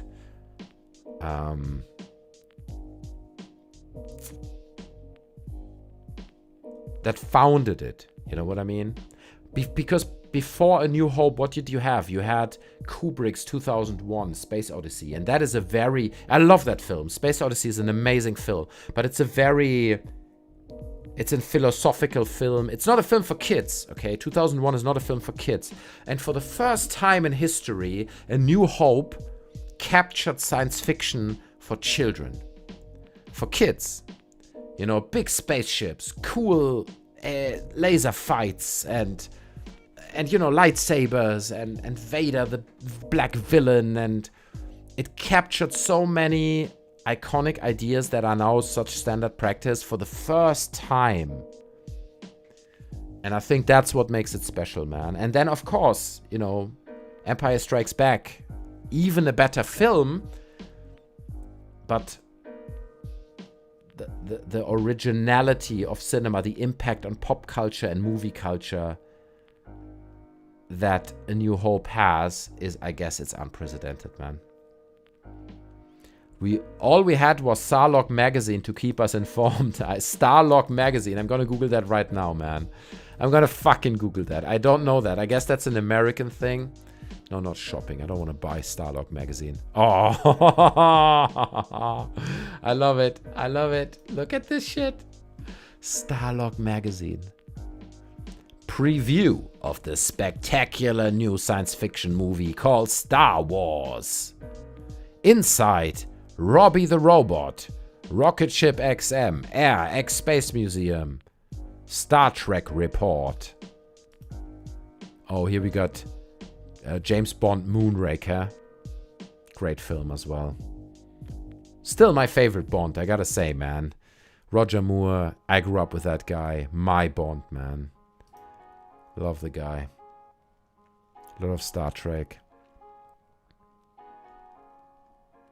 Love it. I was not aware of Starlog magazine. That's news to me, man. That's completely new. Alien came after. 2001 came in 1968, but nothing like Star Wars. Yeah, that's the thing. Like 2001 is a masterpiece for science fiction, and I love that film. I really love it. It's so deep, it's so beautiful, it's philosophical, and it, as a kid, it annoyed me because it's too lengthy, but as an adult, it really captures me. I love it. Like the idea of AI becoming self-conscious and all that. It's so deep for the time. It's remarkable what Kubrick did there. The set pieces, it blows my mind every time. But again, it's not a movie for children, right? It's not a film that kids would like, you know. But here you go. Harrison Han Solo Ford. Will Han Solo return? See the exclusive interview on page 17. Oh my. He will return. Spoiler. Captain Kirk. Alien. Right, when was Alien? Alien was 79, right? Alien movie. Let me see. 79, yes. You can't see it, but Alien original one, 79. So actually just a few years, which is also remarkable. That was just a few years after Star Wars, right? Because Alien is also, wow, such a masterpiece. Exclusive interview with Anthony C-3PO Daniels. Considers the future of Star Wars and the present of animated droids. So when was that? Do we get it? Is there a date on this?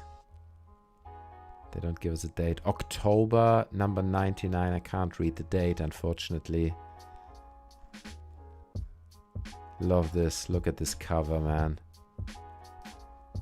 Indiana Jones. Ah, man. Takes you right back, doesn't it? It really takes you right back, man. Gal Mipson says, everybody hunts his own member berries. It's true, but I give you that. Can't be like that back then. Yeah, it's true, man. That's the thing. Like, because these genres were invented at the time, right? It was the invention of this, the kids' entertainment science fiction genre. And to be there at that time in the cinema, you know, being in the cinema, being there when people saw it for the first time, nothing can replace that. Nothing can replace that. It's impossible, man. But yeah, it is a big member berry story. I agree. I agree. It was fun, all of it. It was fun and playful, not calculated. Exactly. And I think that's a little bit what Disney is missing, right? The playfulness. Now it's just like, I don't know, man. Just make 20 shows. Make 20 shows about that droid and you know, Grogu gets his own show, and you know, everyone gets his own show. It feels like a sellout, man. I'm Your Father, 10-part series. Darth Vader's a swinger. Yeah. It's like, am I actually your father? I had sex with many women during that time. I have fond memories of the prequel trilogy like you. I was born 1990, so I was just like the right age of it. That's the thing, right? And it's funny, like I remember when the prequel trilogy came out, people hated it. People were like, what? That's the new Star Wars? You know, episode 1? Well, guess what? That fucking sucks balls, man. That sucks, you know? Even I like it. I liked it at the time. I was high as fuck in cinema. And I enjoyed that film, you know, crazy. Like, it was super fun for me. But people hated it. But now, people like you know, people who were born in the 90s, they grown up. And now the prequels are nostalgic for them. And they're like, oh man, I loved episode 1. I loved the prequels and stuff. And I wonder, and I don't even wonder, I think pretty sure it's gonna happen, that in 10, 15 years, people are gonna be super nostalgic about the sequel trilogy. People are gonna be like, oh, you know, The Force Awakens, man, best Star Wars film ever, because I saw that when I was 11 in cinema. And it's like, no, actually it wasn't. It's not a bad film, you know, but it wasn't the best Star Wars film. But it's the problem with like nostalgic memories. It's a real big problem. And obviously you can see I'm falling victim to that as well to an extent. But people lose their objective judgment because of nostalgia. And they're like, oh, you know, I saw that film in cinema when I was young, so that must be the best movie I've ever seen. It's like, no, actually, there's more to it, you know. There's more to it. Nostalgia is a bitch, man. Nostalgia is a tricky thing. It really is. Not a big fan of nostalgia, not gonna lie. Even I get nostalgic, as you can see now, about a lot of stuff. But the truth is, oh my god, look at beautiful Carrie Fisher, man. Rest in peace. Rest in peace. It was, Luke, I am your father. It was changed retroactively. Yeah, I think they changed it, right? You're right. And then Jacob says, I don't think it was changed. Everyone misquoted it as Luke, as I am your father. I'm not sure. I'm not going to Google it right now. Palpatine. How I Became a Baddie. 10-part series. 0 stars. The Palpatine prequel 10-part series. Oh, God.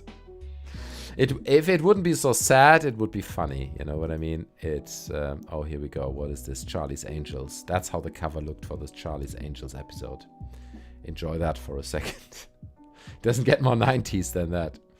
Maybe it doesn't matter which culture and technology is surrounding you as long as you're a kid, but I think the new stuff is so overloaded and clean, there's no room for imagination. True, but the people, they're not gonna see that. So the same with, like, let's say fucking Justin Bieber albums, okay? In 15, 20 years, people are gonna be like, oh man, you know what? Justin Bieber, that was still good music, you know? When Justin Bieber was big, that was still good music. And the only fucking reason why they say that is because they grew up with fucking Justin Bieber. They were 10, 11, 12, 13 when they listened to Bieber and they bought their first CD or iTunes album or whatever on Justin Bieber, and they are nostalgically declaring these memories, right? And it's not about it objectively being good or bad or being measured against like 1960s, 70s music or whatever, or whatever, like 90s techno or whatever you want to say. It's just about the declaration of the memory, and that's like, I don't know, man. Maybe I'm doing the same with the Star Wars movies. Possible. If I talk to my father, you know, he's very nostalgic about 1950s movies with like Gary Grant and shit, and he doesn't understand Star Wars, so maybe it is that ridiculous thing of me just declaring something that nostalgically that's actually not that good. I don't know, but I feel like we're losing a lot here once people start being like, well, Justin Bieber, that was a good album. Like, Justin Bieber, that was still good music. I don't know, man. It's gonna happen. You know, it's 150% gonna happen. The Star Wars TV special, Cantina Reunion. The Cantina Reunion. What the fuck is that all about, man? The Mile High comics. Backstage with Galactica's Athena. I guess they are trying to slash, you know, like create as much money out of the Star Wars franchise as possible. Like any story. Let's make a story about the fucking cantina, okay? 6-page story cantina, you know. Leonard Nimoy invaded. Body Snatchers return. Here we go. Check this cover out. Holy shit, man. Peter Cushing, Remember Star Wars. Meet Red Sonja. Disney's Return to Oz. Lost in Space with Jonathan Harris. That's good stuff here, man. I love it.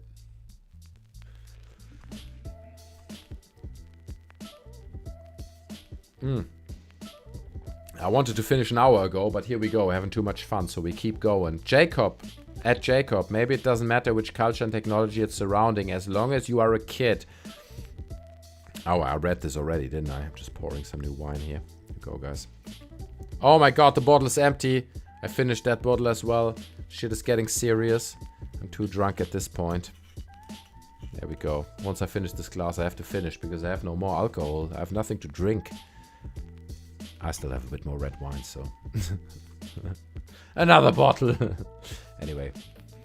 But I know what you mean. It's true. I think it's really true that no matter what you remember, I guess that's my point. Like, what you remember as a child, that will be the thing that you will nostalgically declare as you're growing up. You're gonna be like, wow, that thing was amazing. Even it's fucking a Justin Bieber album. Even then, you're gonna be like, this was great. Even it's the sequel trilogy. If you saw the sequel trilogy with Kylo Ren, The Last Jedi in cinemas, when you're 25, you're gonna be like, and you saw it at 10, you're gonna be like, this is amazing, man. This was the best time of Star Wars when we got Kylo Ren. And it's like, yeah, I guess it's just how people work, man. The droid Uncle Owen, the droid Uncle Owen almost bought 10-part series. The droid Uncle Owen almost bought. It's like, it's like an alternative story. They start off with him, with the whole scene of him buying R2-D2. But then he's like, no, you know what? Let's not buy that one, not the blue one. Give me the orange one, and then everything changes. And it's a 10-part series about the orange droid. I love that. And I'm crying with one eye, man. I'm crying with one eye. It's really ridiculous. You're right. Young kids may love the sequel trilogies. Good point. The Sith hits shit. 10 droppings, 10 0 stars. Nostalgia is a powerful emotion. It makes people care about the garbage sport of baseball. True. I mean, I don't know much about baseball, despite wearing baseball hats. But you're right, man. It doesn't matter what it is, whether it's a movie or a video game or like baseball or the neighborhood or the design of clothes or the music. It doesn't matter, man. What you grow up with, you will be nostalgic about. And no matter how shit it is, like, it nearly really doesn't matter. You will be nostalgic. Like, for example, let me put this on. There's this thing by this channel called Dan Bell, and I watched it previously already on my channel, but it's called the Dead Mall series. And what this guy does, it's really cool. Like, let me correct the angle there. So he goes, it's a very 90s thing, and what he does is he kind of cashes in on the nostalgia around malls. Obviously, a lot of malls are dying right now because of COVID, but also because of internet, and there are many factors that play into it. But what he does is he finds all these cool derelict malls around London, I nearly said, about the US, and he visits them, and he just walks around in the malls. Oh, come on, you're not walking in this one? Okay, so he's just got pictures. That's a shit episode then. But he just... that's not a good example, to be honest, because that's all really derelict. Some of those malls, because they are barely alive. Okay, they're barely alive, like this one maybe. And he walks around in them, and that's something I'm nostalgic about. I've been in the US because we don't have malls in Germany. There are also not really malls in the UK because you don't need malls, because all year round, the weather is good enough, or you know, like bad enough. It's not hot, not too hot that you would need a climatized shopping space. Because that's the idea, right? In California, it's too hot. It sucks to be outside in the sun all the time. You don't want to spend a 3-hour shopping spree, in the burning sun. So what you're going to do is you're going to go to a mall because it's all climatized. You have all the shops there. That's why malls are so big in the US. But when I went to the US in the 90s, I loved malls, man. I fucking loved them.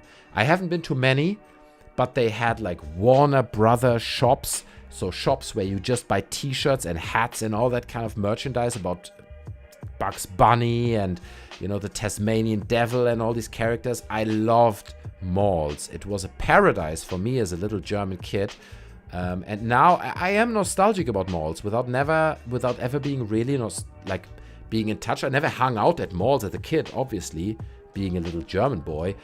But seeing these videos, man, they make me nostalgic about it. And they make me feel nostalgic feelings about malls, man, and about the dying of malls. It's a fascinating thing. And you see some shops are even still open and all that shit. It's crazy, man. Yeah, the power of nostalgia, man. Don't underestimate it. The droid Uncle Owen almost chose is fucking hilarious. I agree. That is fucking hilarious. It's also sad because Disney might actually do it, Disney might actually base like a 25 episode show on Disney Plus on it, just on that other droid Uncle Owen shows. The innocence mentioned here is key. I agree with you, Gal Mipson. I agree with you, man. It's the innocence of the original Star Wars film that nobody knew where it's going to go and what it's going to be and the size it's going to become. That's key, right? That was like such a powerful factor in this that amplified it, that nearly gave power back to the people, where people were like, I love this film so much, this franchise, I love it so much. I want the toys. I want to make it bigger. I want to tell my friends about it. I want to write a blog about it. I want to read this magazine about it. I want to be part of this thing that nobody really knows, this hardcore nerd thing that's quite niche. But at the same time, it then was amplified and became this ginormous big thing. But you're right, it started as this really innocent thing. Kessel Run, Fast and Furious crossover, 10 episodes. How many stars? Who knows? Who knows how many stars? Probably a lot, right? Because people love Fast and Furious. I've never watched the Fast and Furious in my life, so that's so true. It's a bias. Like the Seizing Monkey says, you love what you grew up with regardless. That's the thing, man. It is really a thing. And the older I get, I'm nearly 40 now, okay? I'm turning 40 this year. It's 2022. I'm turning 40 this year. You love what you fucking grew up with, right? It doesn't matter. No matter how big the fucking dumpster fire is that you grew up with, you're gonna love it, man. And if it's The Last Jedi, trust me, in 15, 20 years, people are gonna nostalgically glorify The Last Jedi, man. It's hard to imagine now, but they will. Fast and Furious Pod Edition, it's about family. Okay, that's the first real one. Star Wars and the Fast and Furious crossover. Let's get it made, Jacob. No, let's not get it made, man. I hope nobody from Disney is watching this, because I don't want this to get made at all.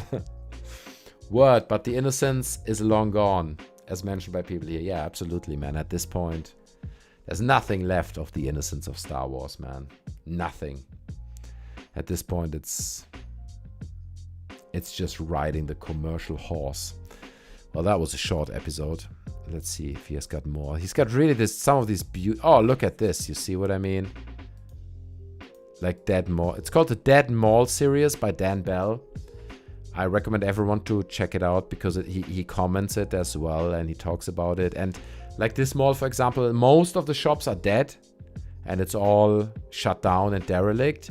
But some of them are still open, and it's not all dead. And you can still find these occasional shops that are still open and living the dream of the 90s malls and stuff. So it's a powerful series, man. If you talk about nostalgia, it is. Hobbs and Shaw was a close second for worst film I've ever saw. I didn't see that one, I'm sorry, but I'm sure it sucks. Leia and Luke, siblings almost found love. 10 episodes.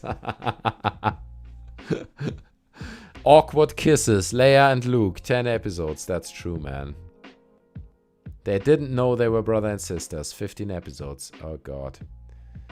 Some awkward incest stuff going on there. But, yeah, it would be awkward. It's exciting to think that maybe something new is being created right now that we don't know about. That's true, man. I agree. And that's why, again, I can only recommend this movie that I spoke about earlier, that's names Deliver Us from God, man. Deliver Us from Evil. Sorry, I keep fucking it up. Deliver Us from Evil. Not to say that this is like a new movie, okay? But this film, watch it, okay? If you're an adult, okay, if you're under age of 18, don't watch it, okay? Because it's really, really fucked up. There's fucked up scenes. Again, not saying it's a new thing, but I feel a lot of this stuff that's like innovative and fresh and interesting, it's not coming from Europe anymore. It's not coming from the US anymore. It's at this point coming from you know, China maybe, or Korea, or there are other countries that do a lot of the innovation for us. So watch Deliver Us from Evil, everyone, while you're smashing the like button on this video. It's really worth it. It's a fucked up film. It's really fucked up. And then you can follow me on Twitter and let me know on Twitter what you think about the film. If you have a Twitter account, I think the link is in the description. I think. Should be. You can follow me there. I'd appreciate that. And I'd love to hear your thoughts, honestly, on Deliver Us from Evil, because that film, man, it's something. It's a good film. It's like you watch this film and you're just like, why is the US not making these kinds of films anymore? Why is there no evolution on films like Die Hard, right? On these classic, brilliant American action films. No Last Boy Scout, okay? Like proper, like Rambo, even Predator. There are so many classic American action hero movies that are really good, not just in terms of, you know, The Monster or Die Hard, like the story of around Christmas or whatever, but also in terms of the characters and everything. There's so much strength to it. Why are we not working on it? Why are we leaving it to Korean filmmakers with indie films, basically? Look at that chewing gum machine, man. I don't think a kid has taken out a chewing gum from that machine in like 20 years.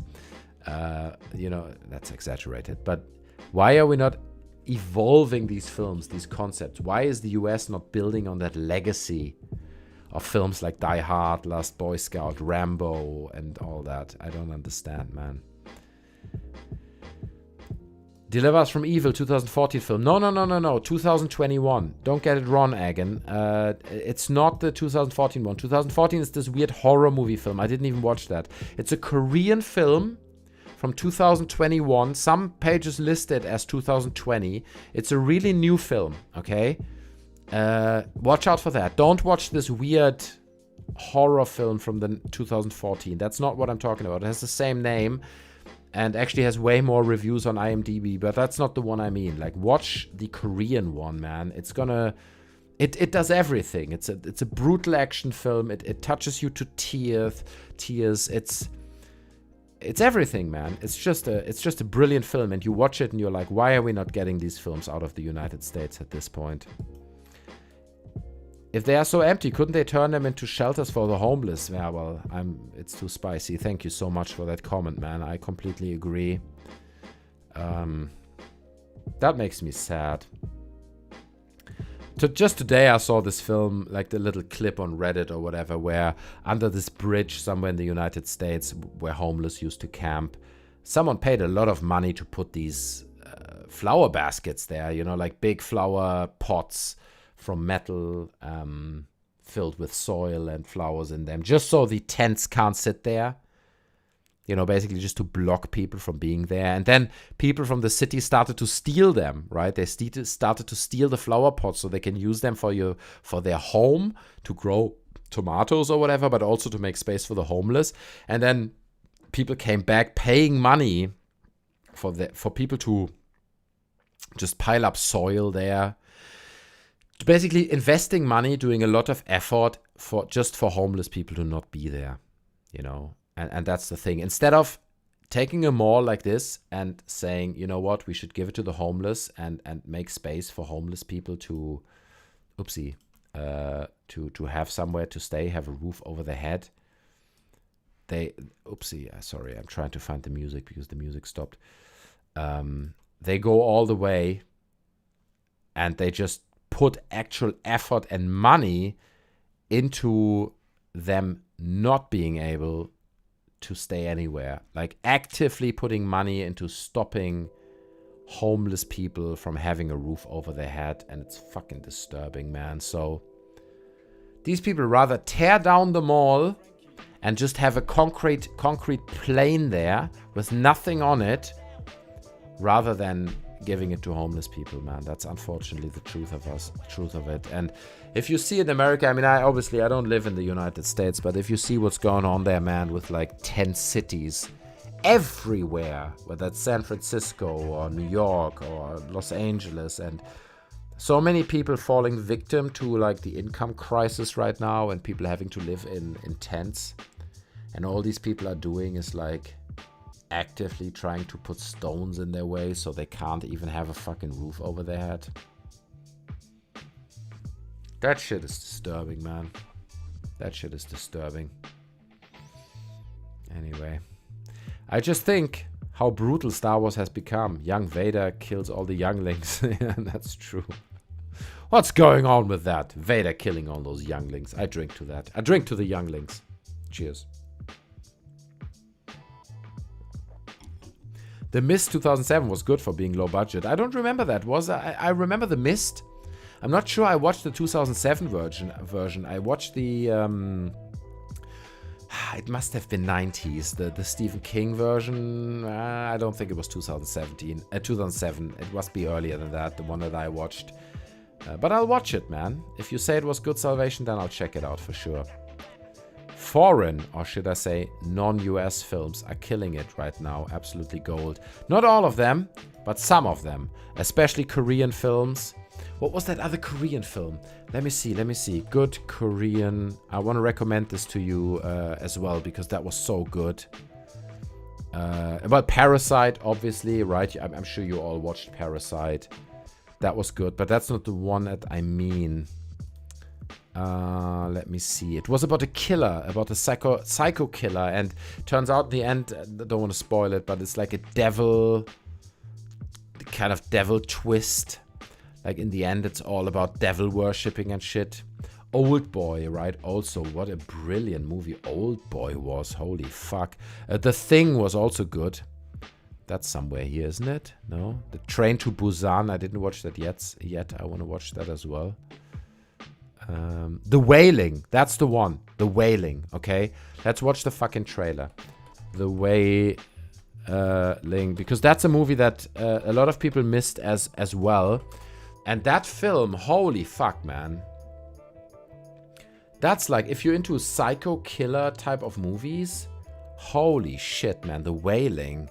I also could watch it only with like subtitles. It's a Korean movie about this guy going around, and it's supposedly in the beginning you think it's about a serial killer, right? And it's about like someone just murdering it, and the Korean police struggling. I'm not going to spoil it, so don't worry. Struggling with trying to find this serial killer and all that. But then the longer you watch the film, the more it gets like a really, really fucked up satanic twist to it, man. It gets really, really bad. Really disturbing shit. But like, again, quite unique, kind of in a way how unique, let's say, for example, Seven was with Brad Pitt. Right? Seven, like really kind of unique film to it. It's the same, not the same as Seven, but it's the same in terms of like it just being really disturbing and unique. So The Wailing, man, if you haven't watched that, watch that shit as well, man. A lot of good films coming out of Korea right now, honestly. Really, really good stuff. Can't say anything negative about that.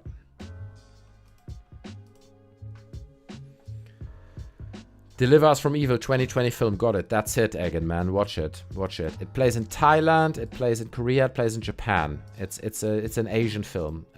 I don't think it's available in English. You have to watch it with subtitles. But trust me, man. It's worth it. I watched it with subtitles. I think it's also available in German, with like German dubs. But fuck German dubs. That's what I say. They're bad, man. I'd rather watch it in fucking Korean and read the subtitles. I just want to say, cool, I found you over a Matrix 4 IMDb review. At least it was good for something.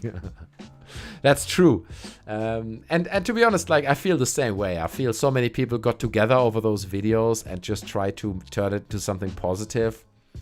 Everyone hated that film so much, it nearly created like a positive community of people all agreeing, so that's good. Did you watch Dark? Yes, I did, actually. I did. But only season 1. I still need to watch season 3, but it's a fantastic show. Yeah, I agree with you, Jacob. I agree with you on that. It was really good. I only watched season 1, but the problem that I had a little bit with Dark, I know it's a German show, and actually it's funny because a lot of like the German school they're going to, it looks a lot of the German school that I went to. Like it has a lot of these cues that I'm very familiar with. But problem I had with Dark is it got a bit convoluted. After season 1, it was really messy. Like there were so many timelines happening at the same time, and this guy going back and going forth, and then there's an old version of him and a young version of him. So at some point it lost me a little bit, but maybe I should go back to it, to be honest. It's like them benches with the spikes so they can't sleep on them. That's true. And there's a great subreddit for it. I'm gonna show it to you guys, which is called Hostile Architecture,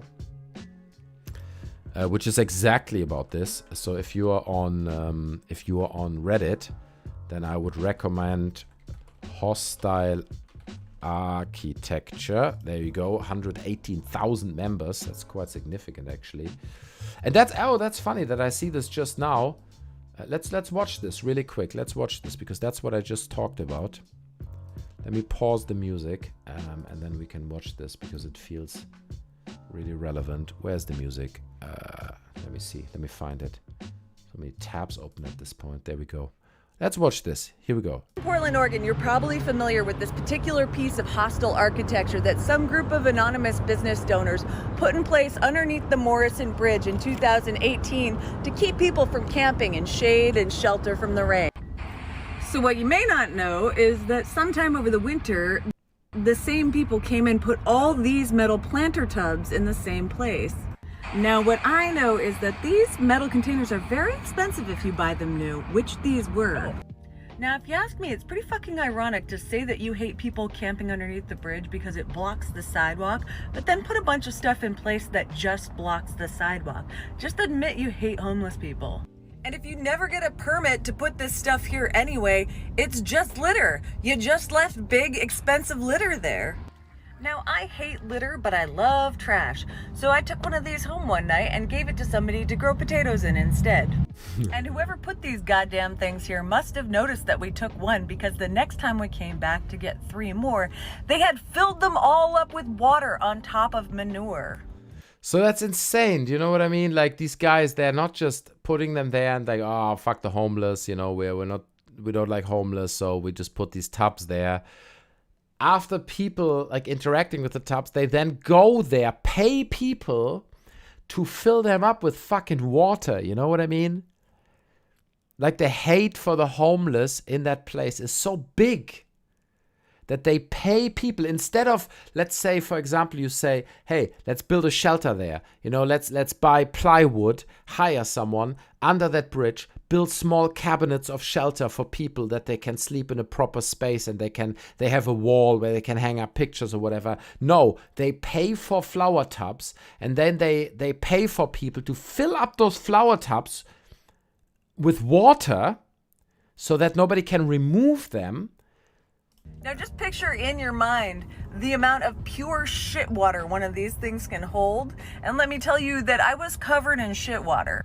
But the only thing I love more than trash is a victimless crime that helps the greater good. So I made a plan with my friend to get a bunch of these things and give them to a farming group that works with youths and elders.